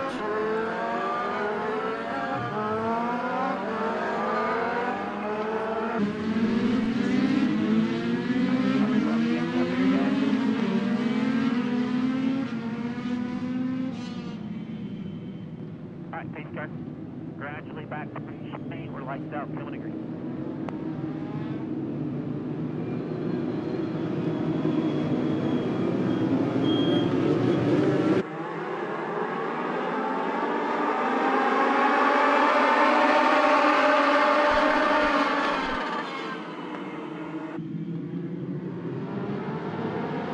Oh my gosh, look at this mess.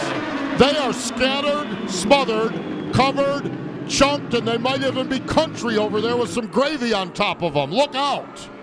Yowzers. Yeah. Yellow flag is out. We got cars all over the place.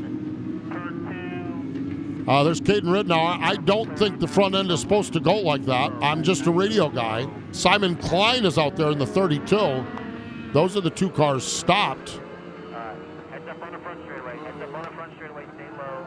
Safety equipment on the front straightaway, guys. James Benke was involved. Killer Cam. Camden Truitt was involved. The 11 of Marcus Wolf was involved as well. Watch this on the FloRacing replay toward the back of the field here, I believe. Oh, middle of the field. Oh, when, Nathan Williams went around. That kind of looked like a chain reaction to me. Looked like there was a whole lot of pushing and shoving going on down there. Oh my gosh, pushing and shoving going on out on the racetrack. It's time for another game down on the Speedway. Oh my gosh, Hunter's got the microphone. Hunter, what's going on? What are we playing down here? All right, everybody, we're going to be playing some CMS trivia here. I got my 4 contestants right here. We're going to be in 2 teams of 2. So for team 1, who do we have? Tommy, Nick, Charlie, Sloan. All right, we have our 2 teams here. So play rock, paper, scissors, see who goes first. Starting with team 1, what category for how many points would you like? 400. Speedway. Speedway 400. How long is the Charlotte Motor Speedway track? 3.5 miles. 3.5 miles. Close your eyes. That is incorrect. On to team number 2. Okay, after the ready the following cars. 1 mile is not correct. 5 miles. 5 miles is incorrect. We're in between 1 and 2. 1.5. 1.5 miles is correct. All right, on to team number 2 here. Cookout 400. Cookout 400. What is the popular soda at Cookout that originated in North Carolina? Coca-Cola. Coca-Cola is not correct. Go. Dr. Pepper. Dr. Pepper is incorrect. Cheerwine. Cheerwine is correct. Back to team number 1 here. America 400. America 400. How many stripes are on the U.S. flag? 13. 13. That is correct. Back to team number 2 here. We'll do America 300. America 300. How old will the U.S. be on July 4th? 250. 250 years old is correct. Back to team number 1 over here. America themed dad jokes 400. America themed dad jokes 400. What do you get when you cross a firework and a dinosaur?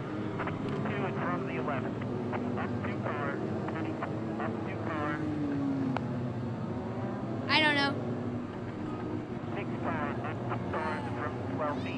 Firework and a dinosaur. A firesaur.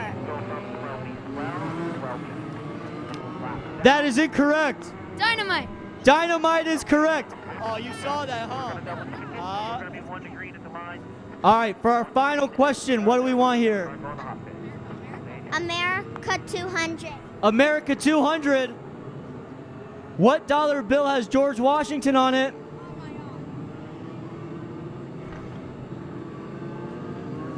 The $1 bill. The $1 bill? Nope.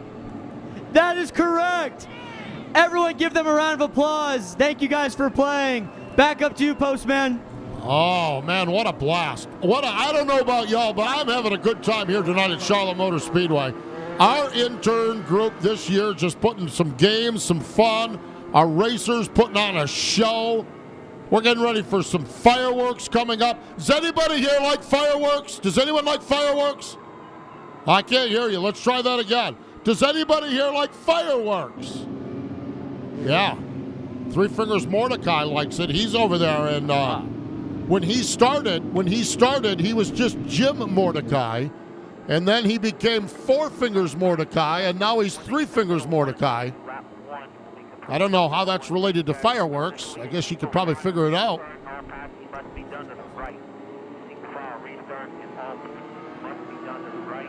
Just glad he realized what he was doing by the time he lost 2 fingers. Yeah. There's our pit grandstand having a good time here tonight. That's over on the back straightaway as they're probably watching some family and friends and drivers of theirs out here. Nick Bubbles Bronson giving us the signal 1 to go. Let's see where we're at. Eli Black. We're going to go single file on this restart. Eli Black, Cole Dassenbrook. Peyton Worm, Landon Thrasher in the 4th spot. Edison Carter. Well, Edison Carter's not out there. Gerald White is up to the 5th spot. Well, Gerald White's not out there. Peyton Worm's not out there. We got that all messed up. We know Eli Black is leading.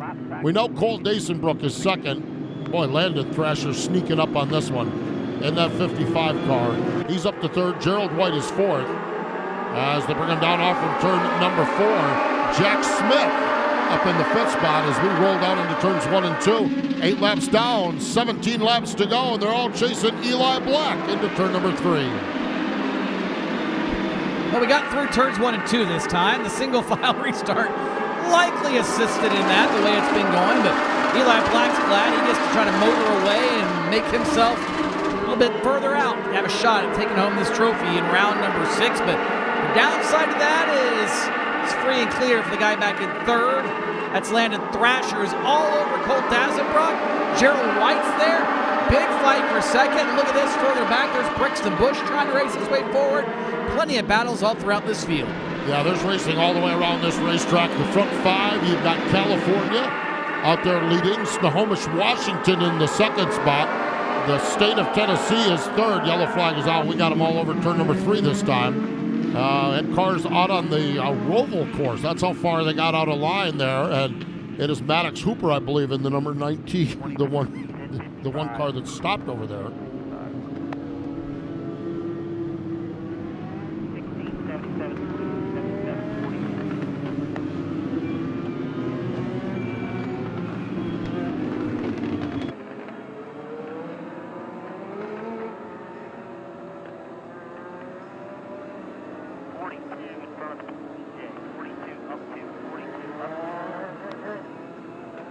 Lucas Policio, the driver over there in the 19P car. As while the track crew is pushing him off, Hunter has taken center stage down on the front strand, and he's got a couple of contestants down there. Hunter, take it away. Everybody, we're going to be playing a game of who can say, driver, start your engines the loudest. We have our 4 contestants here, and they're going to see who can be the loudest. Starting with my buddy right here. You gotta say, driver, start your engines. Driver, start your engine! Hey, that was pretty good, wasn't it? On to number 2. Driver, start the engine! Hey, I think that was pretty good too.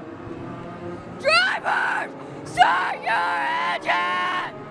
How do we feel about that one, everybody? That was good, huh? And for our last one.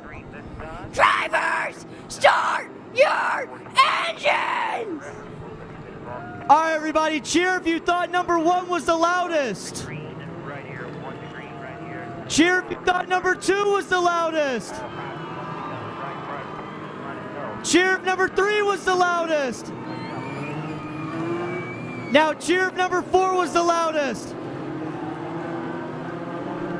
I don't know. I think they all got pretty loud. I think everyone's a winner. Number 2, back up to you, Postman. Oh, I'm telling you, Hunter. I'm telling you, we're having fun here on Red, White, and Vroom night. You want to know what's going to be more fun than this? Next week, Laps and Lasso night. Oh my gosh, dress in your country western wear and you get $5 off your ticket. Laps and Lasso night next Tuesday night here at the Speedway. Eli Black trying to lasso up a win here as he sets the pace, but boy, he is in trouble now as Cole Dasenbrook gets on the low side. Dasenbrook gets on the low side and challenges for that top spot. Oh, picture perfect bump and run here at the summer shootout. Dasenbrook able to execute it to near perfection. Now Eli Black stuck on the outside. Landon Thrasher goes by. Gerald White tried to get around, but Black able to fight back up top, and now he is going to go after Landon Thrasher to try to reclaim second. Thrasher, though, has been so good this summer in these legend cars. Picked up the national championship last year in the Outlaw Bandolero class. Made the move up to Legends, and it's almost like things just kept on rolling despite being a different race car. Thrasher has been very good, and he currently sits second.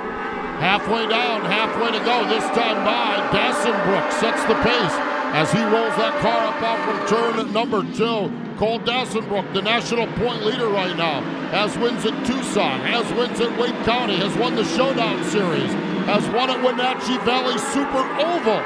And he is looking to do it here at Charlotte Motor Speedway. He's sitting on 8 wins this season, and he is setting the pace up off from turn number 2, headed to turn number 3. And you've got to run every single race in Young Lions Semi-Pro the last couple of years. The last handful of times have been the Nationals, Steve. It's been 3 and 4 and 5, sometimes 6 drivers tied with the perfect score. So every win you can get counts towards that championship. And then it comes down to, in this case, down in Dillon, South Carolina this year, every man for himself, and the guy that wins that one or beats the competitors, sure, the points add up. When you come in tied, it's a heads-up race, and Dasenbrook would love to be in that position. He's doing a great job now pulling away from Landon Thrasher, Eli Black, and everyone else here with now 8 laps to go. Yeah, we're getting down on this one right now as we're picking him up and laying him down. Cole Dasenbrook is the race leader. Thrasher a little bit quicker that last time by, but he's got about a half a second to make up. Dasenbrook sets the pace. Thrasher is closing in. Just how much he's going to do and what he's going to do when he gets. Oh, Dasenbrook had a great exit of turn number 4 and gained it all the way back and was just a tick quicker that time. So Dasenbrook doing a nice job setting the pace. Thrasher in second. Eli Black is third. Gerald White the third is fourth. And Turner Brown, who won twice last week out at Echo Park Speedway, he is running in the 5th spot. Dasenbrook that time lost a little bit of ground to Thrasher, Black, and everyone else. Further back, there you see Turner Brown. You see Sam Macedo and everyone else nose to tail trying to chase him down. They'll come by, cross, start, finish. 20 laps go on the board, and they're all still trying to catch Cole Dasenbrook. There he is. The gap over Landon Thrasher now is down to about a half a second, Steve.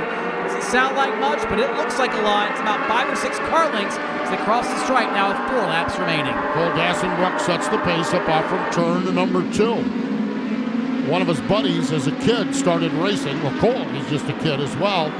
And Cole's just hanging out at the house, watching a little bit of the racing. His dad said, I'm sick of you hanging around at the house. I'm going to buy you a go-kart. Bought him a go-kart. Look at him go now. He's here at America's Home for Racing, and he is setting the pace on the back straightaway. He sets that car into turn number 3, up off from turn number 4. Nick Bubbles Bronson gives him the signal. 2 laps to go. 2 to go for Cole Dasenbrook. And what a story this is. Dasenbrook, one of the drivers all the way from the Pacific Northwest. We don't see a lot of those make the trip here, but when they do, they are stout, and they have come to play seriously. White flag is out for Cole Dazenbrock. He is 4 quarters away from visiting Cookout Victory Lane, and he's got 5 car lengths or so at Landon Thrasher into turn 3. Dazenbrock is the race leader into turn number 3, brings it off from turn number 4. First-time winner here at America's Home for Racing, Cole Dazenbrock from out in the state of Washington, Snohomish, Washington, to be specific. Picks up the win. Dazenbrock picks up the victory. Thrasher is second. Eli Black is in the 3rd place, and that is Deer Park, Washington, where he's from. That's just up the road when we're talking about Snohomish. He's in victory lane here at Charlotte, and that's what matters. Cole Dazenbrock is the winner. All right, semi-pro, you should be rolling around the corner.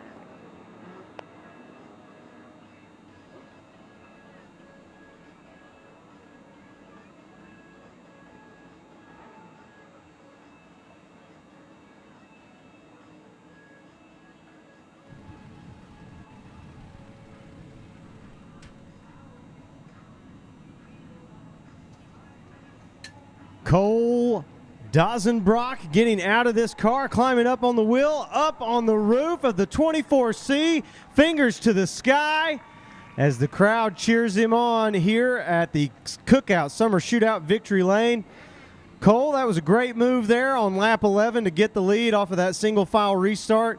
First win for you here at Charlotte and Summer Shootout. Take me through that one, how you got the lead there on that single file restart. I was faster than him on exit, and I knew that. I was catching him, and the caution came out, and I was going to move him the caution before, and I hit him on the restart and messed up a little bit, but I had a better restart the second time and gave it to him. Got under him. Great racing by him. Great racing by Landon Thrasher. Super awesome. This is probably one of my biggest accomplishments in my racing career, and I'm stoked with how we did today. How impactful is it, and is it a dream for you to win here at Charlotte? I think it's a dream for anyone. This is one of the biggest stages out there, and I'm honestly probably the most happy I've ever been to win a race. Right here, right now, I'd like to thank Race Cows for making my car look so good, Bergeson's HVAC for sponsoring me, Angels Bail Bonds, Evergreen State Towing, Surrender Construction, Skips Awnings, Amidon Motorsports for giving me this rocket ship, and I'd like to thank all the fans for coming out and cheering me on. There you go, your round number 6 winner, Cole Dazenbrock, here at Cookout Summer Shootout in the Young Lions division as he gets ready to roll that inversion dice.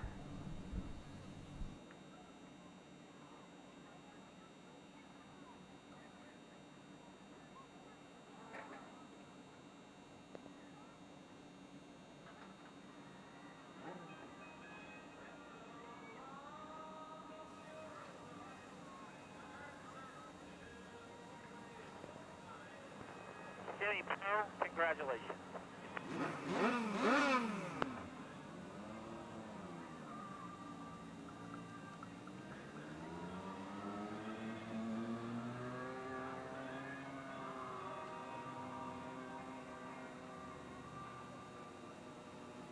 All right, let's roll, pace car. Follow that car.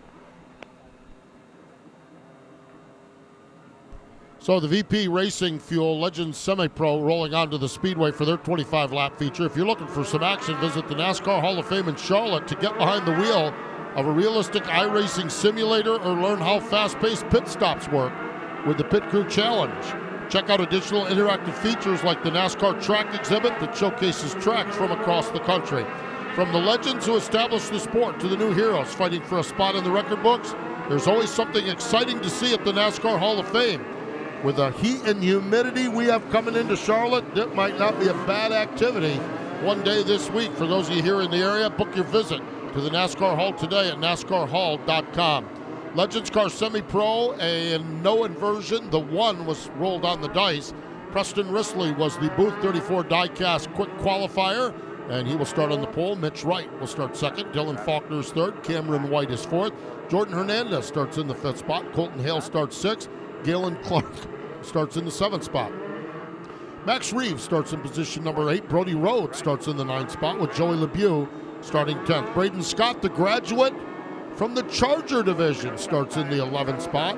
Gary Winters in the 66 starts 12th. Ian Hampton and Trent Dillard starting row number 7. Dallas Kibbe and Maddox Hooper are in row number 8. Dylan Thomas, Allie Johnson, row number 9. Thomas Harris, Sterling Risley round out the qualified cars through qualifying. Dominic Chisholm, Benjamin Rogers, Caden Bradshaw, and Landon Wilfong. The B main cars. 25 laps the distance. It is the VP Racing Legends car, semi-pro, 25-lap feature, green lights are on.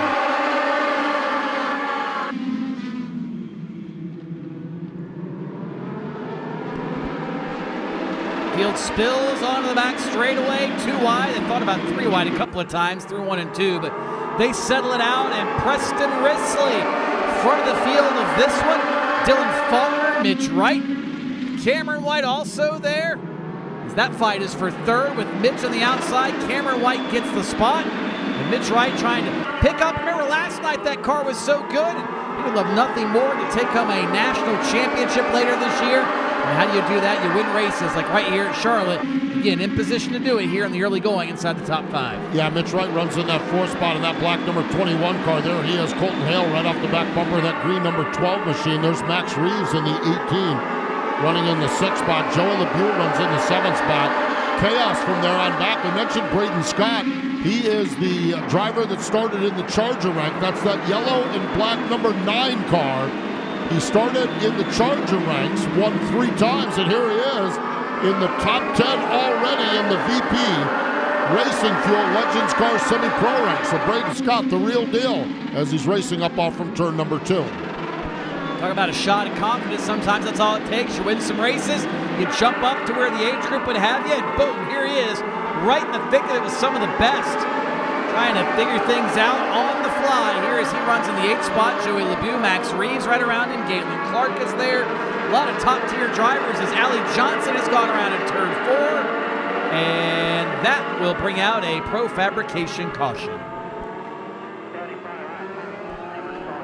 Allie Johnson, the wrong way around. The Pro Fabrication caution is out. Here she is in turn number 4. Want to follow up on a little bit of a story from last night. Preston Risley, of course, he picked up the win 2 weeks ago. Last night, his dad, Brandon Risley, picked up the win in the Masters division. I know it was the final race, and I know a lot of people had made their way to the exits. Brandon proclaimed in victory lane to David Stiles that he might be done. Might be all over and done. John Elway style. Yes, forever, for done. And I talked to him today. He did not enter tonight's racing program. I think he might be done. All right, we're not done having fun here, that is for sure. As we get set to go, Hunter is down in the ground. Hunter's on the stage. Hunter, what do we got going on now? Thank you, Postman. I think we've all been in our seats for way too long. So I'm going to ask everyone to get on their feet because we're going to do the chicken dance. It's time to do the chicken dance, everybody. Let's get on our feet.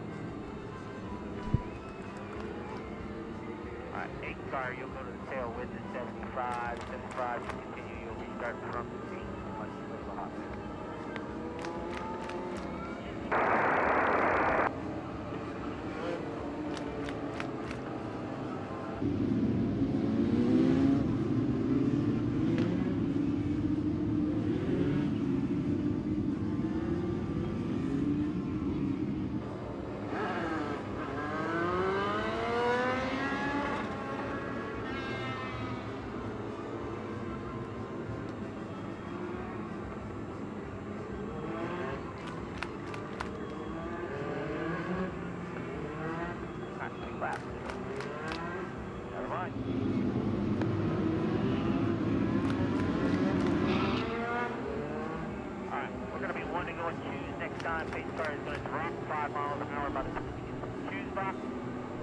Thank you, everybody, for participating in the chicken dance. Back up to you, Postman. Oh, are you kidding me? I love the chicken dance. Oh, it's one of my favorite parts of life. Not just Tuesday nights here at the Shootout. I'm talking life. The chicken dance is life, as a matter of fact. Oh, you kidding me? Choose in 1 ear, driver. Choose in 1 ear. Start backing down 5 mile an hour. In or choosing, driver. Just choosing. Nick Bubbles Bronson giving the signal, 1 to go. Colton Hale, a two-time winner this season. Colton Hale come right out of the box, picked up the win on rounds 1 and 2. Hale chooses the high side, right alongside of Preston Risley. So Hale's going to be alongside of him. Dylan Faulkner was the winner back on June 16th. He's right there. Got Cameron White from Lakeland, Florida. Going to restart in the 4th spot. Mitch Wright starts 5th. Wright, Faulkner, Hale, and Risley, all winners this season here in the VP Racing Fields Legends semi-pro ranks, and they're all right in the front of the. Oh no, Cameron White gets caught up. Oh, we got a big old hairy mess. A big old hairy mess in turn number 2. Cameron White got together with, I believe, Mitch Wright. So White and Wright got together, and it was game on from there. Red flag is out. Red flag is out.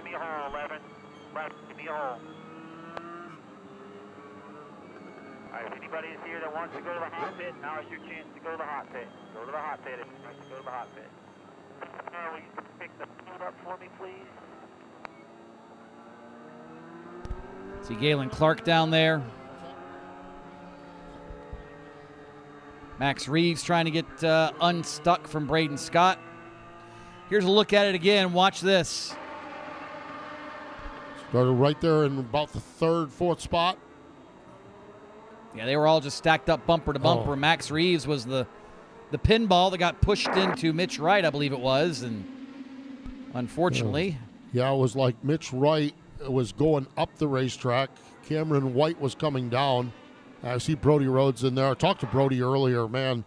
He came out to Summer Shootout last year and was a house of fire running up front, and he's had just about the opposite experience this year, and here he is. He's that black number 9 car down on the inside. Season opening. So, and watch this. It closes on him. Oh, wait a minute. What's going on down there? What's going on down on the stage? We're about to be tossing some more T-shirts. We know everyone loves the T-shirts. I'm going to need to hear a lot of noise for the T-shirts, though.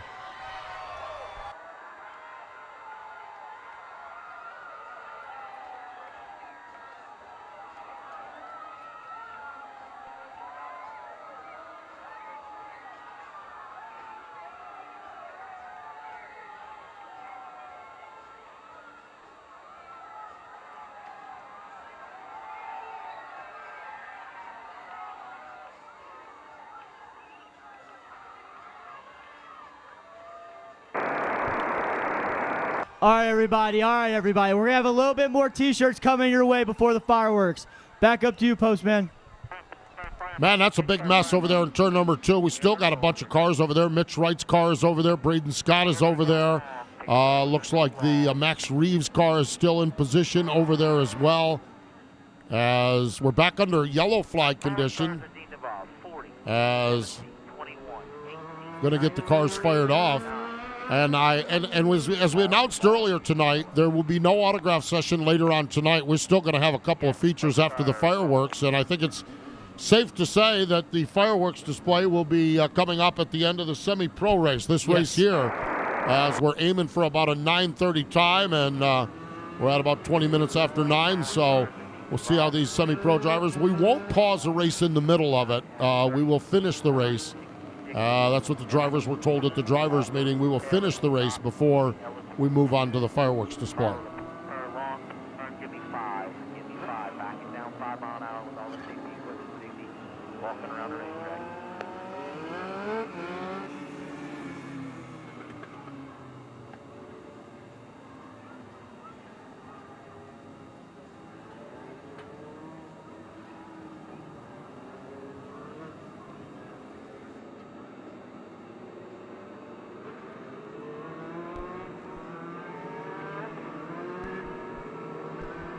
Well, that's the Brody Rhodes car getting pulled away there as well. There's a mess down there. Yeah, No two ways about it. Big old hairy wreck is what that was.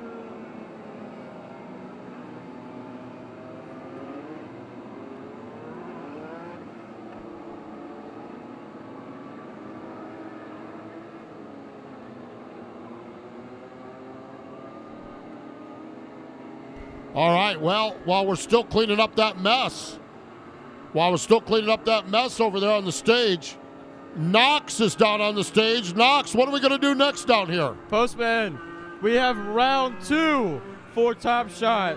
And tonight, for round 2, we have... All right, we have no name here. Carrie. Carrie? Jensen. And Jensen. Jensen, you're going to start us off. You have 30 seconds to make as many shots as you can. 3, 2, 1. You're getting penalized 2 spots. Time left. Here we go, Jensen. Everybody cheer on Jensen. Let's get loud for Jensen. I need the 11 in front of the next 30. Off the top of the backboard. Here we go, Jensen. We're close. Oh, we're all over it. One more long lap. Off the rim. Come on, guys. Get loud for Jensen. Let's go. 10, 9, 8, 7, 6, 5, 4, 3, 2, 1. And we unfortunately got 0. Next up, we have you. All right, let's get all the balls back over here so we can get us started. All right, you ready? 3, 2, 1, and here we go. And he's off. Little air ball. We're getting closer off the rim. Oh, we're all over it. Here we go. Everybody cheer him on. Everyone get loud for him. Here we go. Halfway there, off the rim. We're all over it. Underhand, overhand. We're trying everything. We can't get it in the basket. 3, 2, 1, and oh. We got one more. We only have time for 15 seconds. We're going to do this real quick. All right, you ready, buddy? 3, 2, 1, and here we go. All right, I think we're going to shoot it. Here we go. Let's get some shots up. There we go. We're getting closer. Oh, we're all over it. We're all over it. Let's see if we can make some shots. Oh, there we go. There's one. We have 15 more seconds. Oh, 10, 9, 8, 7, 6, 5, 4, 3, 2, 1, and we have our winner. Everybody give it up for our winner right here. Thank you for all playing. Back up to you, Postman. Yes, indeed. Good times, good time. Oh, there he is. There he is. Three Fingers Mordecai. He's getting ready for some fireworks over off from turn number 2. Oh, he's getting the matches out. He's getting out the matches. Yes, indeed. See what happens with it. As we continue on, we got the track pretty much cleared off. Preston Risley, the race leader out there, the racer out of Mooresville, North Carolina, in that number 35 car. We've talked about him. He picked up the win a couple weeks ago back on the 23rd of June here at the Speedway. Has 4 wins this season over at Wake County Speedway. Wake County Speedway, America's favorite bull ring over in Raleigh, North Carolina. And if you're looking for some Friday night fun, you need to go over there. Charlie Hansen puts on a show over there. And it is just absolutely great Friday night racing. I warn you, you might want to get there early. They pack the grandstands over there on a weekly basis. It is one of the best ran weekly programs in the country over at Wake County. Legends part of the program over there. And Risley, Preston Risley, a 4-time winner over at Wake County Speedway. Right now he's trying to do the business here at Charlotte Motor Speedway. He's got Dylan Faulkner off the back bumper. Faulkner gets the run to the low side. They're side by side off turn number 2. And Faulkner massaged the back bumper hardcore in turn number 1. Trying to move Risley up the racetrack and succeeded, but it ain't gonna matter.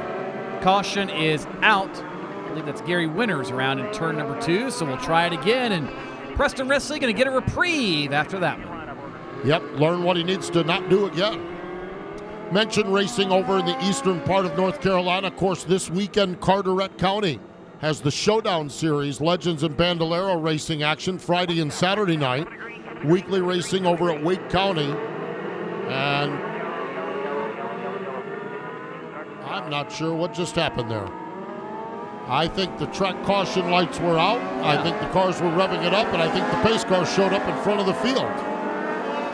And we stayed. Where was that moon from last night? I think it's still up there somewhere, right? I think you're right. Yeah.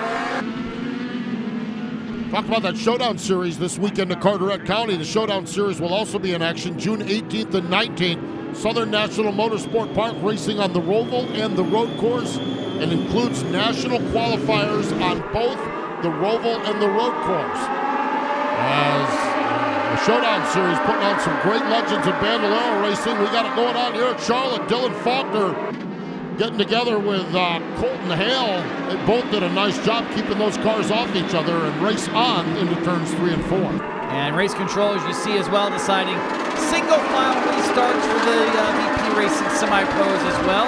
We had to do it in the Young Lions, and well, it looks like the semi-pro drivers got a little bit out of hand, so a single file restart and see what happens. So far, for Preston Rissa, it's been the best thing that could happen. He's got a 3-car length advantage, as now everyone else has to focus on hitting their marks, getting their laps in. You don't have to worry about the guy beside of them for a while. They can really dial in here and get some laps down and try to make some passes as we start to work our way to the mid stages of this one. Yeah, we're already 16 minutes into the feature, a 25-minute time limit. We got to get some laps done. We need more laps than minutes, that's for sure. And Preston Risley out there setting the pace. Dylan Faulkner in the second spot. Colton Hale is third. White is fourth. Joey LeBeau having a nice run in that fifth spot as we get stretched out just a little bit. VP Racing Fuel, Legends car semi-pro. Max Reeves heads for the high ground. He's out for the day as he takes that car back to the pit area. Preston Risley is the race leader. Dylan Faulkner just a little bit quicker. All three of these drivers at the front of the field have wins. Colton Hale has 2 wins this season here at the Cookout Summer Shootout, so they all know how to get it done, and the battle is up front right now. Preston Risley sets the pace. Great racing action, but Dylan Faulkner all over that back bumper. He is. He's starting to reel him in, is Dylan Faulkner, reeling in Preston Risley. Last couple of laps, he has been the fastest car on the racetrack. More evidence there. Turn number 2. Faulkner all over Risley's back bumper. It's be a little bit easier now maybe for Faulkner to make a move. There's not as much traffic around him. Does he move Risley aside? Does he lie and wait towards the end of the race? Or does he wait for a pro fabrication caution? Because there is one. Allie Johnson around again in turn number 4. And Gary Winter is also around over there in the 66 car, so a pro fabrication caution here, 12 laps down, nearing the midpoint of this race. As Preston Risley, Dylan Faulkner in that 60 car.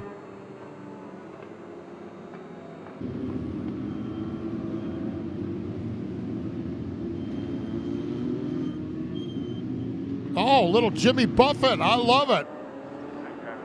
Fins to the left, fins to the right. I love this song.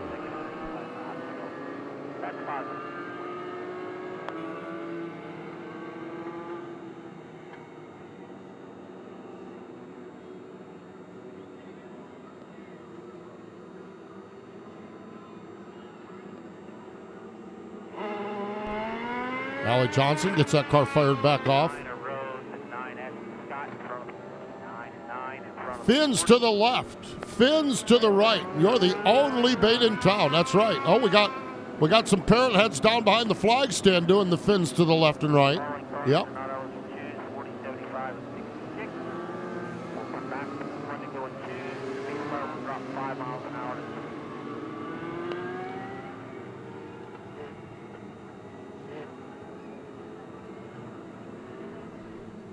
Dylan Faulkner, that number 60 car, runs in the second spot.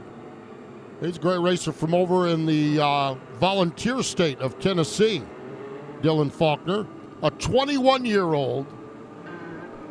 We asked him early this season, Gerald White III going to choose the high side. We asked Dylan Faulkner earlier this season, what is something unique about you that nobody knows? His answer, I'm single, ladies, so hit me up. Dylan Faulkner using Legends Racing as a dating app. Oh, my gosh. Oh, boy. Oh, boy. Here we go. Awesome stuff right here. Top That Mini Donuts. Oh, they delivered to the booth. Top That Mini Donuts. I know what we're doing during that fireworks display. Absolutely. They topped that with everything. Oh, top that mini donuts. That's the strawberry one that they have. There's some brownies on there. Oh my gosh, I see marshmallows, caramel and chocolate drizzle, hot fudge. Oh boy. Tony, why don't you call this VP Racing Fuel semi-pro race merits the call that only you can make in the final 13 laps, and I'll sit here and babysit this Top That Mini Donut. Too late. Too late. Darn. Top That Mini Donuts down on the concourse. Bribing does get you promotion. There's no doubt about it. You can stop down and get one just like this one. Preston Risley, Gerald White III, off turn number 4 into the restart zone. Green lights are on. As we're 12 laps in, we're 20 minutes in, so we're going to keep an eye on this one. I just hope they're no. We got another big old mess in turn number 2 as Dillard goes around. There's Maddox Hooper. We had him wrecking earlier. He finally got wrecked in this one. As the 73 of Ian Hampton is there and Benjamin Rocket Rogers in the 42 car. Those cars may actually not be too badly hurt. They may just need a push or a pull off from each other and we get racing again. I think they kind of got hung together, Tony. I think you're right. Didn't look like heavy contact. It was almost like they got hung together and did some do-si-dos over there. For your square dancing fans, of course. Oh, the smell from those donuts just hit me, Steve. Oh, I know. These things are ridiculous. Those things are ridiculously good smelling, that's for sure. So watch this down into turns 1 and 2. And see, little contact, but see, they kind of just hung together there. There wasn't a lot of, sometimes you see piling in. There didn't seem to be much piling in. It just looked like they all got hooked together.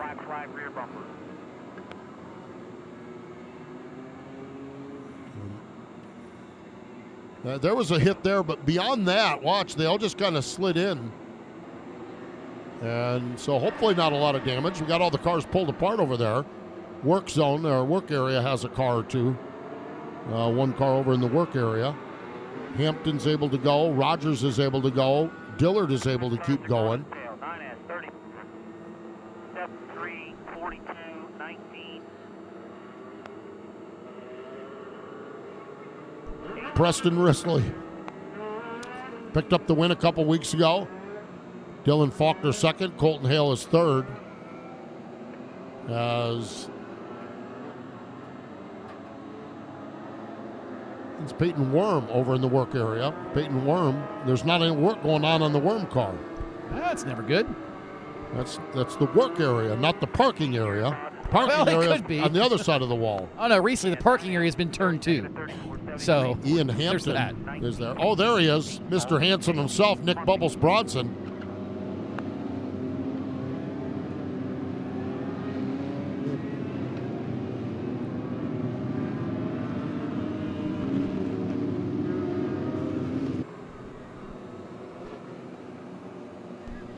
"12 laps down, 13 laps to go."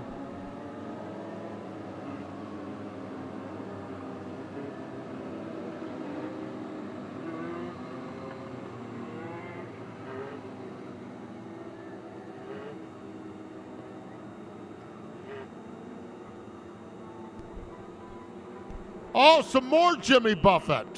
Man, who's playing the music around here? Give that man a pay raise. I think they stole him from the World Cup. Oh. That tells you a lot. Yeah, I love it. Now, next week, it's Laps and Lassos night here at the Speedway. Yep. You can bring that hat, too. Oh, yeah. That you can bring that hat. That hat works all the time. That hat will work on July 4th. That hat will work on October 15th. That hat will work on March 3rd. Oh, that hat will work any time of the year. Yes, indeed. My man right there. Yes, looking good.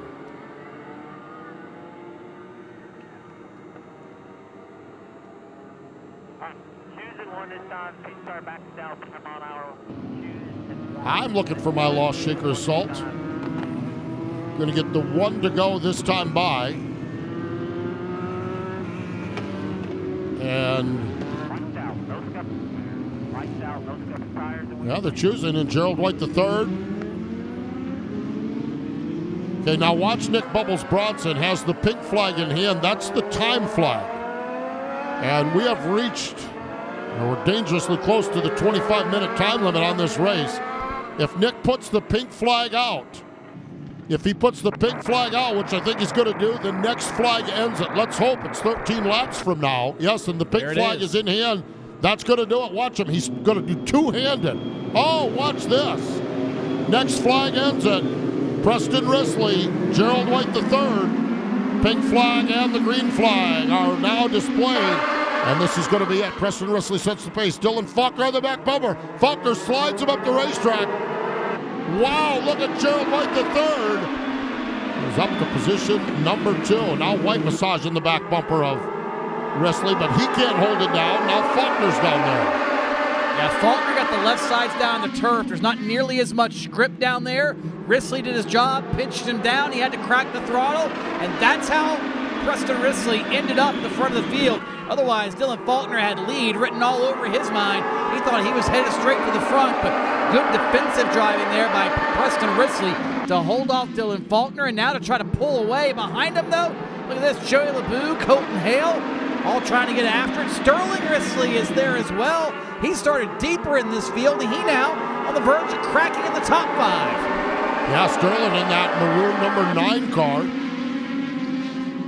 Working there in position number 6. Brandon Risley, the dad, as now he's got 2 kids in the top 5. As Sterling takes over position number 5. Don't look now, but great recovery for our friend from up in from Dillard, from up in Alaska. He is up into position number 6 after being involved in one of those dust-ups.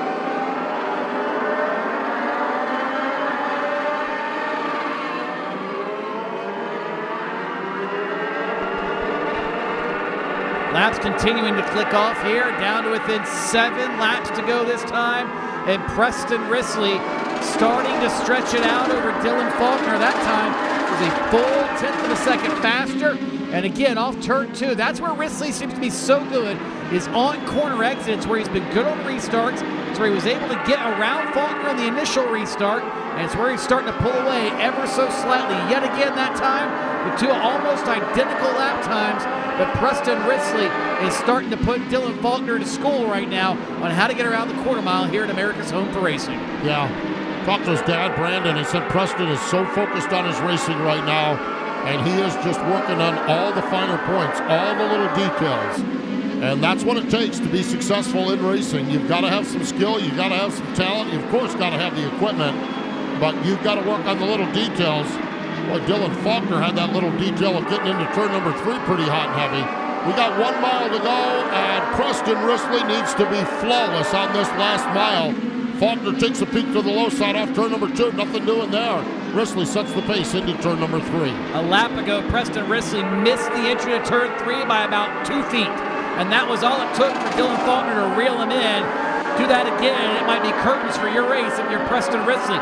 He's got to focus. You talked about it, Steve, it's the little details, and sometimes it doesn't sound like much, a few inches here, a few inches there, but this sport is all about those details, fractions of an inch in many cases, thousandths of an inch when you get down to the car itself. We've got 1 car slide up the racetrack there in turn 4, but we stay green, and Preston Risley is a lap and a half away from picking up yet another win here in the Cookout Summer Shootout. After that little misstep, he's been flawless now the last few laps. Preston Risley takes that car into turn number 1.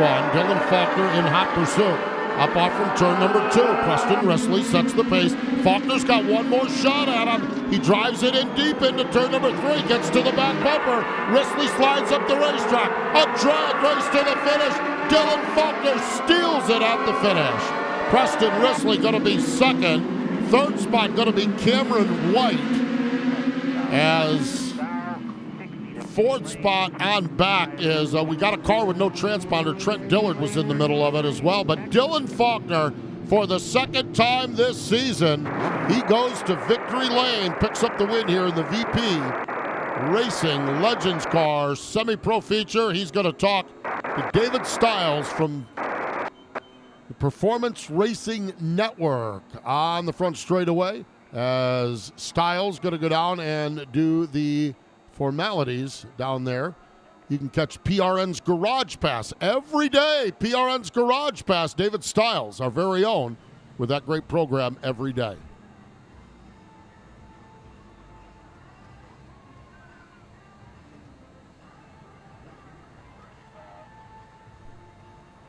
Dylan Faulkner talking here with Nick Bronson as he gets ready to climb out of this star-spangled 60 machine. Here he comes, folks. Got that Iron Man helmet on as he steps up on the roof of this car. Let him hear you, folks. Fingers to the sky. Dylan, Preston Risley, it'll say he led every lap except the last one. A little bit of bump and run there in 3 and 4, and you made it stick on the drag race back to the start-finish line. Take me through the strategy of that one and how you set it up. I mean, I think Risley was the better car tonight, man. We just got so lucky. I think we had a lot better long-run speed, and I don't like winning like that, but, man, you got to take what you can get, and I was there on the last lap, so I just figured I'd give him a shot. Two-time winner now here for this year's summer shootout. What does this mean for you? Definitely means a lot, man. There's so many people that come into play in this. You know, Burgess and HVAC, Tempstar Heating and Cooling Products, Schoolsville Heating and Cooling, Mom, Dad, Darren Amadon, man. We've been working tirelessly on this thing. Didn't have the day we wanted yesterday. Went to work in the shop today, came back and put it third in qualifying and just started clicking laps. There you go. Your 6 VP Fuels Semi-Pro feature winner, Dylan Faulkner. He gets ready to roll this inversion dice, and we're getting ready for some fireworks. We've had some here on the track. We're getting ready to see some in the sky. So what will happen is the fireworks will be next. The invert looks like a 5. So the fireworks will be next, and then we'll have the Pro and the Masters feature. But before then, my gosh, look at all the what are y'all poised to do down there? Knox, what's going to happen now? Postman, we have our final t-shirt toss of the night. It is our Pro Fabrication t-shirt toss. Who wants a t-shirt?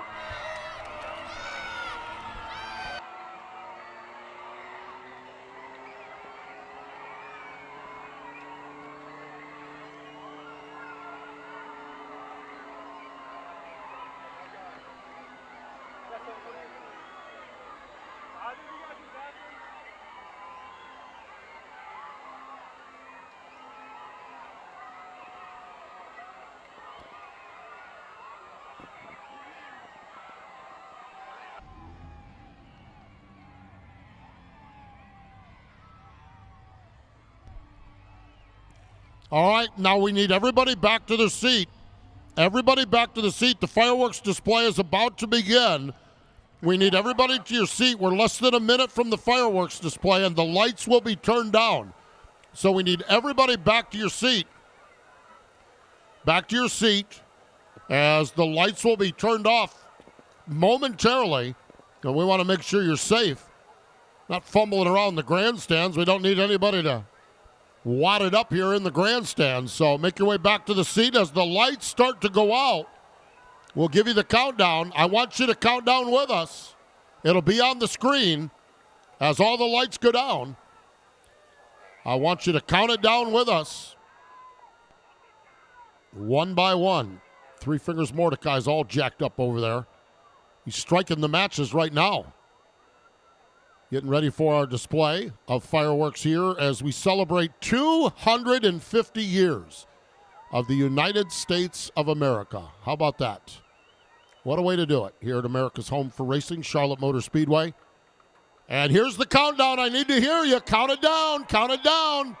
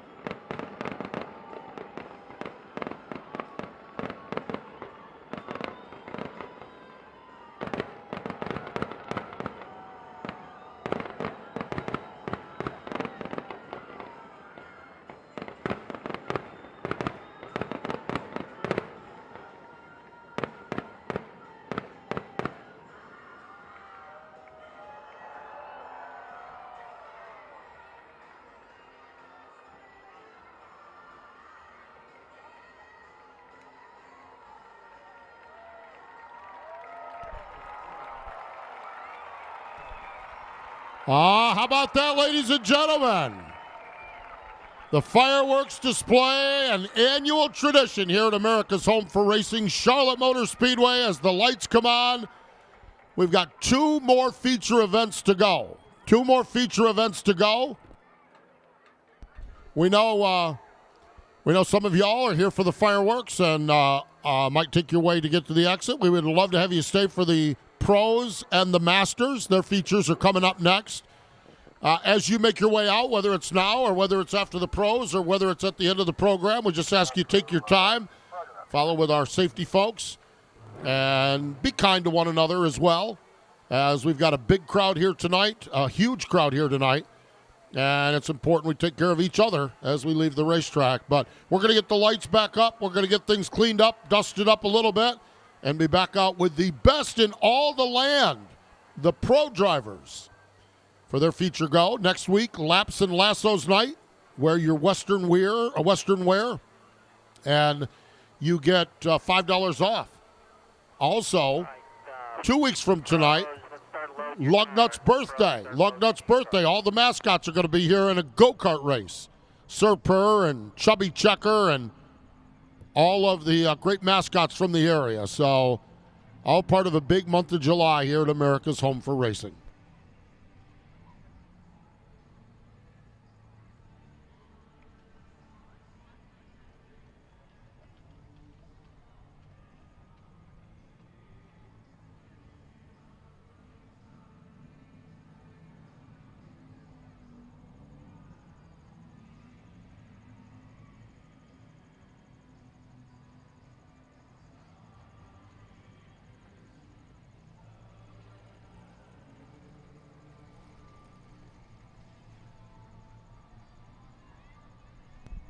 So again, the light's going to come up. It takes just a few moments for the lights to come up.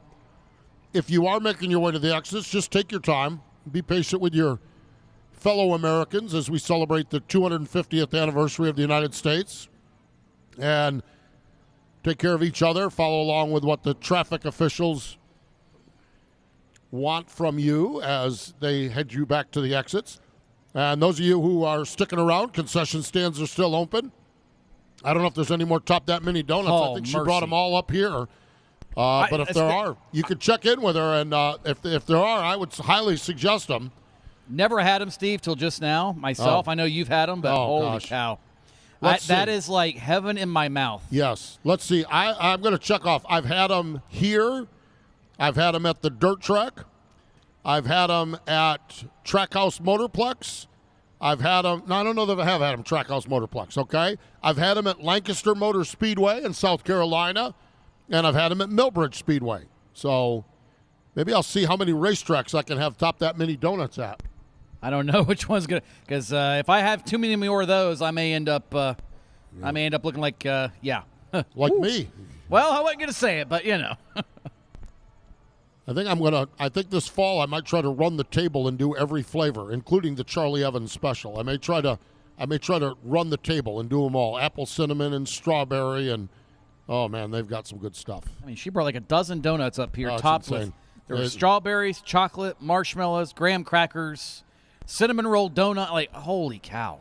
I'll tell you what, though, I kept Bubbles Bronson's paws off from it. That's for sure. Oh, he was grabbing. He was trying to. He got smacked around up here.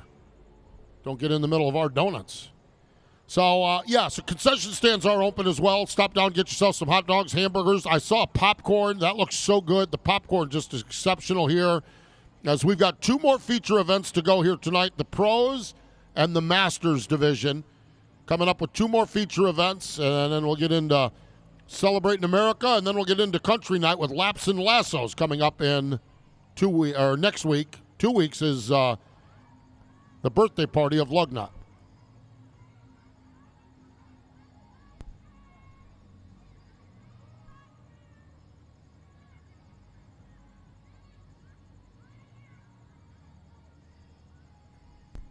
We are grateful that you spend your time with us here at Charlotte Motor Speedway. We know there's all kinds of things to do, and we appreciate you coming out. If tonight's your first time here, or if tonight is your 6th time here this year, or 2, 3, 4, 5. We are grateful that you spend your time with us. We've got 4 more rounds all Tuesday nights. The rest of the month of July, or the balance of the month of July. Our championship night is on the 28th. We will have all kinds of great fun as we celebrate the champions of the 2026 Summer Shootout. So we're getting down on races. You need to make sure you're here as much as possible at America's Home for Racing.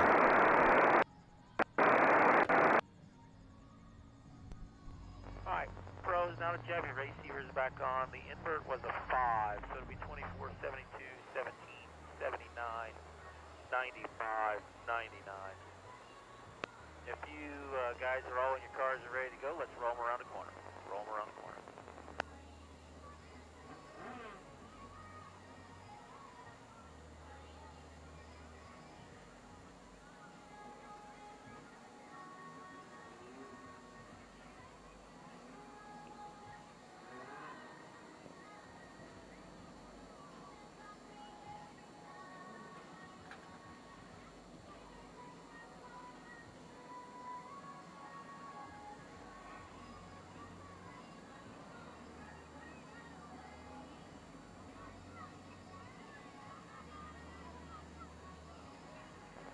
Guys, it's 20, 72, front row, 17, 79, second row, 90, 99, 79, you're outside row 2, outside row 2.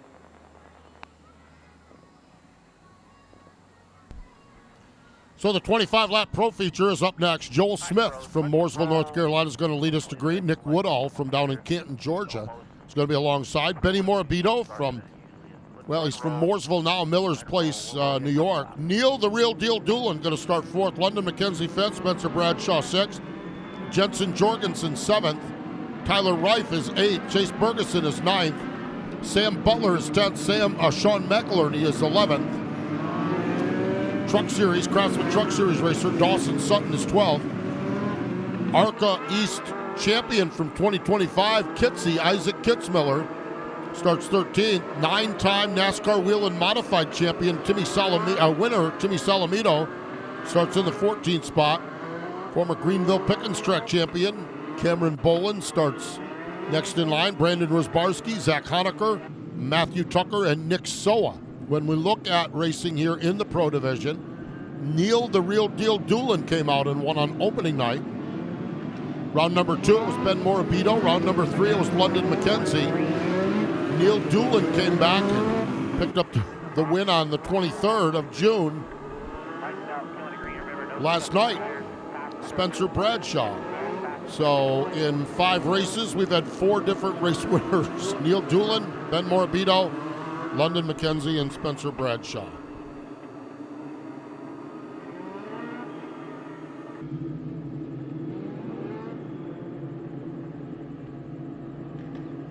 Track caution lights are out. 25 laps is the distance. Joel Smith going to lead us into turn number 3, originally from up in the state of Michigan, now makes his home in Mooresville, North Carolina. Into the start zone.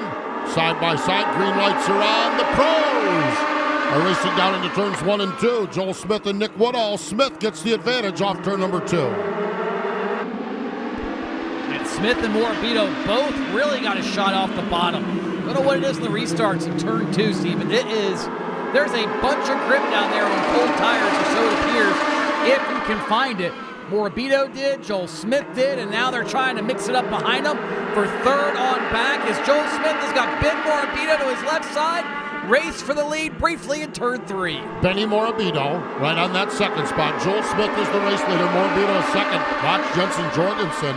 Man, he's one of the best to do it in the country. He's running in the 3rd spot right now. Here comes Neil Doolin, gets to the low side of London McKenzie. 2 of our very best here at Charlotte, battling for the 4th spot as they all race their way off turn number 4 down to complete lap number 3. Great racing action here in the Pro Division as they now race their way off turn number 2. Joel Smith continues to set. Oh, we got one the wrong way around. Sean McElherney the wrong way around in turn number 2.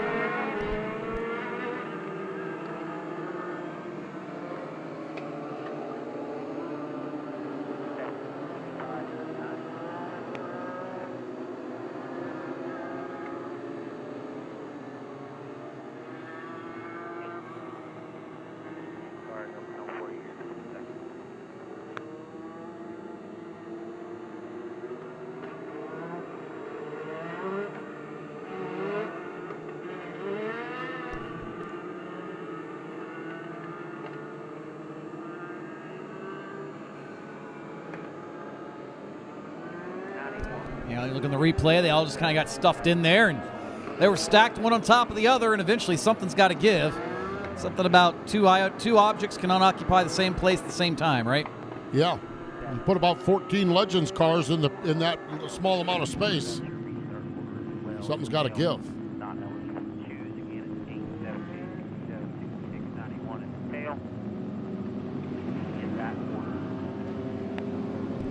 Joel Smith picked up a second-place run here in round number 2. Last year here at the Speedway had a Pro Series win.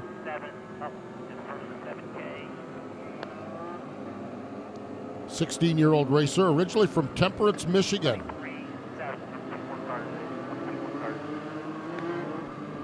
Been racing for 8 years.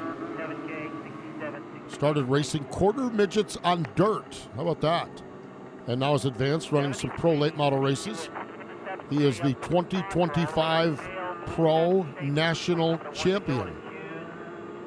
So we spend a lot of time here at Charlotte talking about Benny Morabito and Jensen Jorgensen and Neil Doolin and London McKenzie. Right now, they're all following the reigning national champion. How about that? Joel Smith.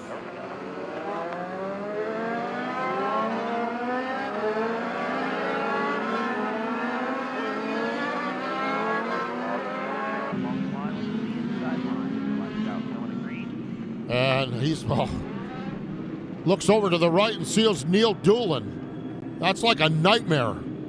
That's like a nightmare right there Joel Smith is having. Of course, Neil Doolin looks over and sees Joel Smith. Now, he chose his nightmare. Here they come off turn number 4. Green lights are on.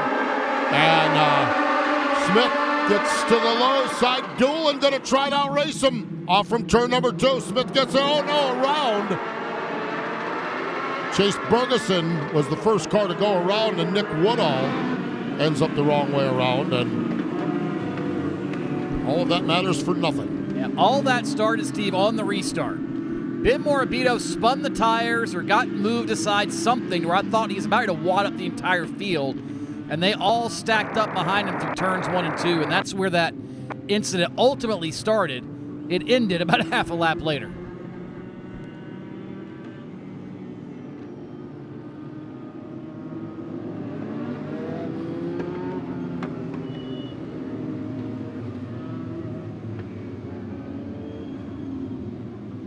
So the pace vehicle going to pick up the field.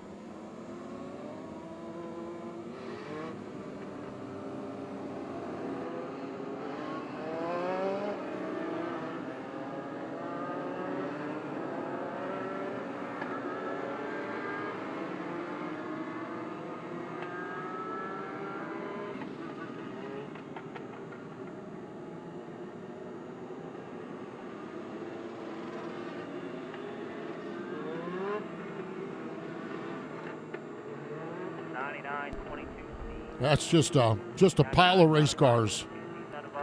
And Sam Butler, a good evasive move to the high side in that 81 car.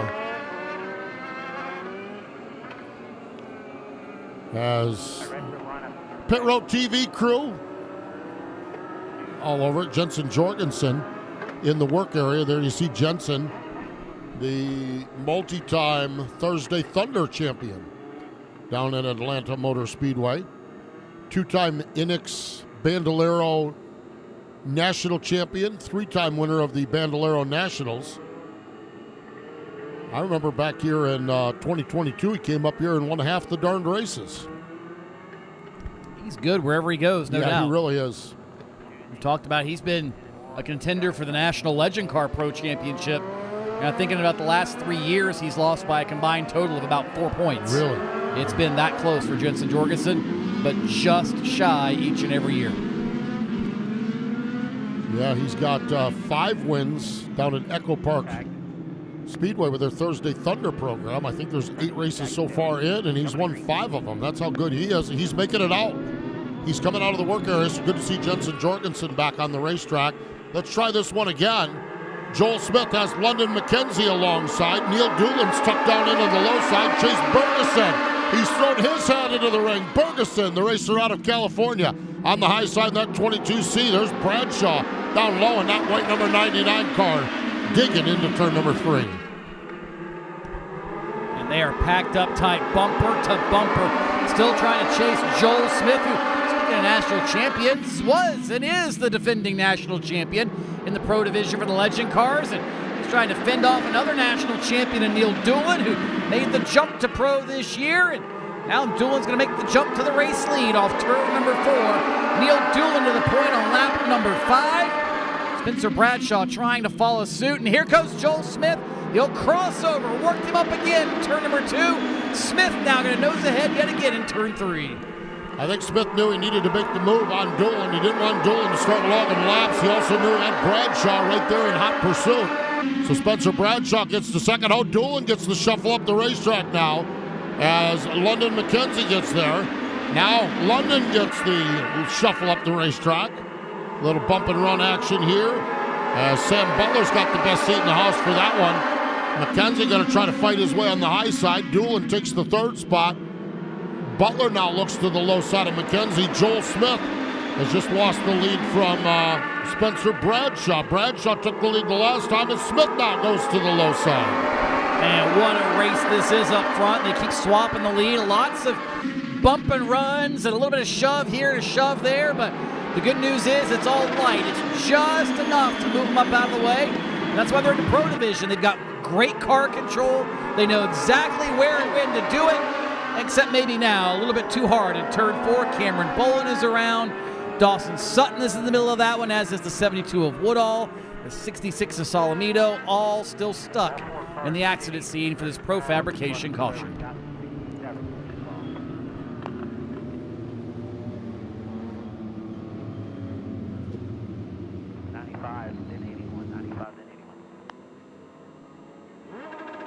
Cameron Bolin, the white 67 with the black roof, was the first car to go around, but he kind of got jammed up behind Tyler Reif, and Benny Morabito was in there as well. There's no doubt there's indeed contact. Sometimes it's bumper tag and beating off from each other and chain reaction.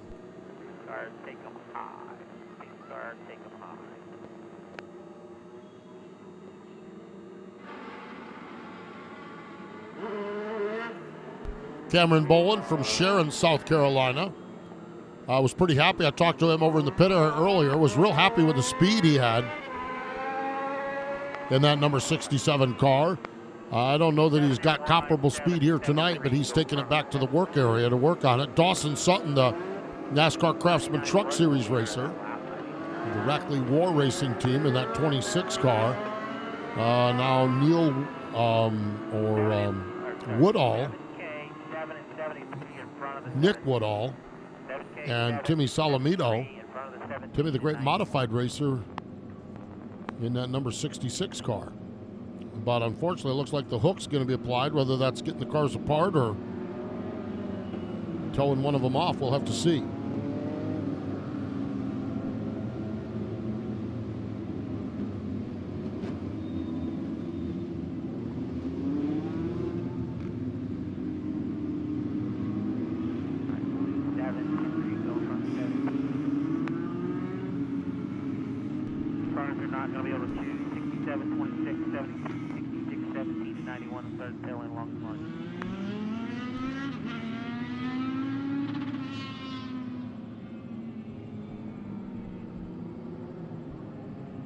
Oh, a little Barracuda here on a Tuesday night, just amongst friends.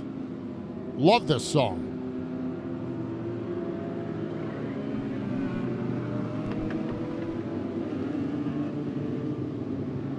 Guys, take them high there. Do not try to buzz those people. They're trying to do their job. They don't need you any closer than you need to be.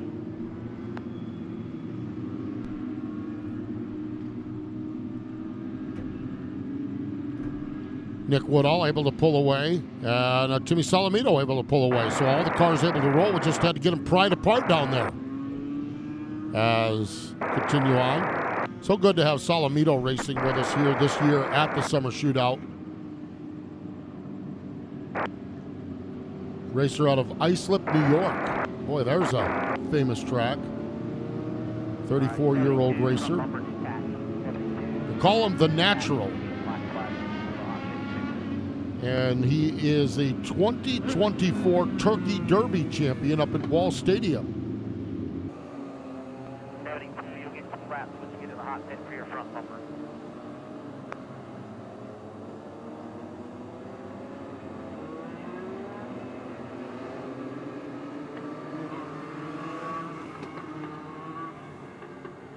I got to go ahead and choose. Following cars not out. 672. Track caution lights remain on. Let's kind of set things up for you here. Spencer Bradshaw, Joel Smith, Neil Doolin, London McKenzie, Sam Butler, Chase Bergeson, Tyler Reif, Sean McElerney in the 8 car, the 7 of Matthew Tucker, 73 of Zach Honecker. Now they're choosing Neil Doolin. He was 3rd. He's going to choose the high side alongside of Spencer Bradshaw. The Doolin Mechanical sponsored number 79. Joey Doolin. Neil's story is fascinating in that him and his family were doing dinner at the Speedway Club. And he saw a Legend car and said, "What's that?" He was like 7 years old. And his dad said, "That's a Legends car." And they decided to go with the Bandolero. He got the Bandolero on his 8th birthday. How about that? Picked up a couple of wins with the beginner Bandoleros, picked up an Outlaw win, wins in the Young Lions division here at the Summer Shootout, wins in the Semi-Pro division. He's the 2025 Semi-Pro National Champion and the 2025 or the Road Course Champion in 2025. Won the Summer Shootout Championship in 2024 in the Young Lions. And interesting in that his grandparents, his paternal grandfather, if you look at the Southern Gentleman, Freddie Smith is a Hall of Famer dirt late model racer. It has Doolin heating on the seat of the side of the car. His great-grandfather, or his grandfather sponsored Freddie Smith.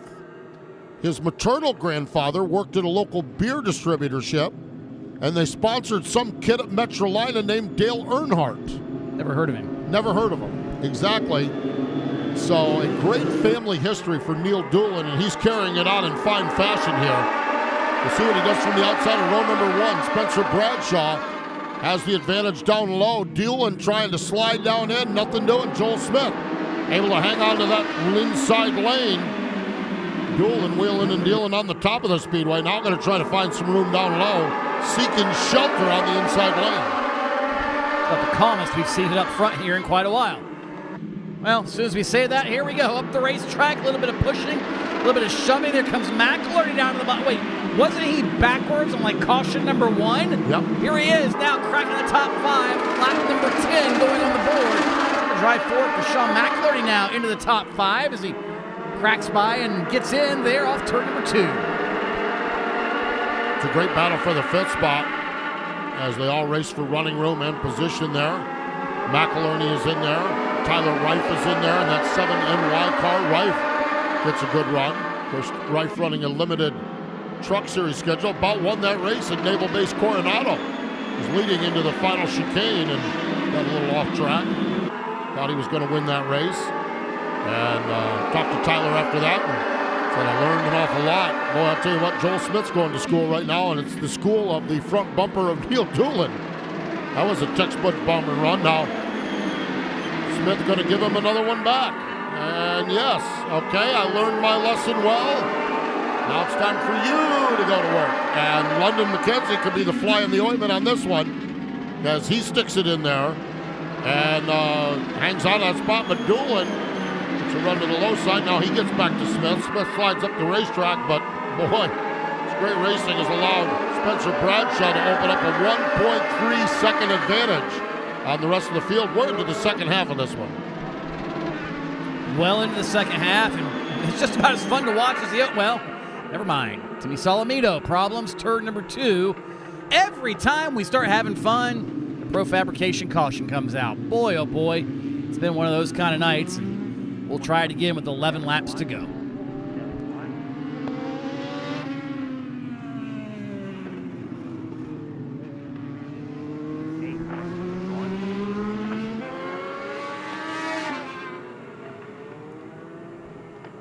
I just have no idea who's going to do what here. And that's a good thing. I mean, that's a sign of a good race with a lot of really good drivers at the front. And it's been a bump and run clinic here tonight.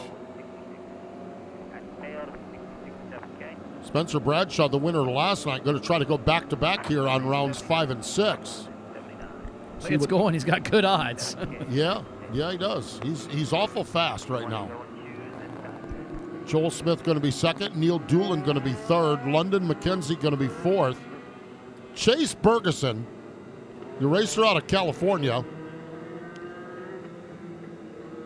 Chase is racing here at the Summer Shootout, and he's also running late models, I believe, for Lee Falk. And he had started the season, was going to concentrate on South Boston, and, well, if you know South Boston, you know that's a handful. You go up there, you better pack a lunch. And Chase had some nice runs up there, but they pulled an audible mid-season, and they've been moving around and running different racetracks, giving him experience in a late model stock car on various tracks. He's been to Tri-County Speedway and a few others, and Chase Bergeson had a win last year in the semi-pro ranks, or 2 wins last year in the pro ranks, finished second in the semi-pro points. Here he is in the pro division, going to restart on the outside of row number 2. Into the restart zone they go. I thought they were going to clip the pace car. Neil Doolin got a pretty good run down in the restart zone with Bradshaw getting it sideways, and we stay green up off from turn number 2. Bradshaw, the race leader. Seems like a rinse, wash, or wash, rinse, and repeat. Bradshaw gets out front, everybody else duking it out behind him. Joel Smith, Neil Doolin, London McKenzie, all just trading bumpers and paint and you name it. As here we go again, Doolin between McKenzie and Smith, and resuming exactly where we left off. Up the racetrack goes Doolin. McKenzie had a run. Now they're going to try it one more time over in turns 1 and 2. There's Chase Bergeson getting his hands dirty in the middle of this one as well, trying to find a way around London McKenzie in the 95 car. Yeah, we had Cameron Bolin. You talked about Sean McElharty. Cameron Bolin was involved in that wreck over in turn number 4. He's rallied back to the 6th spot now, as we're 17 laps on this one, 8 laps to go. London McKenzie gets to the low side of Neil Doolin, 2 of our top point getters right now, into turn number 3. And Doolin knows he doesn't want to give up that inside lane, although right now there is open space behind him. He gets into the back bumper, and imagine that, McKenzie goes up the racetrack. Now watch this. Yeah. If I'm a betting man, I think McKenzie gets to the back bumper of Doolin. Well, he did, but a little too hard, though. Yeah, hit him in the wrong spot. That's all right. He'll try to get in turn 1. Watch this. Doink. That's what I meant to do a corner ago, yeah. Now watch this. Oh, now we're playing games with the brake pedal to try to avoid it. I love it. And Cameron Boland's going to be the fly in the ointment for everybody. The veteran racer not going to take anything off from these kids. And he just went up and took the spot off Neil Doolin. I wouldn't be surprised he doesn't go up and mess around with London McKenzie before he gets done here in that 67. Well, he's run out of time. There's only 4 laps to go this time by, and Boland now has got his hands full yet to get with Neil Doolin. Doolin said, wait a second. I didn't plan on that to happen. You're in my way, sir. Let me move you aside, and I'll go back to what I was doing, or at least I'm going to try to. Man, oh man, this has been fun to watch here tonight with the Pro Division. They have been just laying it to everybody, but all well within control, and that's when it's fun. You get to see guys that aren't taking each other out. They're just massaging the back bumper, Steve. Again, shows why they are such great drivers, to have such car control, to lean on a guy, to move a guy, but not to take a guy out. Well, Neil Doolin just got moved. Now the problem for Doolin is he's got him lined up at the inside lane. We got 2 laps to go. Chase Bergeson is down low.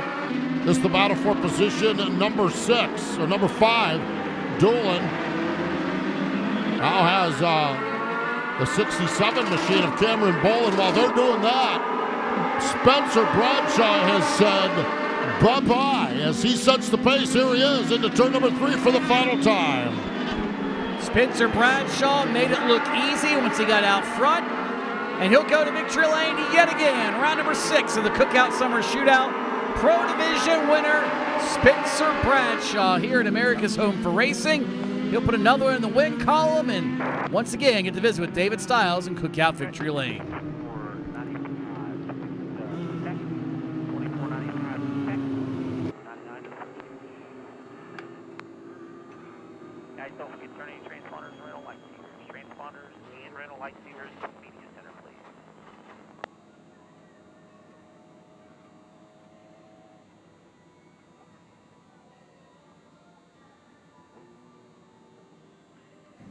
Spencer Bradshaw up on top of this silver number 99 machine.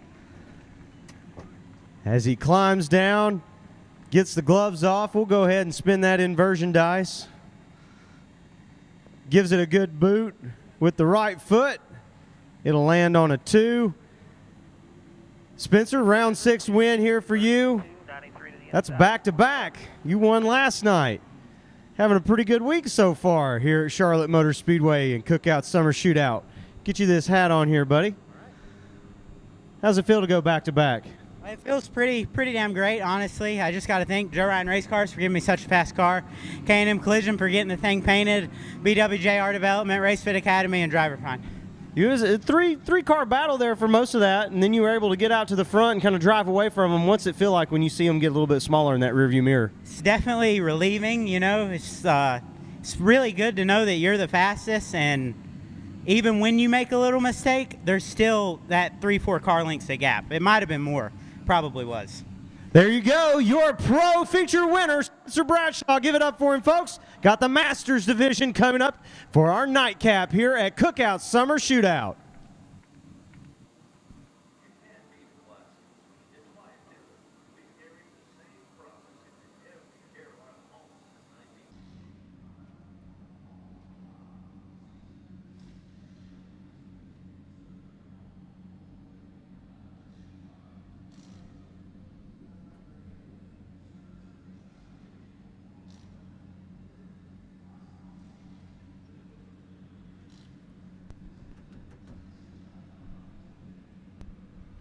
It is time for the Dilling Masters Division. The crazy old men of motorsports, nothing like a little Ozzy Osbourne to get us going here. Dilling Heating, Cooling, Plumbing, and Electrical, celebrating 70-plus years of service in the greater Charlotte community. That's 7 decades of keeping homes comfortable and customers happy. And they're not just about service, they are about community. You'll find Dilling supporting great local events like Matthews Alive Festival, and organizations like Strong Like LAK, helping families battling pediatric cancer. So the next time you need help at home, remember the name that has been trusted for 70 years, Dilling Heating, Cooling, Plumbing, and Electrical. The Masters Division in 2026 has been 5 races, 5 faces, 5 different winners that picked up the win. Kevin Rollins was the winner last night here at the Speedway. Or no, he was the winner last week here at the Speedway. He will lead us to green. Jeff Bolin was the winner on opening night. He'll start in the 2nd spot. Lee Jordan, the former champion, starts 3rd. Robbie Faggart picked up the win a couple weeks ago. He starts 4th. Adam Welch starts in the 5th spot with Jesse Bonella, winner earlier this year, 6th. 7th spot is going to be Thomas Sherman. 8th spot is going to be Cowboy Holder. Brandon McKenzie starts 9th, Rusty Young is 10th, Giles Martin is 11th, Mike Curran is 12th, Eric Mentnech starts 13th, and Todd Laney, good to have Todd Laney back. Todd Laney last raced here, well, he raced here last week, was his first week here at the racetrack. Prior to that, I was talking to his son Ronnie, and he thinks the old man raced the last time in 2003. Oh, wow. Yeah. Ronnie has a new child in the family and has opted not to race, and so let his dad bring the old rat rod out, and I love it. Going to start shotgun on the field. Turn number 3 off turn number 4. Kevin Rollins gasses it up. Green lights are on as Rollins sets the pace down into turns 1 and 2. Lee Jordan gets a good run to the low side of Kevin Bolin, or Jeff Bolin, that is. As they make their way into turn number 3, Adam Welch is on the low side of Robbie Faggart, battling for the 4th spot. A couple of teammates there, and Lee Jordan and Adam Welch, both out of the Kyle Beatty Racing stables. In fact, the car Welch has only a couple of races old. They got it, I think it was round number 3, they got that car, and they put it together on, I think, Tuesday morning is when they put the last bolt in it, brought it to the racetrack, and that's kind of been what they've run ever since. But in typical KBR fashion, they've got it dialed in as Adam Welch continuing to ride around the 3rd spot, chasing down his teammate, Lee Jordan, who's one of the faster guys in the garage as far as the Masters are concerned the last couple of rounds. Biggest problem for him, though, getting the race put together and getting to victory lane. Maybe tonight's going to be that night. Yeah, the big problem he has right now is that 93 car of Kevin Rollins, the 2025 Masters Asphalt National Champion. Yeah, that's who that is. And he's opened up a 1.1 second advantage in the first 4 laps. Rollins has got that car fired off. In good shape now. How does it evolve over the course of the race? Does Lee Jordan or Adam Welch or Jeff Bolin or Robbie Faggart get quicker? We shall see what happens as the Dilling Masters division is 20% complete here with 5 of 25 laps completed. Well, if you're Lee Jordan, you want more laps like that. He's trimmed a 1/10 of a second nearly off the lead Kevin Rollins had. Rollins, the lap before, though, was a couple of tenths faster. Still in the early going. This can ebb and flow, and it does again that time, but it's all about hitting your marks. It doesn't matter what division you're in. If you're the beginner bandos, the young lions, the masters division, got to hit your marks, be precise, and that's sometimes as you get older, the challenge, Steve. The reflexes aren't the same. Maybe you're not what you once thought you were, and it's a lot easier to miss your marks than it is maybe when you're 20 or 16 when you're 40 plus, and that's what makes this division fun. Yeah, but the song says, I'm not as good as I once was, but I'm as good once as I ever was. I think some of these guys live by that. I'm not sure which part they live by, but I think they do live by it, that's for sure. Kevin Rollins is setting the pace. Laney way off the racetrack for Todd Laney in that rat rod, number 31. He's back on the Roval. Look at him. There he is coming off the final turn of the Roval and going to find an open piece of racetrack and gas it back up. So Laney gets it back fired off. Rollins might be as good as he ever was right now. He's setting the pace in that number 93 car. I think the other half of that is I'm good once as I ever was. That's, I think, what we call a one-lap wonder, right? And I'll give Lee Jordan a bunch of grief. He's a buddy of mine. Lee, maybe you're a one-lap wonder of fast time in booth 34 qualifying. You got to put it together, bud. You got to chase down the old guy in front of you. And he's trying to do just that. That time by, he was a little bit quicker, but man, Kevin Rollins is just so good, Steve. He runs a flat quarter mile in Nashville on a weekly basis. Very similar to this racetrack. You got the transition onto the banking there, the flat corners in each end. It's just almost like home for Kevin Rollins. It's just different scenery with a bigger grandstand and maybe some brighter lights, but Kevin Rollins, very hard to beat on a flat quarter mile like this. Well, Kevin Rollins won 18 races last year. He won 7 up at Veterans Motorplex at Highland Rim. You talked about that Nashville Fairgrounds. He won 5 there. He won 4 at Huntsville. He won 2 at Echo Park Speedway. Again, another similar flat quarter mile racetrack. So, yeah, Rollins knows his way around the racetrack. Last time by, Nick Bubbles Bronson had the cross flags in the air, halfway down, halfway to go.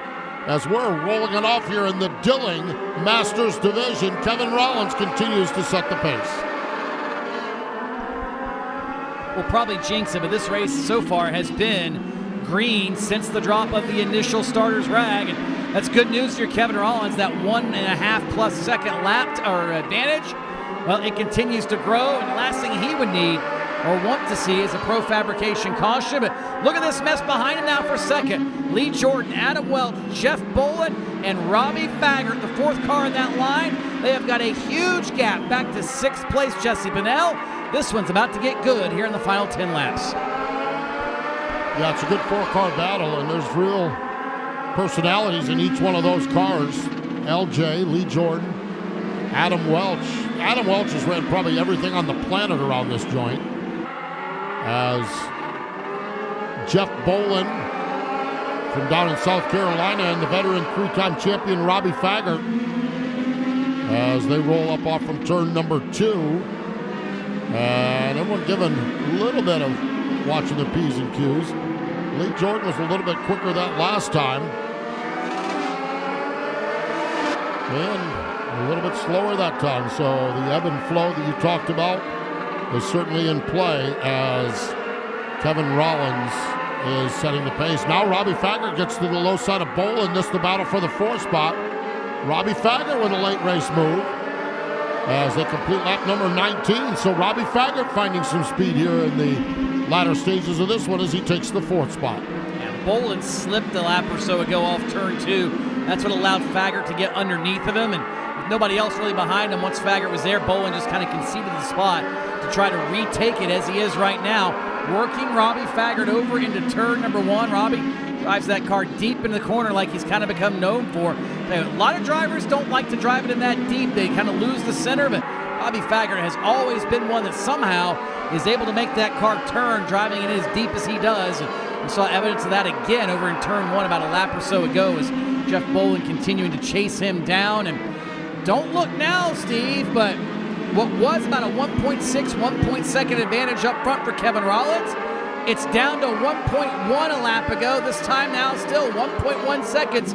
The math still isn't great for Lee Jordan, but Kevin Rollins is slowing down. Can Lee Jordan catch him? Well, and is Kevin Rollins managing the gap? We'll have to see what happens with it. As 2 laps to go, this time by, and it's just a little bit closer again as Kevin Rollins sets the pace up the back straightaway. I don't think Kevin wants to tangle with that lap traffic either. And so I think he's managing the gap to the lap cars and managing the gap to Lee Jordan. The white flag is out. One more trip around the Speedway. Yeah, Lee Jordan is closed in, but he's got just under a second to make up in the final lap. Well, he's got a second to make up, and he's got Adam Welch in his back bumper. That doesn't bode well for him having a shot at this guy. Kevin Rollins off turn number 4, going to win round number 6 of the Cookout Summer Shootout here at America's home for racing, the Charlotte Motor Speedway. What a drive by Rollins. Green to checker for the Dilling Masters Division. Great show by the Crazy Old Men, and Kevin Rollins will visit with David Stiles in Cookout Victory Lane. Here at Summer Shootout, to go green to checker. 93, 81-71 in Tech, 93 to the Victory Lane. Masters for running green to checker. Good job. Great night. Don't forget to turn in your transponders and your light receivers if you rented them. And again, thank you for green to checker race, because that is the second one of the year, guys.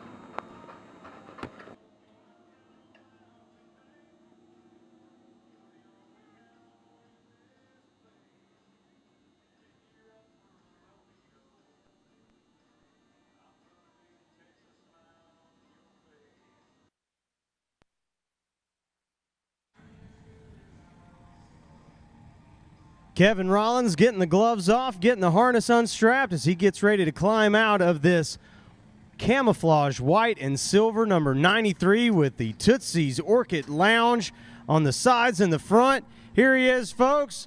Gives him a clap, finger to the sky, helmet off. Kevin, second win here for you of the summer, 5th win overall at Charlotte Motor Speedway. Had a lot of fireworks here tonight in the earlier divisions. You kind of threw water on everybody's parade here in this one. Sometimes you just need a little luck. Yesterday, had a decent car, but we've been fighting for whatever reason. There's an electrical gremlin in here somewhere. Yesterday, going into turn 1, I apologize to whoever I hit. But when I let out the gas, it didn't quit. It kept going, so I try not to get into anybody. So, fortunate that we didn't tear nothing up. Got to fix it and, get to come back out here and put it in victory lane. The last race of the month here with a full moon. That feels good, but I'm worn out and ready to go home. There you go, your Masters winner, Kevin Rollins. Give him a hand, folks. That's all we've got here tonight for Red, White, and Vroom at Cookout Summer Shootout. Back to you, Steve Post. David Stiles down there doing yeoman's duty on the Cookout Summer Shootout stage, and that is going to put a wrap around round number 6 of the Cookout Summer Shootout here at America's Home for Racing. We invite you back next week, Laps and Lassos night. Wear your Western gear and get $5 off the ticket price. Been a great night of racing. We hope you enjoyed the racing and the fireworks, and we appreciate you joining us here tonight at Charlotte Motor Speedway. On behalf of Marcus Smith and Greg Walters and everybody here at Charlotte Motor Speedway and U.S. Legends Cars, on behalf of our Pit Road television crew on the FloRacing broadcast, on behalf of David Stiles, on behalf of Tony Stevens, and on behalf of our fantastic group of young interns just having the time of their life on the stage, I'm Steve Post. Thanks for joining us here at America's Home for Racing for round number 6 of the Summer Shootout. We'll see you right back here next Tuesday night, Laps and Lassos night here at Charlotte Motor Speedway as we continue on with the 2026 edition, the 33rd annual running of the Cookout Summer Shootout.